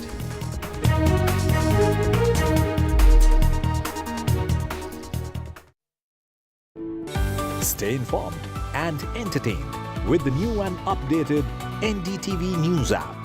You can watch all our channels live, listen to podcasts, read breaking and exclusive news from around the world and more. Download the NDTV app today and get access to the best journalism and storytelling on your smartphone or tablet. The NDTV app. News that matters to you. NDTV proudly upholds its legacy of trust and credibility. According to the prestigious Reuters Institute's Digital News Report 2024, NDTV is the top-most news platform in the country. Number 1 in both online and offline reach in India. Beating all its competition, NDTV stands for trust.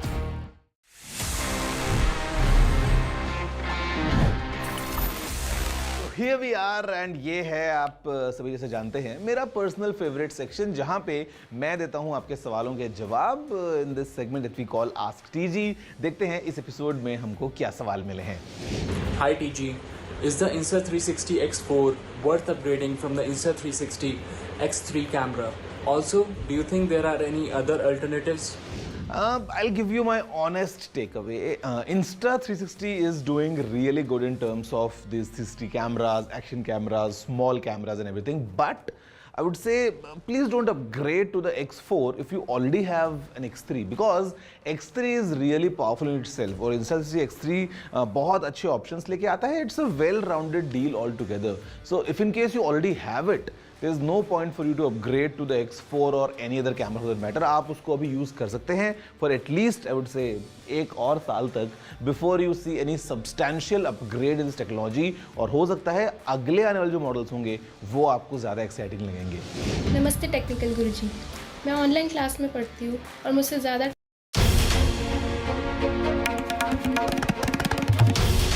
This is NDTV and you're watching NDTV 24/7.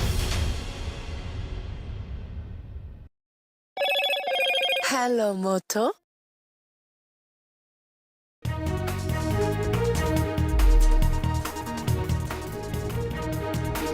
Mumbai hit and run probe picks pace. As per the latest, the accused Mihir stopped for a drink after leaving Juhu bar. That's the latest that the police have found out. Accused also confronted with the driver. Mumbai police recreate the scene of crime. Crucial Supreme Court hearing over NEET-UG irregularities today. Petitioners seek re-exam over alleged paper leak. Centre CBI testing agency filed their reports in court. Maharashtra IS trainee officer's transgressions exposed. The trainee officer used a beacon, demanded VIP plate for private car. Trainee IS officer shunted out of Pune. Run up to key Maharashtra MLC elections before the state elections. Cross-voting fear haunts parties. Parties move MLAs to resorts. Karnataka Chief Minister in a tight spot. BJP to hold protests over the Muda muddle after police case against wife. Now complaint with the Election Commission. As per the complaint, Chief Minister's 2013 affidavit didn't mention the property owned by his wife.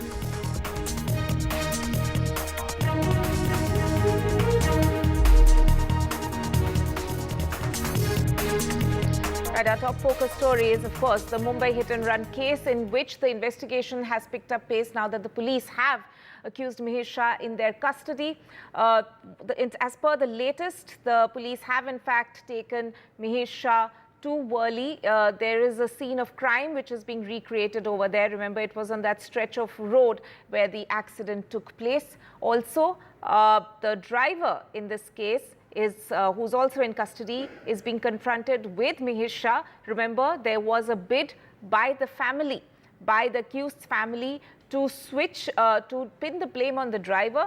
They had, in fact, Mihir Shah, in fact, when he was in the car with his driver alongside him, had switched seats with the driver after the accident took place. So a bunch of developments taking place in this top focus story.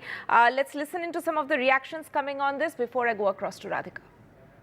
हमें मांग करेंगे fast track पर ये पूरा मुकदमा चले और जो गुनहगार है उनको फांसी की सजा हो। मंत्री को लेकर आपने कहा है कि अब तक कोई भी संवेदना व्यक्त नहीं की। क्या है, पैसे दे रहे हैं, 10 लाख दिया, स्टैम्प पैड हो गया 5-5 लाख दिया, 50 लाख दिया, अपघात हो गया 50 लाख दिया, खून हो गया 50 लाख दिया। ये का पॉलिटिक्स चल रहा है क्या पैसों का? वो आपकी लाडली बहन नहीं है, लाडली बहन योजना आपने बनाई है। कावेरी नाखवा की डेथ हो गई, मुंबई के भर सड़क पर मारा दिया। वो एकनाथ शिंदे का खास आदमी है मुख्यमंत्री। क्या वो जो कावेरी नाखवा की डेथ हो गई, जिस बेरहमी से उसको कुचल गया, क्या वो आपकी लाडली बहन नहीं है? Right, Radhika, there you heard Sanjay Raut. Also, we had heard the opposition, in fact, asking questions about delayed action in this case. Several people from the opposition also raising concerns about whether or not the victim family will get justice. But coming to the investigation per se right now, take us through the top developments in terms of the police probe this morning. Yeah, as far as the investigations are concerned, police have been questioning a bunch of people. Of course, Mihir Shah is being grilled since yesterday. Of course, he's been sent to police custody for a period of a week. But besides that, many other people also being questioned. 15 witnesses, 15 people, including witnesses, have been questioned. Now, both the driver and Mihir Shah have been confronted together. They've been questioned face to face, and both of them have confessed to the crime. Both of them have confessed to having hit the woman, but both of them also claiming that they did not know that she was being dragged for more than a kilometer. That is something they say that they were not aware of. However, CCTV evidence say otherwise. It does show both of them switching seats and then running her over again. However, as far as their questioning is concerned, they maintain that they were not aware of the fact that she was indeed being dragged by Mihir Shah. Now, so that's the latest as far as investigations are concerned. I'm at the scene where the accident happened. This is where the woman was also dragged. This is near Worli, opposite Atria Mall.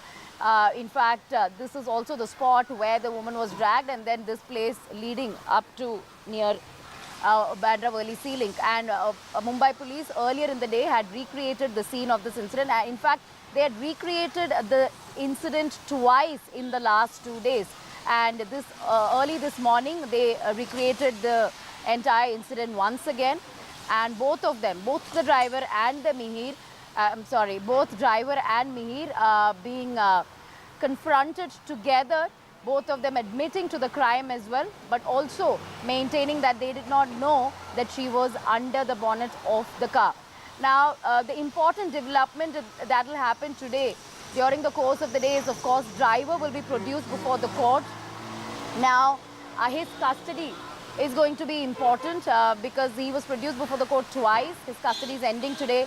Whether the police will be able to get him, get police custody of this man, or whether he'll be sent to judicial custody, that remains to be seen, because the confrontation of both the accused is very, very important for the police to verify the sequence of events, because police until yesterday had been saying that their accounts had not matched. There were discrepancies in the accounts and there were contradictory statements being given by both. However, when they were made to sit together and being confronted face to face, certain revelations had come forth and they had admitted to the crime. The police also saying that Mihir did show remorse and regret for what exactly transpired on that particular evening. Police also relying a lot on digital forensic and CCTV evidence to strengthen this case. Right, Radhika, will of course be tracking all the updates with you. A high-profile case there, and the police would want to make the most of the 7-day custody that they have got of accused Mihir Shah. Radhika, thank you so much for joining us with that. But staying with news from Maharashtra, and the Maharashtra Legislative Council poll is scheduled tomorrow. This will be the elections ahead of the state assembly elections, of course. The MLAs will be voting to elect members of MLCs. Mahayuti has fielded 9 candidates, whereas the MBA has fielded 3 candidates. Now, the twist in the MLC polls came with surprise addition of the 12th candidate by Uddhav Thackeray. If Milind Narvekar had withdrawn his candidature, then all 11 candidates would have in fact been elected unopposed. Now, major constituents of both Mahayuti and MBA, except Sharad Pawar's NCP, have booked resorts amid the fears of cross-voting. ये देखो, आज का दिन अच्छा दिन था, इसीलिए हमने ये दिन चुना. आज ट्यूसडे भी है, सिद्धिविनायक का दिन है, गणराया का दिन है, इसीलिए हमने ये दिन चुना. और सब लोग हमारे लोक प्रतिनिधि को लेके हम दर्शन के लिए आए थे. अभी ठीक ठाक दर्शन हुआ है, अच्छी तरह से दर्शन हुआ है. अभी हम वापस विधिमंडल में जा रहे हैं. ये देखो, बापा को आशीर्वाद मांगने के लिए सभी लोग आते हैं. आज इतनी भीड़ है यहाँ, वैसा हमने भी आशीर्वाद मांगा है. जरूर बापा हमें आशीर्वाद देगा. हाँ, दिखाया था ना, हमें जो ठीक लगा वो हमने किया. बहुत सारा खेल बदल गया है. ये डाका डाल सकते हैं, चोरा कर सकते हैं. पब्लिक ने लोकसभा में बताया ना, तो उन सब जगह की जो भ्रष्टाचार से पैसे कमा कर खरीदारी में विश्वास रखते हैं, वही लोग इस तरह से बात कर सकते हैं. और इसलिए कल इसका इलेक्शन है, कल ही इसके रिजल्ट आने वाले हैं, तो आपको रिजल्ट पता लगेगा. Our leader has tremendous faith in his political workers, his political, his loyalists, and we have proved our loyalty beyond doubt. So why will he have any sort of question in his mind that what the MLAs will do? Let me go back to my colleague Radhika for more on this. Radhika, so, you know, this is an important election coming just months ahead of the state elections scheduled later this year. And this could be a bit of a benchmark because the parties are fearing that there could be cross-voting. This will also be a test of loyalties. In fact, we heard Jitendra Ehwar commenting on that very aspect as well. So this is going to be an interesting contest to watch out for ahead of the state elections. Certainly, Maharashtra Legislative Council poll slated for tomorrow. Yes, it will be a precursor for assembly elections. It will definitely show the loyalty of MLAs, considering the murmurs of switchover that had been doing the rounds ever since Lok Sabha election results were out. In fact, it will see the election of, it will see multiple people contesting. In fact, election for 11 seats in the state legislative council. MLAs will be voting to elect members of MLCs. There are in fact 12 candidates fighting it out for 11 seats. Mahayuti fielding 9 candidates, of which BJP has fielded 5. MDA has fielded 3 candidates. In fact, you know, when the whole arithmetic is concerned, each candidate must secure at least 23 votes to be elected. In fact, the Lok Sabha, I beg your pardon, the strength in the assembly has dwindled to 274. So according to the formula, each candidate must secure at least 23 votes. Now, the twist came when a 12th candidate was announced by Uddhav Thackeray. Milind Narvekar is the 12th candidate whose name was announced. So major constituents of both Mahayuti and MDA have also booked different hotels for their MLAs to prevent cross-voting. So they've been holed up in different hotels and resorts to ensure that there is no cross-voting that happens tomorrow. So that is the fear. So yes, this is important simply because it will be a test of loyalty as far as these MLAs are concerned. Right. So Radhika there reporting on the MLC polls which are scheduled, the key elections ahead of the state elections in Maharashtra. Right. Now, going back to one of the top stories that we have in fact been following, and there's an update coming in on this, which is flashing on your screens right now, that the NEET case in the Supreme Court has been postponed. Now, the hearing is going to take place tomorrow. The Chief Justice of India just announced a short while back that he's going to take this up as the first item for hearing tomorrow. Remember that the petitioners in this case have in fact been seeking re-exam in this particular case. We have had affidavits which have been filed in the Supreme Court, both by the Centre as well as the National Testing Agency. Also a status report which has been filed by the CBI in this matter. And the irregularities, of course, stem from the fact that there are allegations of paper leak. Remember, the CBI is, of course, probing cases of paper leak.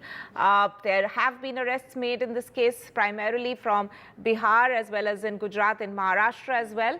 But the Centre, of course, has contended that holding a re-examination would not be feasible, as it would affect lakhs and lakhs more of students. It has also given the argument that in terms of the marking process, it's not like a lot of students got full marks, 720 out of 720. It was actually limited. That's the argument which has been made by the Centre. The National Testing Agency, of course, has also said in its affidavit that there's no evidence of paper leak. But for the latest, let me go across to my colleague Aishwarya. Aishwarya, so we'll have to wait one more day to hear what the Supreme Court makes out of all the affidavits which have been put by the Centre as well as the National Testing Agency. But for the benefit of our viewers, take us through the summary of what the NTA has contended, what the Centre has said in its affidavit, and also what the CBI has had to tell Supreme Court, what we have come to know from our sources as far as the investigation is concerned. Well, the big update that is coming in first from the Supreme Court is that now it would be on next Thursday that the hearing will take place. It is the Solicitor General who requested that the hearing should take place on either Monday or on Wednesday, because he's not available for the cases, and therefore the reason perhaps the CGI had stated that we will hear the NEET tomorrow first on board, but the CGI also stated that let us hear NEET on Monday. We are yet to go through the affidavits. The affidavits yesterday, remember, was filed by the Centre. and the NTA and also the status report was filed by the CBI. The Supreme Court had stated that they need to undergo all of these, and the next hearing would be on 18th of July, something that has come up from the top court. But as far as the case is concerned, remember it was Supreme Court who earlier in the previous hearing stated that yes, of course, there had been paper leaks and sanctity of the examination that was compromised, and therefore the reason perhaps several questions were asked by the central government, the NTA and the CBI as well on the demand of the re-examination. The affidavits were filed in which both the I'm central sorry to interrupt you there, just for, I mean, because there's a bit of a confusion. Yes. When exactly is the next hearing now scheduled in this matter?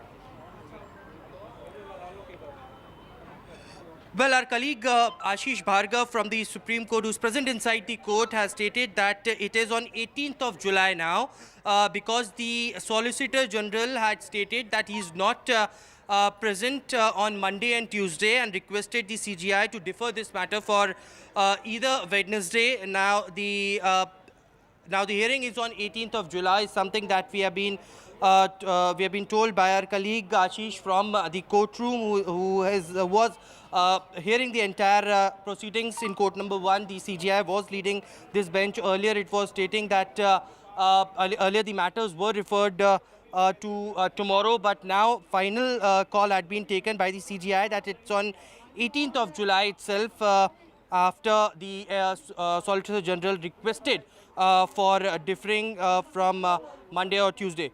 And certainly the CGI had also stated in the court that they wanted to read out the affidavits that had been filed by the central government, the CBI special the status report, and also the NTA, which had filed the affidavits in the court. The questions were asked by the Supreme Court, and that all needs to be read out by the bench led by the Chief Justice of India, and only after that the hearing will conclude. Remember, in the last hearing as well, the CGI stated that they wanted to hear each and every party involved in this case. The CGI also stated that please allocate the nodal lawyers for each and every We'll have to come back to you for more on this as we track this very important story. But we are also getting visuals right now of Prime Minister Modi meeting top economists. This is a key meeting ahead of the budget. And this is, of course, consultations that he's having with country's top economists as well as experts. There are several NEET-UG senior officials who are present in that meeting as well as senior officials from the Finance Ministry. The Finance Minister herself, of course, also part of that meeting, that you can see the Prime Minister there holding this consultative meeting with top economists. Remember that the budget will be presented in Parliament on July 23rd. So ahead of that crucial session, the Prime Minister there chairing this meeting with top economists, with the Finance Minister by his side. There are several senior economists of the country who are present in that particular meeting. This is a consultation being held by the Prime Minister in order to pick their brain ahead of the budget presentation. Several top Finance Ministry officials are also present over there. NEET-UG officials present as well ahead of this key pre-budget meeting, which is being held as we speak. Those are the latest visuals coming in from that particular meeting. This is, of course, in order to shape the roadmap for what lies ahead, what will be, what can be included in the budget, in the union budget, which is slotted to be presented in the Parliament later this month. The focus, of course, the budget is expected to significantly bring relief to industries and the middle and lower middle income classes as well. And this is a meeting which is currently being chaired by the Prime Minister with the top economists ahead of the union budget. This very important meeting which is being held, which is a consultation meeting with top economists that the Prime Minister is chairing ahead of the union budget. Remember that the budget session is scheduled to take place towards the last week of July. The budget presentation will, of course, take place on July 23rd. And ahead of that, this is a meeting which is being held which is being chaired by the Prime Minister. Prime Minister, of course, has just returned after his successful Russia and Austria tour. And the first item on his agenda there, as you can see, is that meeting there with top economists of the country in order to get their views on some of the key issues which are likely to find a place in the union budget presentation. And in order to, this is of course a consultation meeting which is being held. There are senior finance ministry officials also who are present in this particular meeting in order to take down notes as to what are some of the opinions being shared by the top economists, or what their views are on some of the big concerns lying ahead for the government as it prepares for the budget. And there you can see the finance minister also, Nirmala Sitharaman, sitting beside the Prime Minister, and she's of course also along with officials from the Finance Ministry part of this meeting.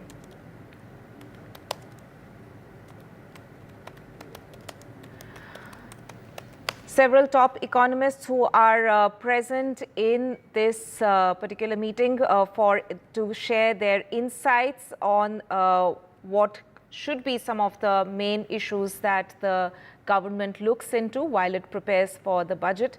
As we said, that the budget is going to be presented on July 23rd, and this meeting is essentially aimed at gathering insights from leading economists as the government is in the process of giving shape to the union budget. So the focus and the priorities of the budget are some of the aspects which will be discussed in this meeting, and what are some of the challenges that lie ahead for the country amid several geopolitical situations as well, and of course keeping in mind the Russia-Ukraine war as well as the Israel conflict over there, and of course the key focus areas are likely to be on agriculture, defense as well as healthcare. Now let me go across to my colleague Himanshu, who's tracking this meeting. Himanshu, this is of course a meeting in order to get insights from some of the top economists. What exactly are some of the aspects which are going to come up, or is there any specific agenda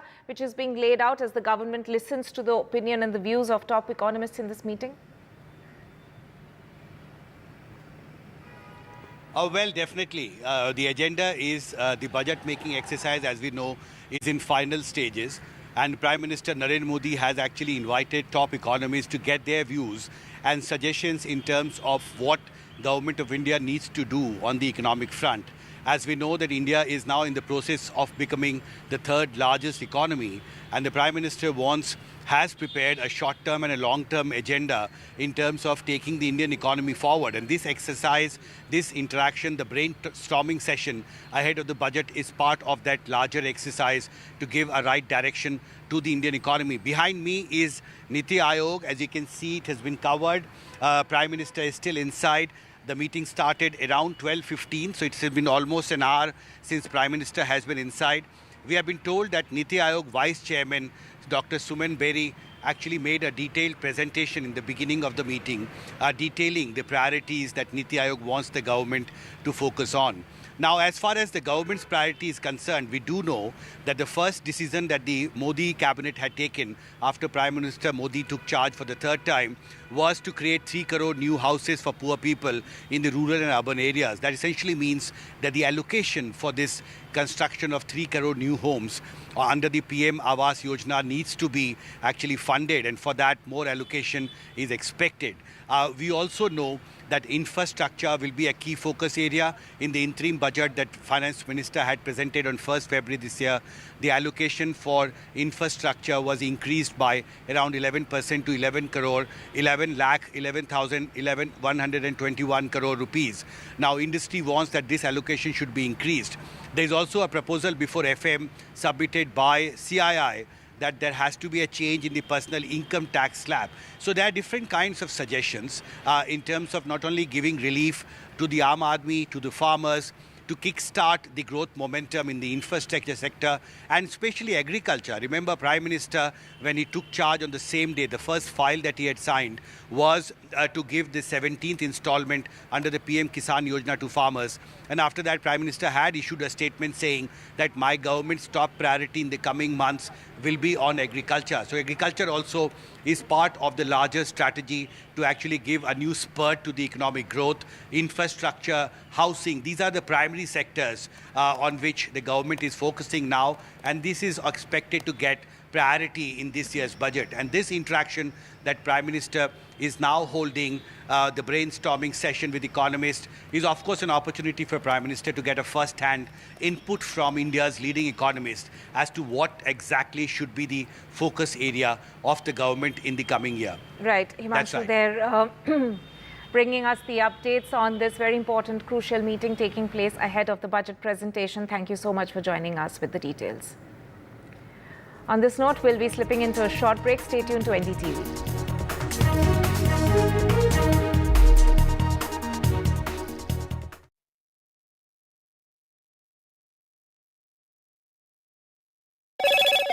Hello, Moto. Motorola, India's best 5G smartphone brand.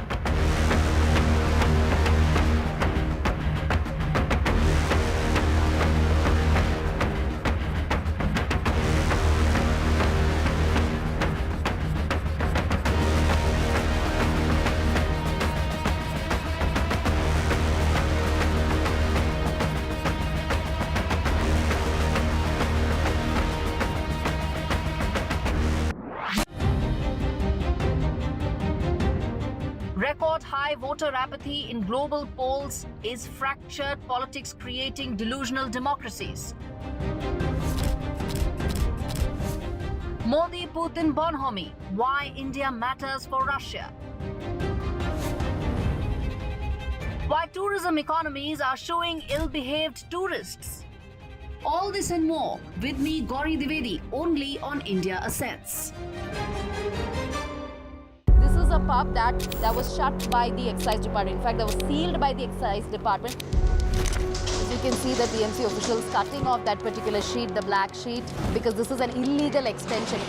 And now remains to be seen what other action will be taken. बिना उसकी उम्र जाने, उसके साथ मौजूद उन दोस्तों के उम्र जाने, उसे आखिरकार शराब कैसे दी गई? The police's major concern or primary concern at the moment is Mihir Shah and what exactly unfolded that night. बड़ा आदमी का लड़का है ना, सब ये इधर राजकारण चल रहा है, कुछ नहीं है, ये राजकारणी सब लोग हैं।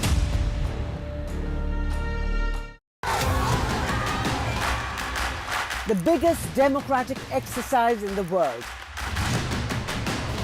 Team NDTV covers it from ground zero. BJP really had to fight a tough election this time. Unprecedented exercise. Bharatiya Janata party ने ये देश के विकास Unmatched coverage. There is no dispute. जनता को decide करना है. From polling to counting, NDTV brought you the most trustworthy news and updates.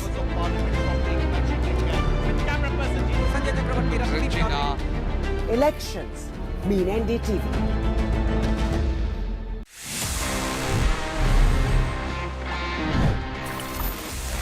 कैसे आप technology को यूज करते हुए अपने गैजेट्स का पोटेंशियल और एनहांस कर सकते हो। And this time it's about AI, it's about Google's latest Gemini, because ये अभी इंडिया में आ चुका है and you should use that because it can do a lot. मतलब अगर आपको ईमेल लिखना है and you need some help composing that email, यहाँ पे just by using the help me write option आप ईमेल्स जेमिनाई से लिखवा सकते हैं। ये आपकी ईमेल्स को समराइज कर सकता है और आपके लिए बहुत सारे अच्छे तरीके से हेल्प कर सकता है all across scenarios, all thanks to the power of AI. तो जेमिनाई अभी इंडिया में अवेलेबल हो चुका है। Well as of now it's only for the premium Google customers या फिर ये गूगल वर्क प्लेसेस में अवेलेबल है, but I am sure it's coming soon for everyone.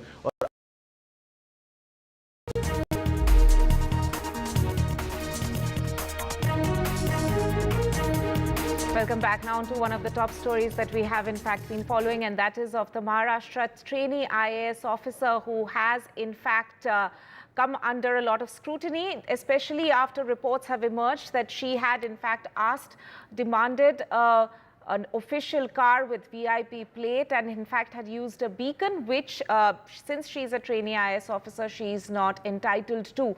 Now, following the fact that these reports came into light, and there's also the collector who wrote into the Chief Secretary of the state. Now, she has in fact been shunted out of Pune to Vashan. In fact, the media had also tried to get a reaction from Pooja Khetkar as she joined her office in Vashan, but she chose to stay silent on the controversy. Listen into this. I'm not authorized to speak anything right now, so I cannot comment on this. Ma'am, आज अपन join करना है? Oh, I'm very happy to join in Vashan district. अच्छा. I'm looking forward to working here. अच्छा.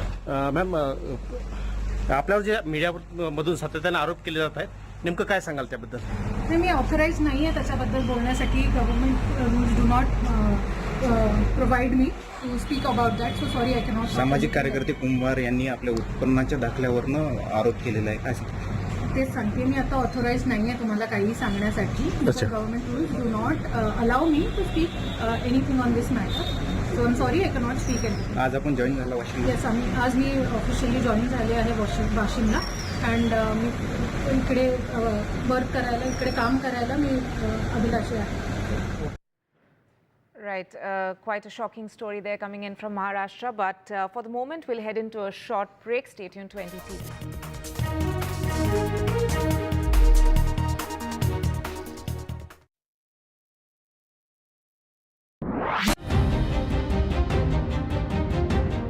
Record high voter apathy in global polls. Is fractured politics creating delusional democracies?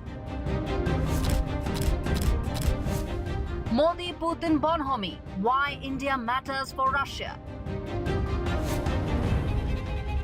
Why tourism economies are showing ill-behaved tourists.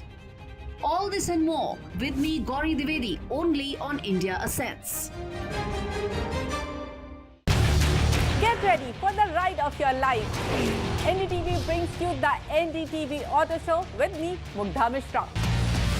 From the fastest supercars to the sleekest new energy vehicles to your trusted daily ride, we cover it all. Every Saturday at 10:30 a.m. and Sunday at 8:30 p.m. only on NDTV 24/7. Your next great escape starts here. Stay informed and entertained with the new and updated NDTV News app. You can watch all our channels live, listen to podcasts, read breaking and exclusive news from around the world and more. Download the NDTV app today and get access to the best journalism and storytelling on your smartphone or tablet. The NDTV app. News that matters to you.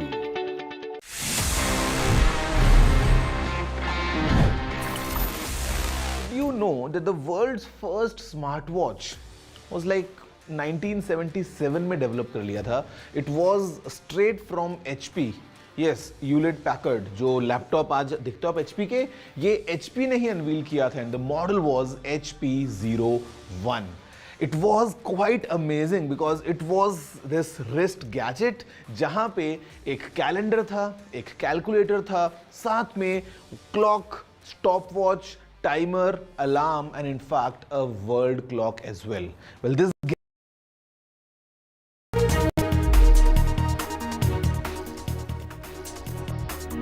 Welcome back now. Going back to one of our top stories, the Supreme Court will hear the NEET-UG irregularities case next week now. The case has in fact, the hearing has in fact been postponed to July 18th.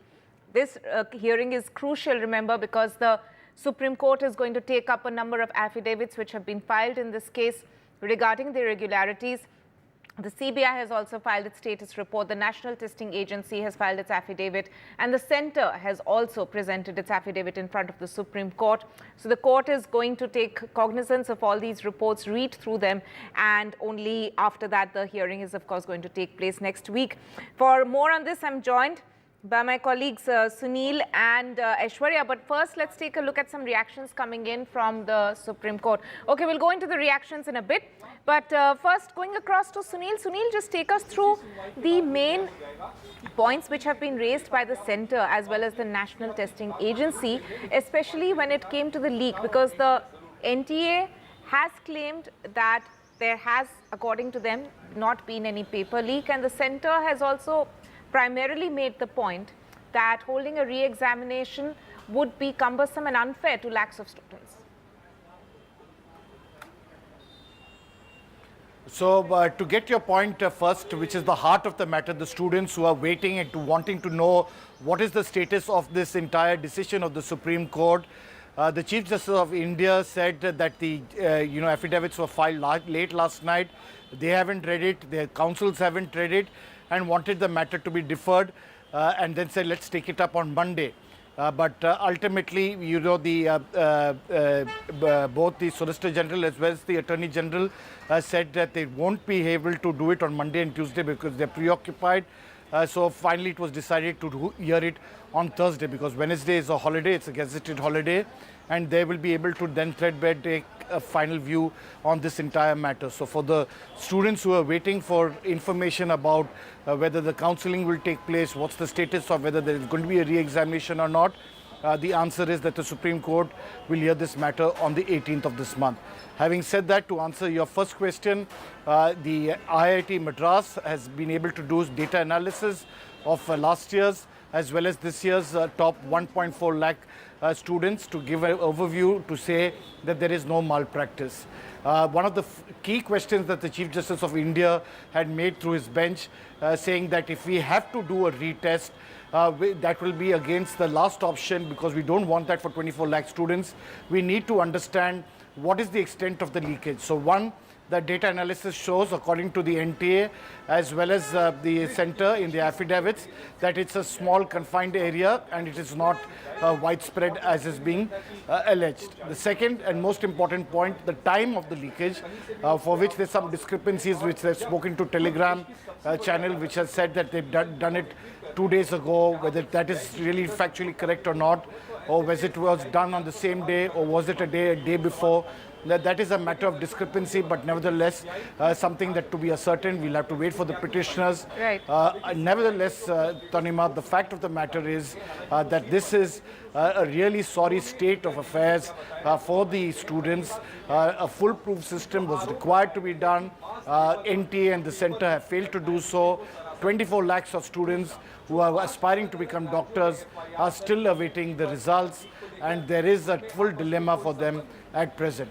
Right. Thanks, Sunil, for that. Let me also bring in my colleague Aishwarya. Aishwarya, the other important aspect which also plays a role in the hearing which will now take place next week, is the CBI status report. So what do we know about the investigation which the CBI has done so far and what they have told the court?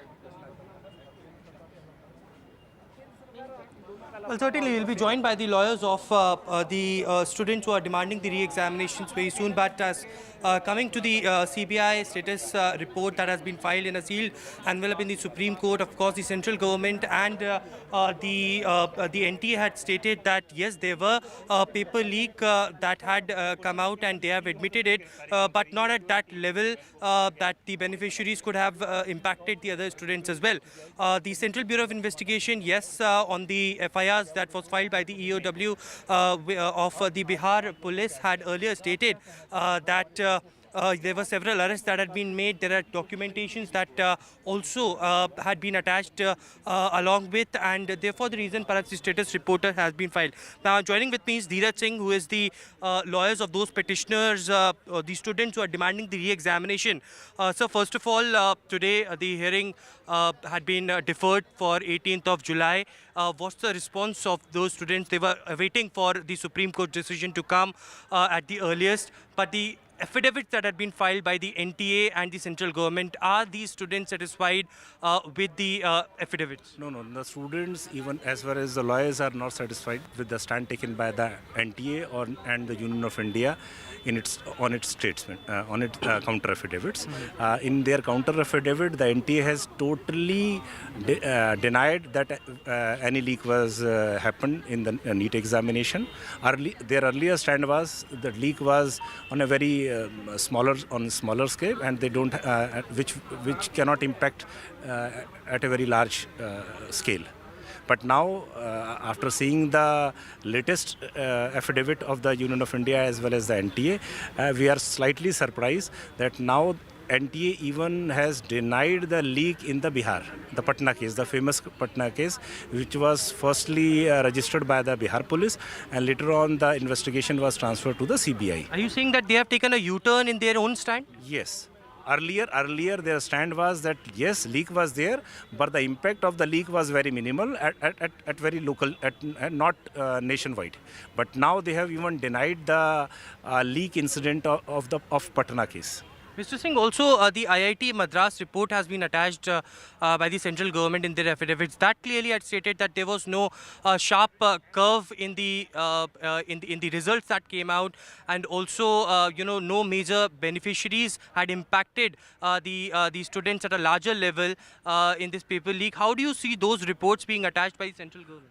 This is only eyewash. The Patna IIT Madras report is merely to got some credential on the stand of the Union of India. But what IIT Madras has done, they have only compared the result of 2023 and 24. But what was the order of the court? The court has requested the Union of India that some forensic academic background check of the students may be done.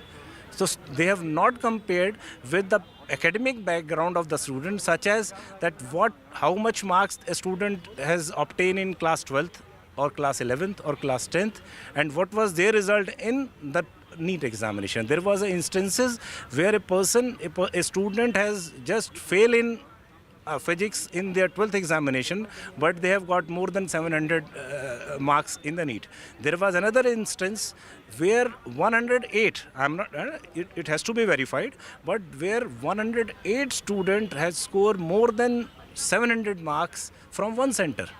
And the center was the first time center has been made first time in the NEET examination. Sir, although the central government and the NTA in their affidavits have not denied the paper leak, they have stated that yes, this has happened.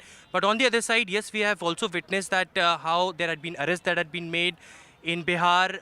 The CBI has also filed a status report in which they have stated that yes, the paper leak had scandal. How larger this could be as far as the conspiracy is concerned? But now, after seeing their affidavit, the latest affidavit, because it was a specific question, कि when the leak takes place first and what was the impact. So in the response of the NTA as well as the Union of India has stated that there was no leak even in Patna. So when they are denied the leak in Patna, so that means they are in a denial mode, and as per their stand, as per they say, no leak was ever happened. So lastly, where do you see this case going forward from here on, when the affidavits have been filed by the central government and the NTA itself, and they have stated that there is no need for the re-examination? Sir, we will also file our rejoinder wherein we will take all the other stand, and we would like to contradict the statements of the NTA from the factual position, sir. Thank you so much. So we are hopeful that the justice will be done in this matter, and the Honorable Supreme Court will do the needful.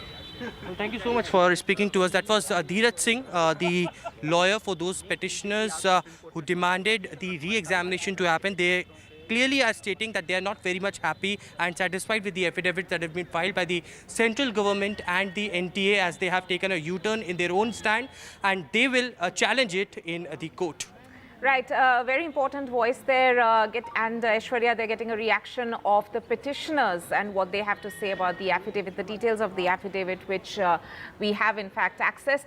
Going back to Sunil. Sunil, if you can just take us through, summarize what the Chief Justice had to say very significantly in the last hearing about this entire issue. Of course, the court had said at that time as well that re-examination for the court would be the last resort. But very importantly, they wanted to know the extent of the paper leak, and that is something both the centre and the NTA have tried to address in their affidavits.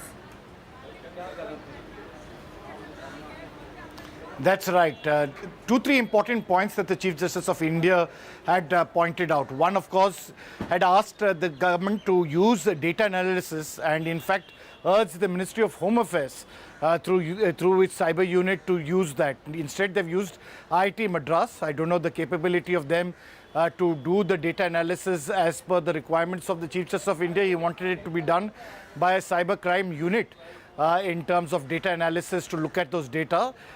Nevertheless, the IIT Madras has done for 1.3 lakh students who appeared last time, who are the toppers in last year as well as this year. Approximately, they're doing a data analysis to show which are the centers, how are things, whether there's any discrepancy. And according to them, that data has not shown any abnormality. The other, of course, was the extent of the leakage. As he wanted it, is it confined only to a small center? Was it just a few hours before the exam? Was it a case of only some students who had to mug up the answer and do it? Okay, then we can be able to do a retest only for that center or thereabouts. And it has not become widespread. But the petitioners, as you heard just now, have their own grounds. They have their own points. Ultimately, as I've been saying, the heart of the matter is the students, parents. They have spent lakhs, thousands, some huge amounts of money for preparing for this exam. It could have been, they have started at the young age of 14, 15 years, up to 18 years of age for this professional degree, getting ready and being ready for NEET exam.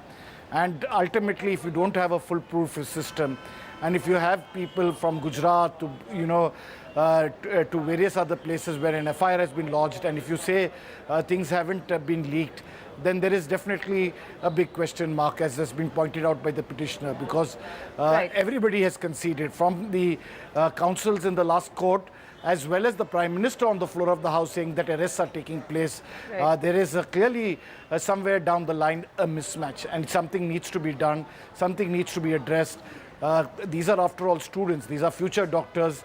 You can't expect some kind of people who have had access to knowledge then get the benefit of doubt and do better in an examination, and the others who have not had that access to a paper leakage not benefit. Right. In fact, the Supreme Court also had told the government that they should not be in denial about the paper leak. Sunil and Aishwarya, thank you so much to both of you for joining us on multiple aspects about this very significant hearing. Now, shifting focus, and the Indo-Tibetan border police have seized a massive haul of gold smuggled from Ladakh. 2 smugglers have been arrested, and a whopping 108 kg of gold bars, visuals of which are on your screens right now. That's been recovered from their possession near the Indo-China border in eastern Ladakh.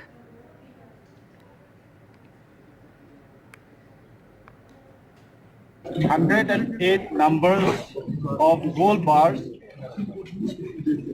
One gold bar is approximately 1 kg, slightly more than 1 kg. So 108 bars means 108 kg of gold.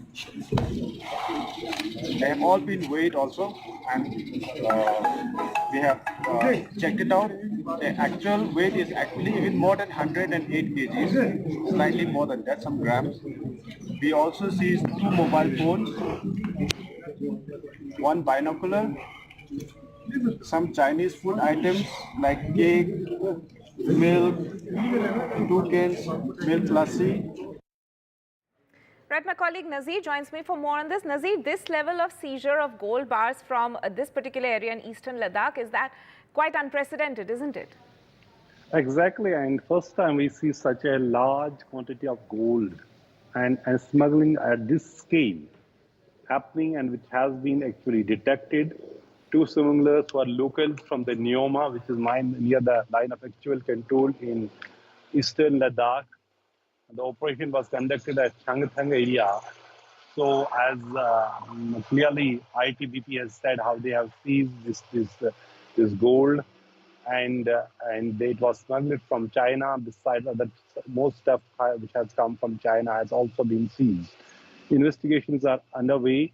One more person has also been detained for questioning, and the police are actually looking into if there's a larger racket running and smuggling of gold and other things from China. Remember Eastern Ladakh, where we know for last more than 3 years there's a standoff going on between India and China post Galwan incident, and amid all the heightened military presence in Eastern Ladakh, we see the gold smuggling of this scale taking place, and two locals from Neoma have been, both Ladakhis have been arrested, in whose possession this massive, gold consignment was recovered by the Indo-Tibetan Border Police, which is guarding the border, and the Jammu and Kashmir Police and other agencies are investigating this matter and seeing if there's a larger some cartel or the racket which is operating on Indo-China border amid this confrontation between India and China. So it's a huge consignment, as we ITBP has clearly said, and the investigation and questioning of the accused is going on. Right, Nazir there, thank you so much for joining us with the latest on that story. Now, shifting focus to Karnataka, and trouble mounts for Karnataka Chief Minister Siddaramaiah and his family after a fresh complaint has been filed with the Election Commission against Siddaramaiah. The complaint claims that the Karnataka Chief Minister had failed to mention his wife's land details in a 2013 affidavit. Remember, this comes at a time when the opposition has been mounting pressure and raising questions about a prime plot of land held by the Chief Minister's wife, which they claim she got via illegal means. ಅವ್ರ ಮೇಲೆಲ್ಲ ತೊಗೊಳಕ್ಕೆಲ್ಲ ಇಡಿ complaint ತೊಗೊಳಕ್ಕೆ ಅವಕಾಶ ಇಲ್ಲ. ಸರ್ಕಾರನೇ SIT complaint ತೆಗೆದುಕೊಂಡಿದೆ. ನಾವು ಅದಕ್ಕೆ investigation ಮಾಡ್ತಾ ಇದ್ದೋ. ಎಲ್ಲರಿಗೂ ಅವರು ನೋಟಿಸ್ ಕೊಟ್ಟಿದ್ದಾರೆ. ಮಾಜಿ ಮಂತ್ರಿಗಳು ಅವರು ಕೂಡ ನಾನು ಮಂತ್ರಿ ಆಗಿದ್ದಾಗ ಅದು ಎನ್ಕ್ವೈರಿ ಆಗಬಾರ್ದು ಅಂತೇಳಿ ಅವರೇ ಫ್ರೀ ಆ್ಯಂಡ್ ಫೇರ್ ಆಗಲಿ ಅಂತೇಳಿ ವಾಲಂಟಿಯರ್ ಆಗಿ ರೆಸಿಗ್ನೇಷನ್ ಕೊಟ್ಟಿದ್ದಾರೆ. ನಾವೆಲ್ಲ ಕ್ರಾಸ್ ಎಕ್ಸಾಮಿನಲ್ಲೂ ನಾವು ಮಾಡಿದ್ದೀವಿ. ಅವ್ರು ಯಾವುದು ಸಿಗ್ನೇಚರು ಮಾಡಿಲ್ಲ, ಯಾವುದಕ್ಕೂ ಇನ್ವಾಲ್ವ್ ಆಗಿಲ್ಲ ಅಂತ ಕೂಡ ಅವ್ರು ನಮ್ಮ ಹತ್ರ ಮನವರಿಕೆ ಮಾಡಿಕೊಟ್ಟಿದ್ದಾರೆ. ಬಟ್ ಕಾನೂನು ಪ್ರಕಾರ ಇನ್ವೆಸ್ಟಿಗೇಷನ್ ನಡೀತಾ ಇತ್ತು. ಈ ಮಧ್ಯದಲ್ಲಿ ED ಅವ್ರು ಮಾಡಿದ್ದಾರೆ, ನೋಡೋಣ.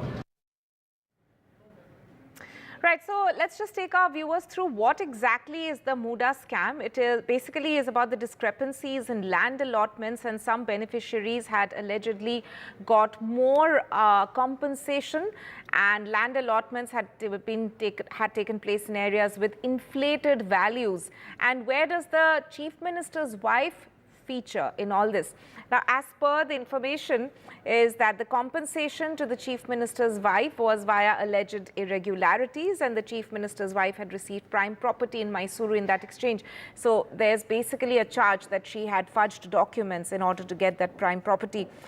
For the latest though, let me go across to my colleague Pratibha. Pratibha, so this this complaint filed with the Election Commission has in a way increased more pressure on Siddaramaiah. We have seen him, of course, denying the charge allegations earlier, saying that there is a 2-member panel which is probing the matter. And even the Karnataka Deputy CM has come to his defense today, saying there's no need for ordering a central agency investigation into the matter because the probe is already underway. So the government clearly, in a way, saying that it's not like they're running away from a probe, but the opposition and also the daily, there's a fresh charge almost coming by every day, which seems to be giving more fuel to fire in this case.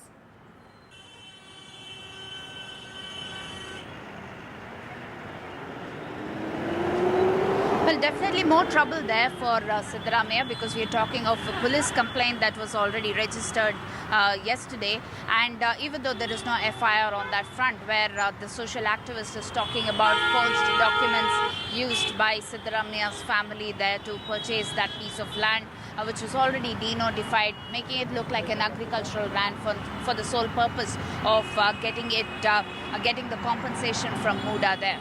On the other hand, we also have the RTI activist who has filed a complaint with the Election Commission there, talking about how this piece of land, the controversial land with respect to the Muda scam, already in the hands of Siddaramaia's wife, was not mentioned in the election affidavit. And this should definitely invite an investigation as well as additional sections to be added as far as the case is concerned. But yes, Mr. Siddaramaiah as well as several leaders from the Congress who have spoken in defense of the Chief Minister there, talking about how an inquiry commission has already been set up, a two-member committee who are looking into this, and they are headed by two IAS officers there. Siddaramaiah promising that action would be taken according to the report that would be submitted, also claiming that he would be ready to face questions posed by the opposition. However, the opposition in the meantime is ready to stage a protest in Mysore outside the Muda office tomorrow. This will be led by senior leaders from the party like Mr. Vichendra as well as R. Ashok, the leader of opposition here. All eyes are on what would happen with respect to the case, also on the stormy session that is scheduled to begin sometime next week. Back to you. Pratibha there giving us, in fact, putting the entire case in perspective for us. Thank you so much for joining us with that. We'll be taking a short break at this point. More news and updates on the other side. Stay tuned.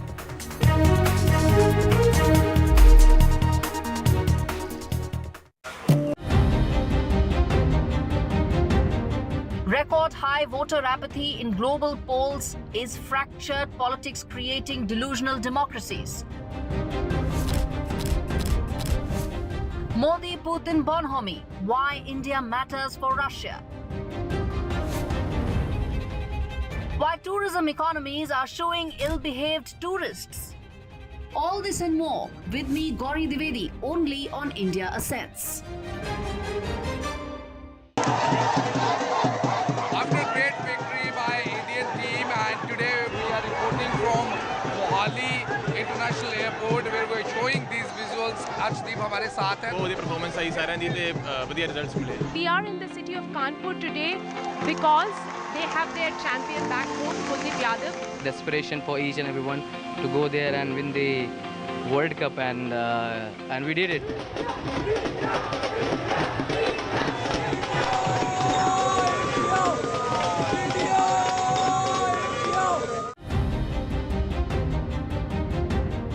Record high voter apathy in global polls is fractured politics creating delusional democracies.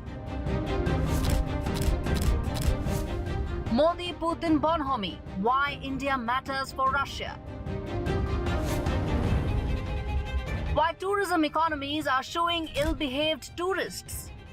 All this and more with me, Gauri Dwivedi, only on India Assets. Stay informed and entertained with the new and updated NDTV News app.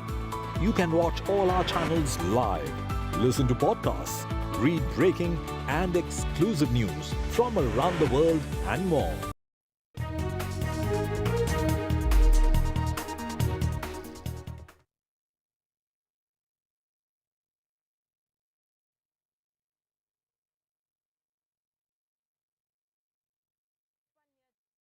This is the latest video that we're getting for you. This coming in from near Joshimath, where road clearing team narrowly escapes that landslide. As you can see on your screens there, the drilling machine is in fact buried under the rocks, and the landslides are also in that area, are also blocking the Badrinath highway. The accident there was averted while the team there was conducting a road clearing operation in Joshimath. The rock fell while the debris was still being removed, and you can see on your screens there the officials running away to escape the falling debris there. And remember, Badrinath highway has in fact been closed for at least 50 hours due to landslides in that area.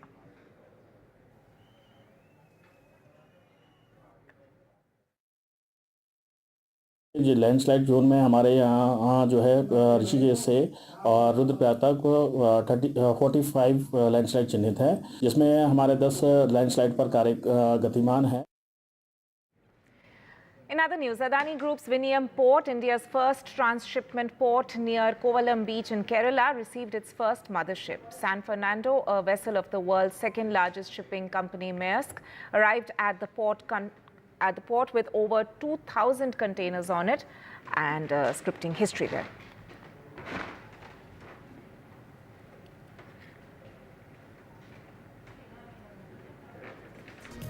We'll be heading into a short break, but news and updates will continue on the other side with Ankit Tyagi.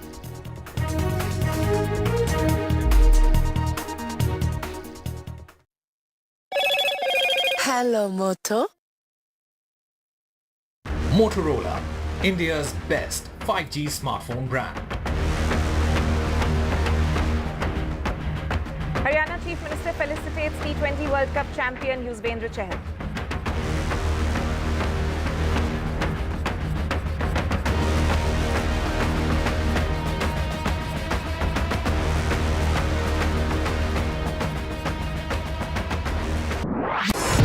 NDTV proudly upholds its legacy of trust and credibility. According to the prestigious Reuters Institute's Digital News Report 2024, NDTV is the topmost news platform in the country. Number one in both online and offline reach in India. Beating all its competition, NDTV stands for trust.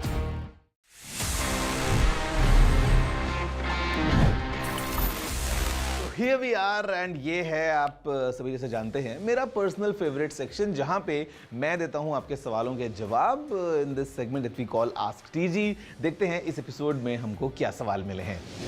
Hi TG, is the Insta360 X4 worth upgrading from the Insta360 X3 camera? Also, do you think there are any other alternatives? I'll give you my honest takeaway. Insta360 is doing really good in terms of these 360 cameras, action cameras, small cameras and everything. But I would say please don't upgrade to the X4 if you already have an X3 because X3 is really powerful in itself. और Insta360 X3 बहुत अच्छे options लेके आता है. It's a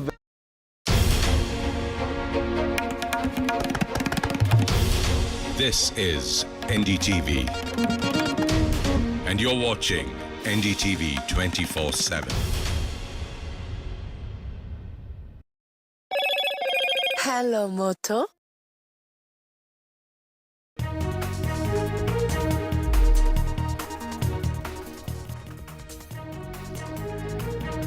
Good afternoon and welcome to NDTV. I am Ankit Tyagi. Let's take you to the headlines we are tracking at 2 p.m. Supreme Court defers hearing on the NEET undergraduate irregularities case. Now hearing on 18th of July. Petitioners want re-examination over alleged paper leak. The Centre, CBI and testing agency file affidavits in the court. Twist in MLC polls in Maharashtra. MVA forces contest. MVA versus Mahayuti. 12 candidates for 11 seats. Cross-voting fears. Parties move MLAs to resolve. Maharashtra IAS trainee officer transgressions. In fact, trainee used beacon, demanded VIP plate for private car. Trainee IAS officer shunted out of Pune.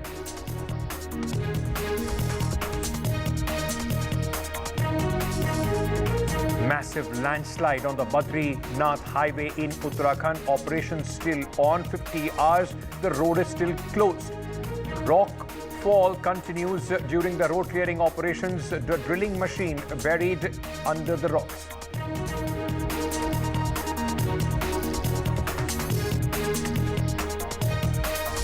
In Mumbai hit and run case, now the probe picks pace.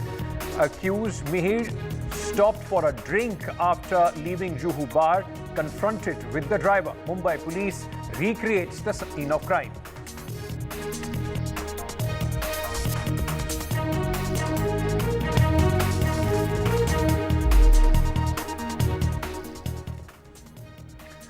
The important hearing in the Supreme Court on the NEET undergraduate examination mess today got deferred. The top court is now hearing, remember, pleas on irregularities, paper leak and demand of re-examination which has been filed by multiple petitioners.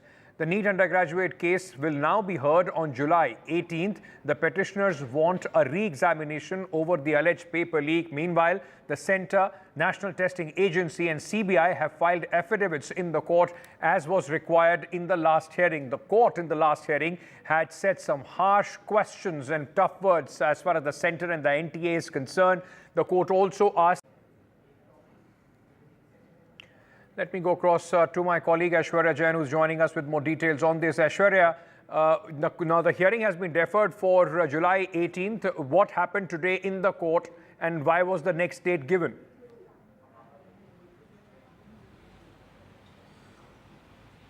Well, remember in the previous hearing, it was stated by the Chief Justice of India that they wanted to hear every party involved in this entire case.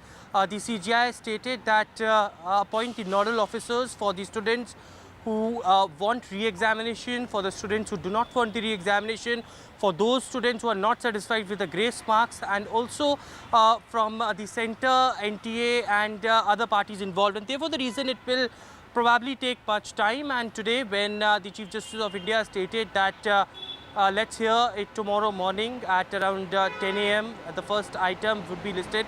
Then it was requested by the Solicitor General and the additional SJ as well that they are not available and preoccupied on Monday and Tuesday. Therefore, the reason perhaps if the affidavit needs to be read out in a thorough manner, which the Centre and the NT had submitted earlier, then it will take a lot of time, and therefore the reason perhaps this could be shifted for Wednesday. And the CGI had accepted their request, and now finally 18th of July is the date when the next hearing will begin. But interestingly, because we were also looking at the timeline of the entire the syllabus that is going on, and also the entire curriculum, the central government has already stated that by 3rd of July, they are going to start the counselling sessions of the students who had appeared for the NEET-UG examinations, and therefore the reason perhaps a fast pace verdict would have been was expected by the students who were seeking the re-examination. But today it was deferred. The lawyers from the side of the students who were demanding re-examinations clearly was not happy with the affidavit that was submitted by both the central government and the NTA. The councils of those students stated that the NTA and the central government had self taken a U-turn on their own stand, in which earlier they had stated that yes, the paper leak had happened in different parts of the country, but now they have stated that it's not on a mass level that the paper leak scandal had happened. On the other side, in the affidavits, they have also stated that yes, the beneficiaries that had identified had not impacted in a larger way, and the abnormality is not being found out. Remember, the IIT Madras report had also been submitted along with the affidavit by the central government, in which they have stated that there is no major curve and no abnormality. Of course, the center cities of 1.4 lakh ranked students had been clearly examined, but whether the Supreme Court will be submitted by these affidavits by the NTA and the central government is something that remains to be seen. But of course, the Central Bureau of Investigation has also submitted the status report in which they had clearly have given the information to the Supreme Court that how many of the students and the people had been arrested till now in the different places across the country, where the investigation has reached and what sort of evidences they have gathered. Certainly, it's a long hearing that needs to take place before coming to a decision, because Supreme Court had already stated in the previous hearing that not even 0.001% of the negligence will be tolerated, and the re-examination would be the last option before the Supreme Court. But they wanted to understand the entire process, mechanism and the stage of the investigation where the entire investigation has reached to. So only after that, they will come to a decision. But perhaps today, all eyes were on the Supreme Court, but they have deferred it to 18th of July, and students will have to wait till the next hearing to get something concrete from the Supreme Court on their demands. Ashwarya, let's just talk about the affidavits which have been filed by the Centre, the NTA and the CBI today. Reports, in fact, coming in that the National Testing Agency has denied large-scale malpractices. They have also said that the screenshots of the papers which are, in fact, going across on Telegram channels are all fake. Well, certainly it is. Of course, the central government and the NTA who had filed their affidavits have clearly stated that there are no major malpractices, and also, the beneficiaries have not been had been at that level where the entire in the entire country the students would have impacted because of that. But of course, the students on their part, when we had a word with them, they were clearly not happy with that. They were saying that within 20 days, the affidavit had been filed by the centre and the NTA. They are not satisfied with the angle of just one Telegram group being used to circulate these papers. They were saying that this could have been in multiple in numbers. There are WhatsApp groups as well where the examination papers were received according to them. So all of these needs to be investigated thoroughly, which was not, and the affidavit was filed in a very hurry way as far as the Supreme Court demands were concerned. But it was also stated in the affidavit by the NTA that the increase of cutoff reflects the competitive nature of the exams and higher performance standards achieved by the candidate this year, and therefore the reason the shift in the maximum numbers had come out. Yes, of course. What the CGI was expecting was, of course, the analysis from the wings like the IC4 of the MHA or some important units of the Home Ministry to investigate and to file the report. But we saw the IIT Madras report being submitted in the Supreme Court by the central government. Whether that would be a satisfaction for the Chief Justice of India and the other judges who will be hearing this entire case is something that still remains to be seen, and from which way this entire case will take a turn is something that we'll only get to know on 18th of July when the status report of the CBI will also be open before the judge. All right, thank you so much for joining us at this moment, Ashwarya, with all those details. Let's just play out some reactions as well.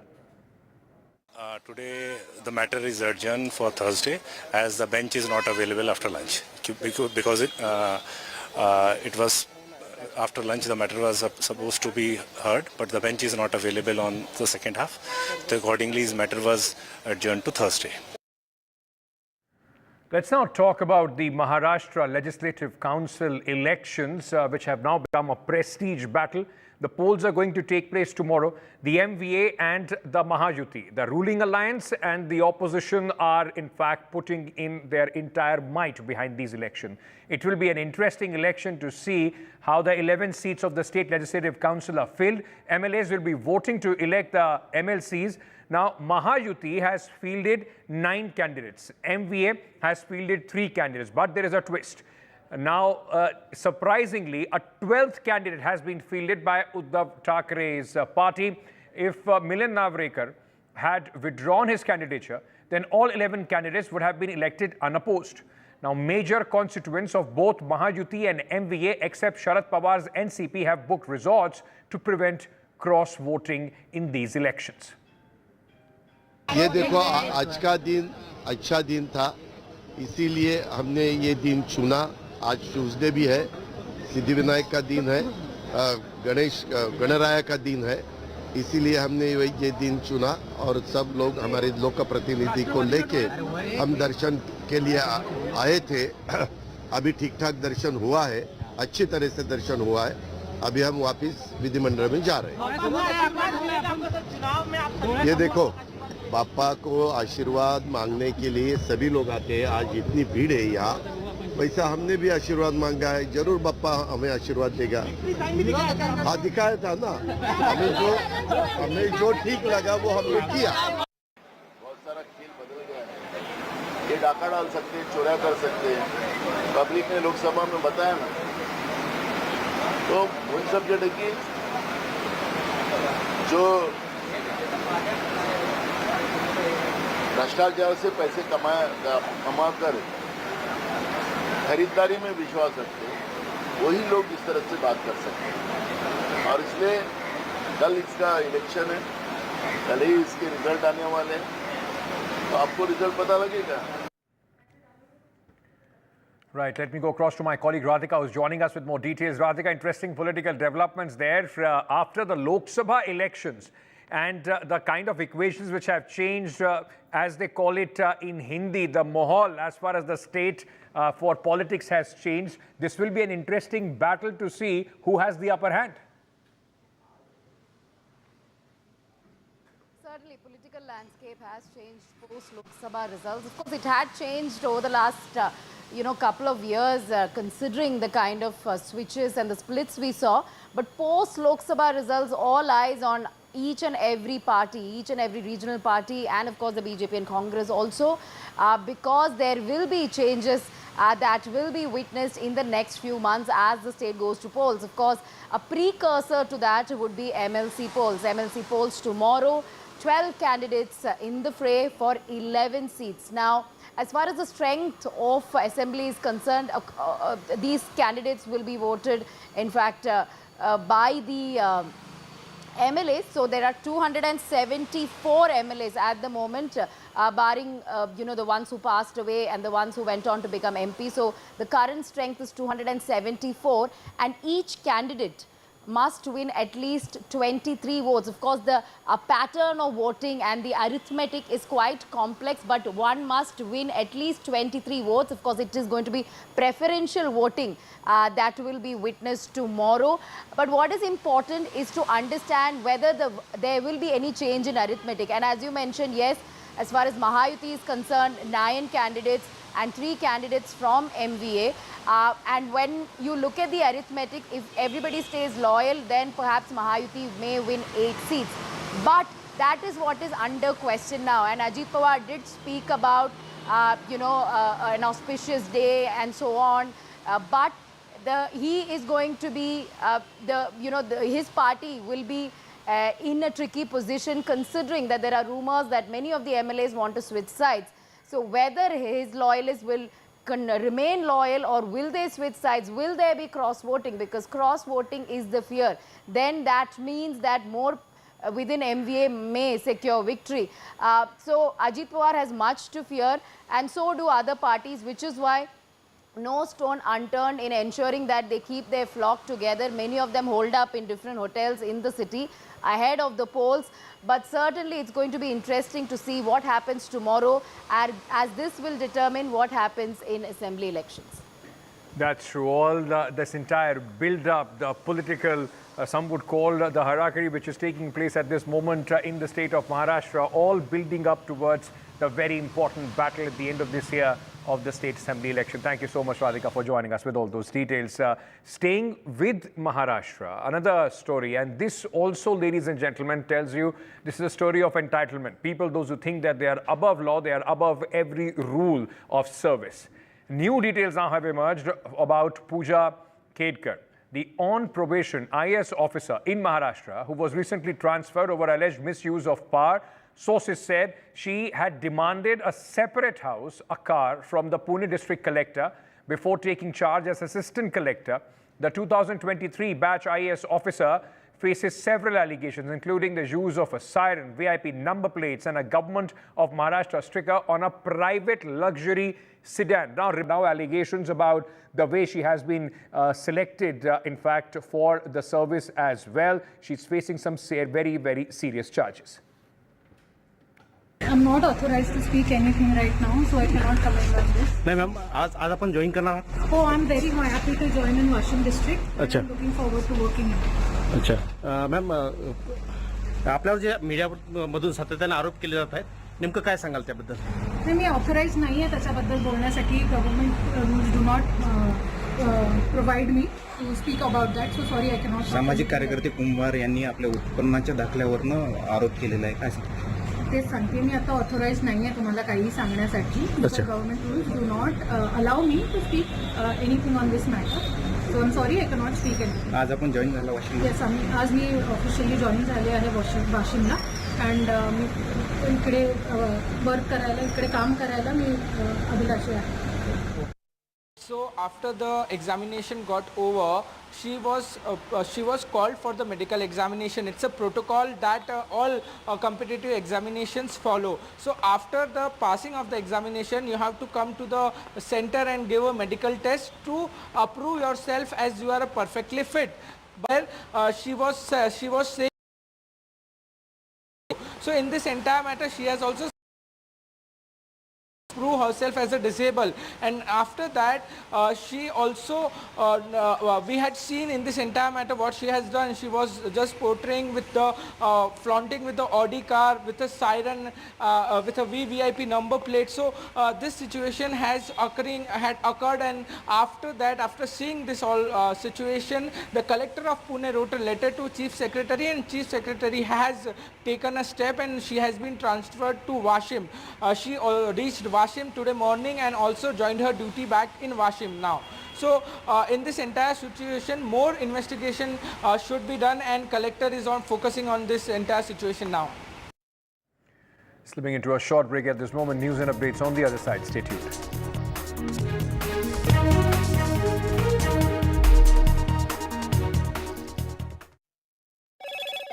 Hello, Moto. Motorola, India's best 5G smartphone brand.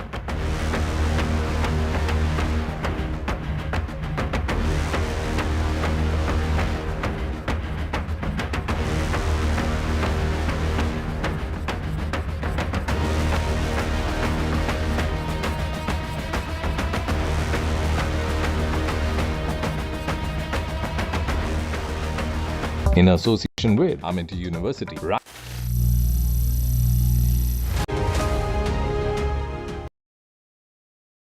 To beat the urgency, to stop getting choked with inactivity.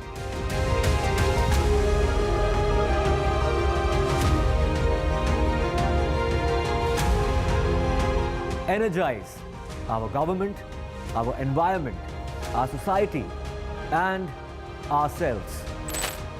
Everyone, everywhere, every day.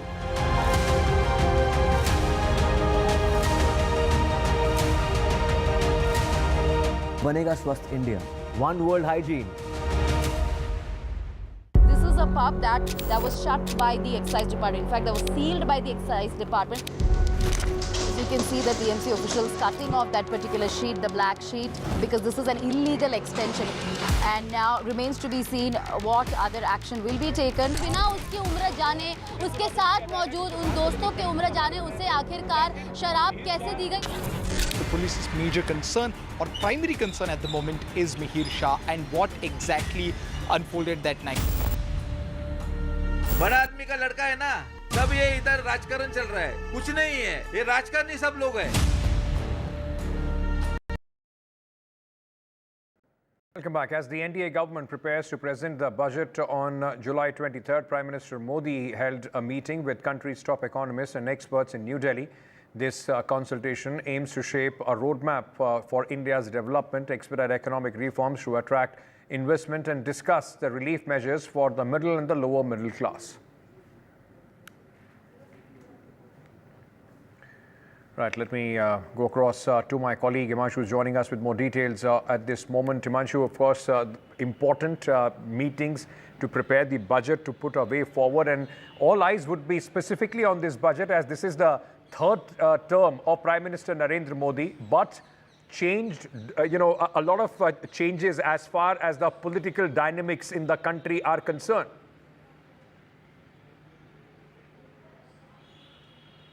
That's right. And remember, after a Lok Sabha election, whenever a new government is constituted and the first full budget is presented, it is often seen as an indicator of the kind of economic strategy the new government is going to pursue, going to follow in next 5 years. So from that point of view, I think this budget, of course, will be the first most important policy document that the government will table in Parliament. And ahead of that, Prime Minister holding a brainstorming session which is on for almost 2 hours now with India's top policymakers, top economists, is part of that larger exercise to actually finalize what would be the governance agenda, the economic agenda of the new government. Remember, Prime Minister has a 100-day agenda, and as part of the first 100 days in the government, of course, budget is the first important policy document that would be made public on 23rd July.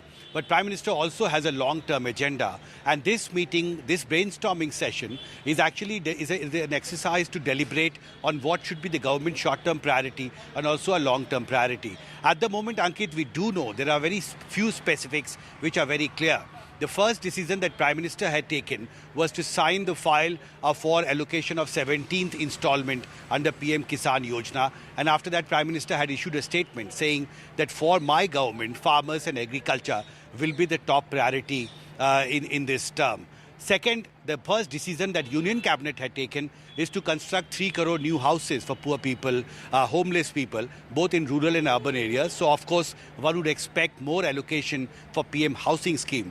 Third is the economic reform agenda of the government. We do know there are large economic reform agenda which is pending, whether it is implementation of labor reforms and also the privatization of some of the public sector enterprises. And the fourth, of course, is the infrastructure sector. And you know that in the interim budget, FM had increased the allocation for infrastructure by 11.11%.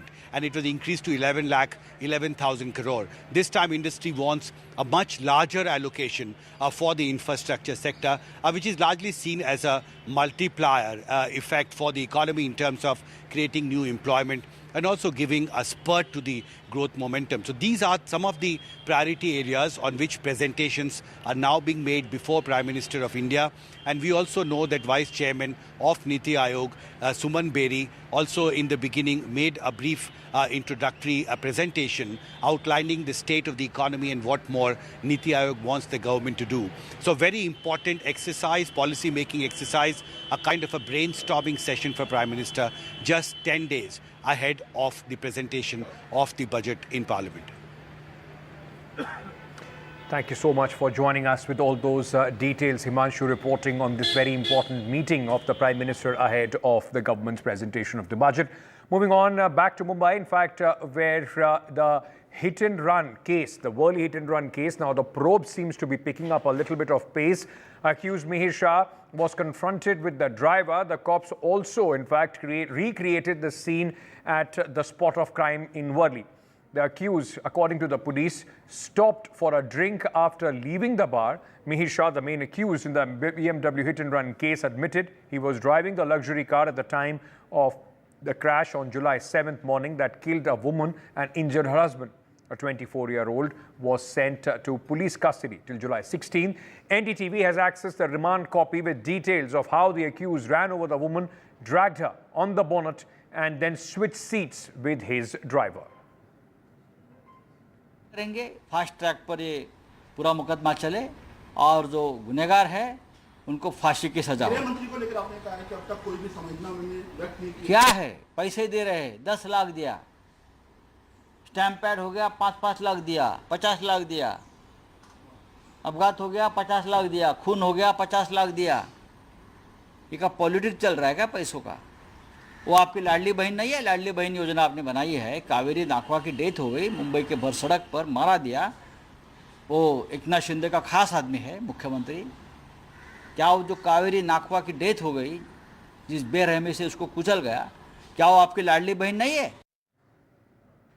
Radhika joins us on the investigation. Radhika, now the police, in fact, finally getting their hands on this accused, investigating the matter. What details are we hearing from our sources? That's right, investigations are underway. Mihir is being grilled. In fact, there is a recreation of scene incident that happened over the last couple of days. It happened twice. Both the driver and Mihir were confronted together. In fact, they were made to sit face to face. They admitted to having caused the accident, but they say that they did not know that the woman was stuck under the car and that she was dragged on. However, the police say that they were well aware of the fact that she was being dragged on, as passerbys did point to them to stop, which they did not do. They stopped much ahead to switch the seats and later run her over again. That's what the remand report has said once again. Besides that, of course, the investigations have also revealed that Mihir and his friends, 3 of his friends, had 12 large pegs of whiskey. This is something the police have said in that Juhu pub, post which Mihir left that spot at about 1:30 a.m., went to a different place and drank again. So therefore, he was heavily drunk is what the police said. And in Marine Drive, he switched seats with the driver. He was behind the steering wheel and then was speeding and later causing the accident. So yes, he was heavily drunk. He was on a joy ride, and that he was quite aware that the woman was under the wheels is something that the police are telling us. However, Mihir, as per police, showing remorse and regret over the crime, but also admitting while he was behind the wheels, he did not know that he was dragging the woman for more than a kilometer. So multiple people are being questioned at this point. CCTV evidence is being heavily relied on in order to understand the sequence of events and in order to find out how drunk Mihir was on that fateful night.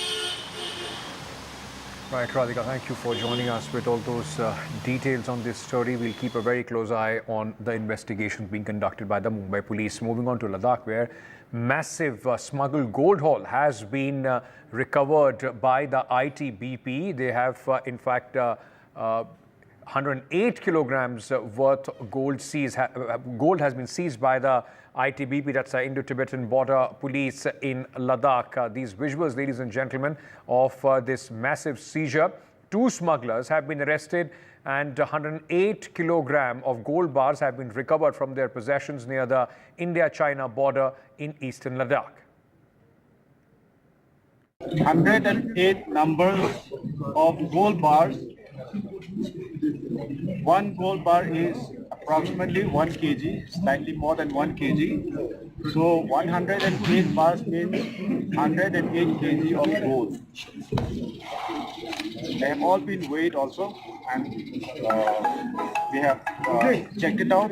The actual weight is actually even more than 108 kgs, slightly more than that, some grams. We also seized 2 mobile phones, 1 binocular, some Chinese food items like cake, milk, 2 cans, milk lassi. Slipping into a short break at this moment. News and updates on the other side. Stay tuned.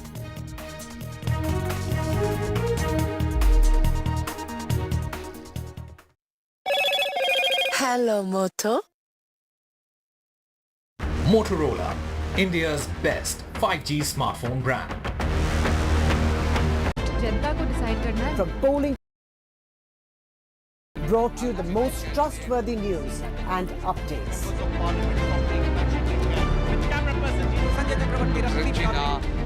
Elections mean NDTV.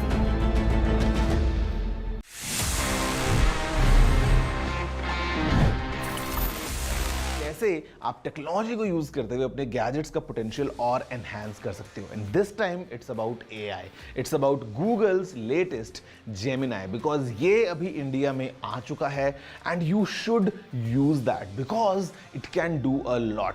मतलब अगर आपको email लिखना है and you need some help composing that email, यहाँ पे just by using the help me write option आप emails Gemini से लिखवा सकते हैं. ये आपकी ईमेल्स को समराइज कर सकता है और आपके लिए बहुत सारे अच्छे तरीके से हेल्प कर सकता है all across scenarios, all thanks to the power of AI. तो जेमिनाई अभी इंडिया में अवेलेबल हो चुका है. Well as of now it's only for the premium Google customers या फिर ये गूगल वर्क प्लेसेस में अवेलेबल है, but I am sure it's coming soon for everyone. और आप सभी जब इसको फोन में यूज करेंगे, you can utilize the full potential of Google's AI to make your life and your phones even smarter.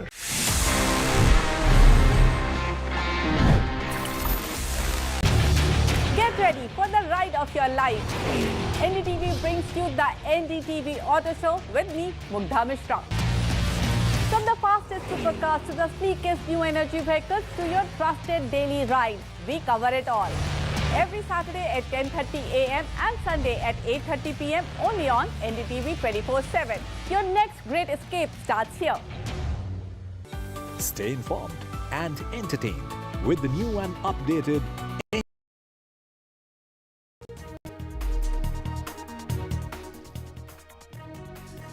Meanwhile, the lawlessness in Haryana peaks as a bike showroom owner was killed by, alleged these killers, the goons. In fact, 3 men shot dead the owner, and then they ran on their bikes. The owner had links to the Jan Nayak Janata Party, the JJP of Dushyant Chautala. This has been caught on camera. 3 men were seen fleeing the spot. The trader in Hisar are extremely angry and agitated, and they're protesting the shocking murder. They are saying that no last rites of the deceased will be conducted till the time the accused are arrested. The traders demand ex gratia and government job for the victim's family.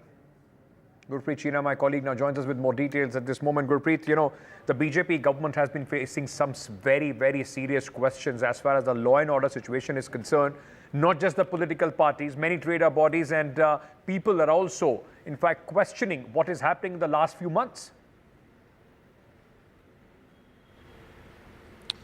Well, yes, of course, we have seen not only the political parties, even the trader union, trader leaders, they are also putting a question mark over law and order situation in the state. We have seen a few days back, there was a protest by the trader in Hisar saying that they are getting a ransom call, extortion call from the various anti-social elements, but nothing has been done on these lines.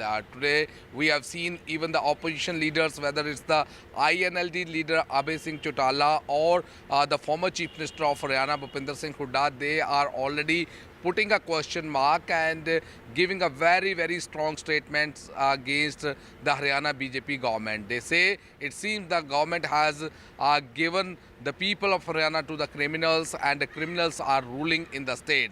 A few minutes back, we have seen the Chief Minister has given a clarification saying that he has already given direction to all the officers, and the BJP government will take these criminals to the task, and there will be no disturbance in law and order situation in the state of Haryana. So let's see, because so far what we have learned, the killers of JJP leader have not been arrested in this case. What we have learned, even the Chief Minister says, they have identified these people and they are also working on the multiple leads at this point of time.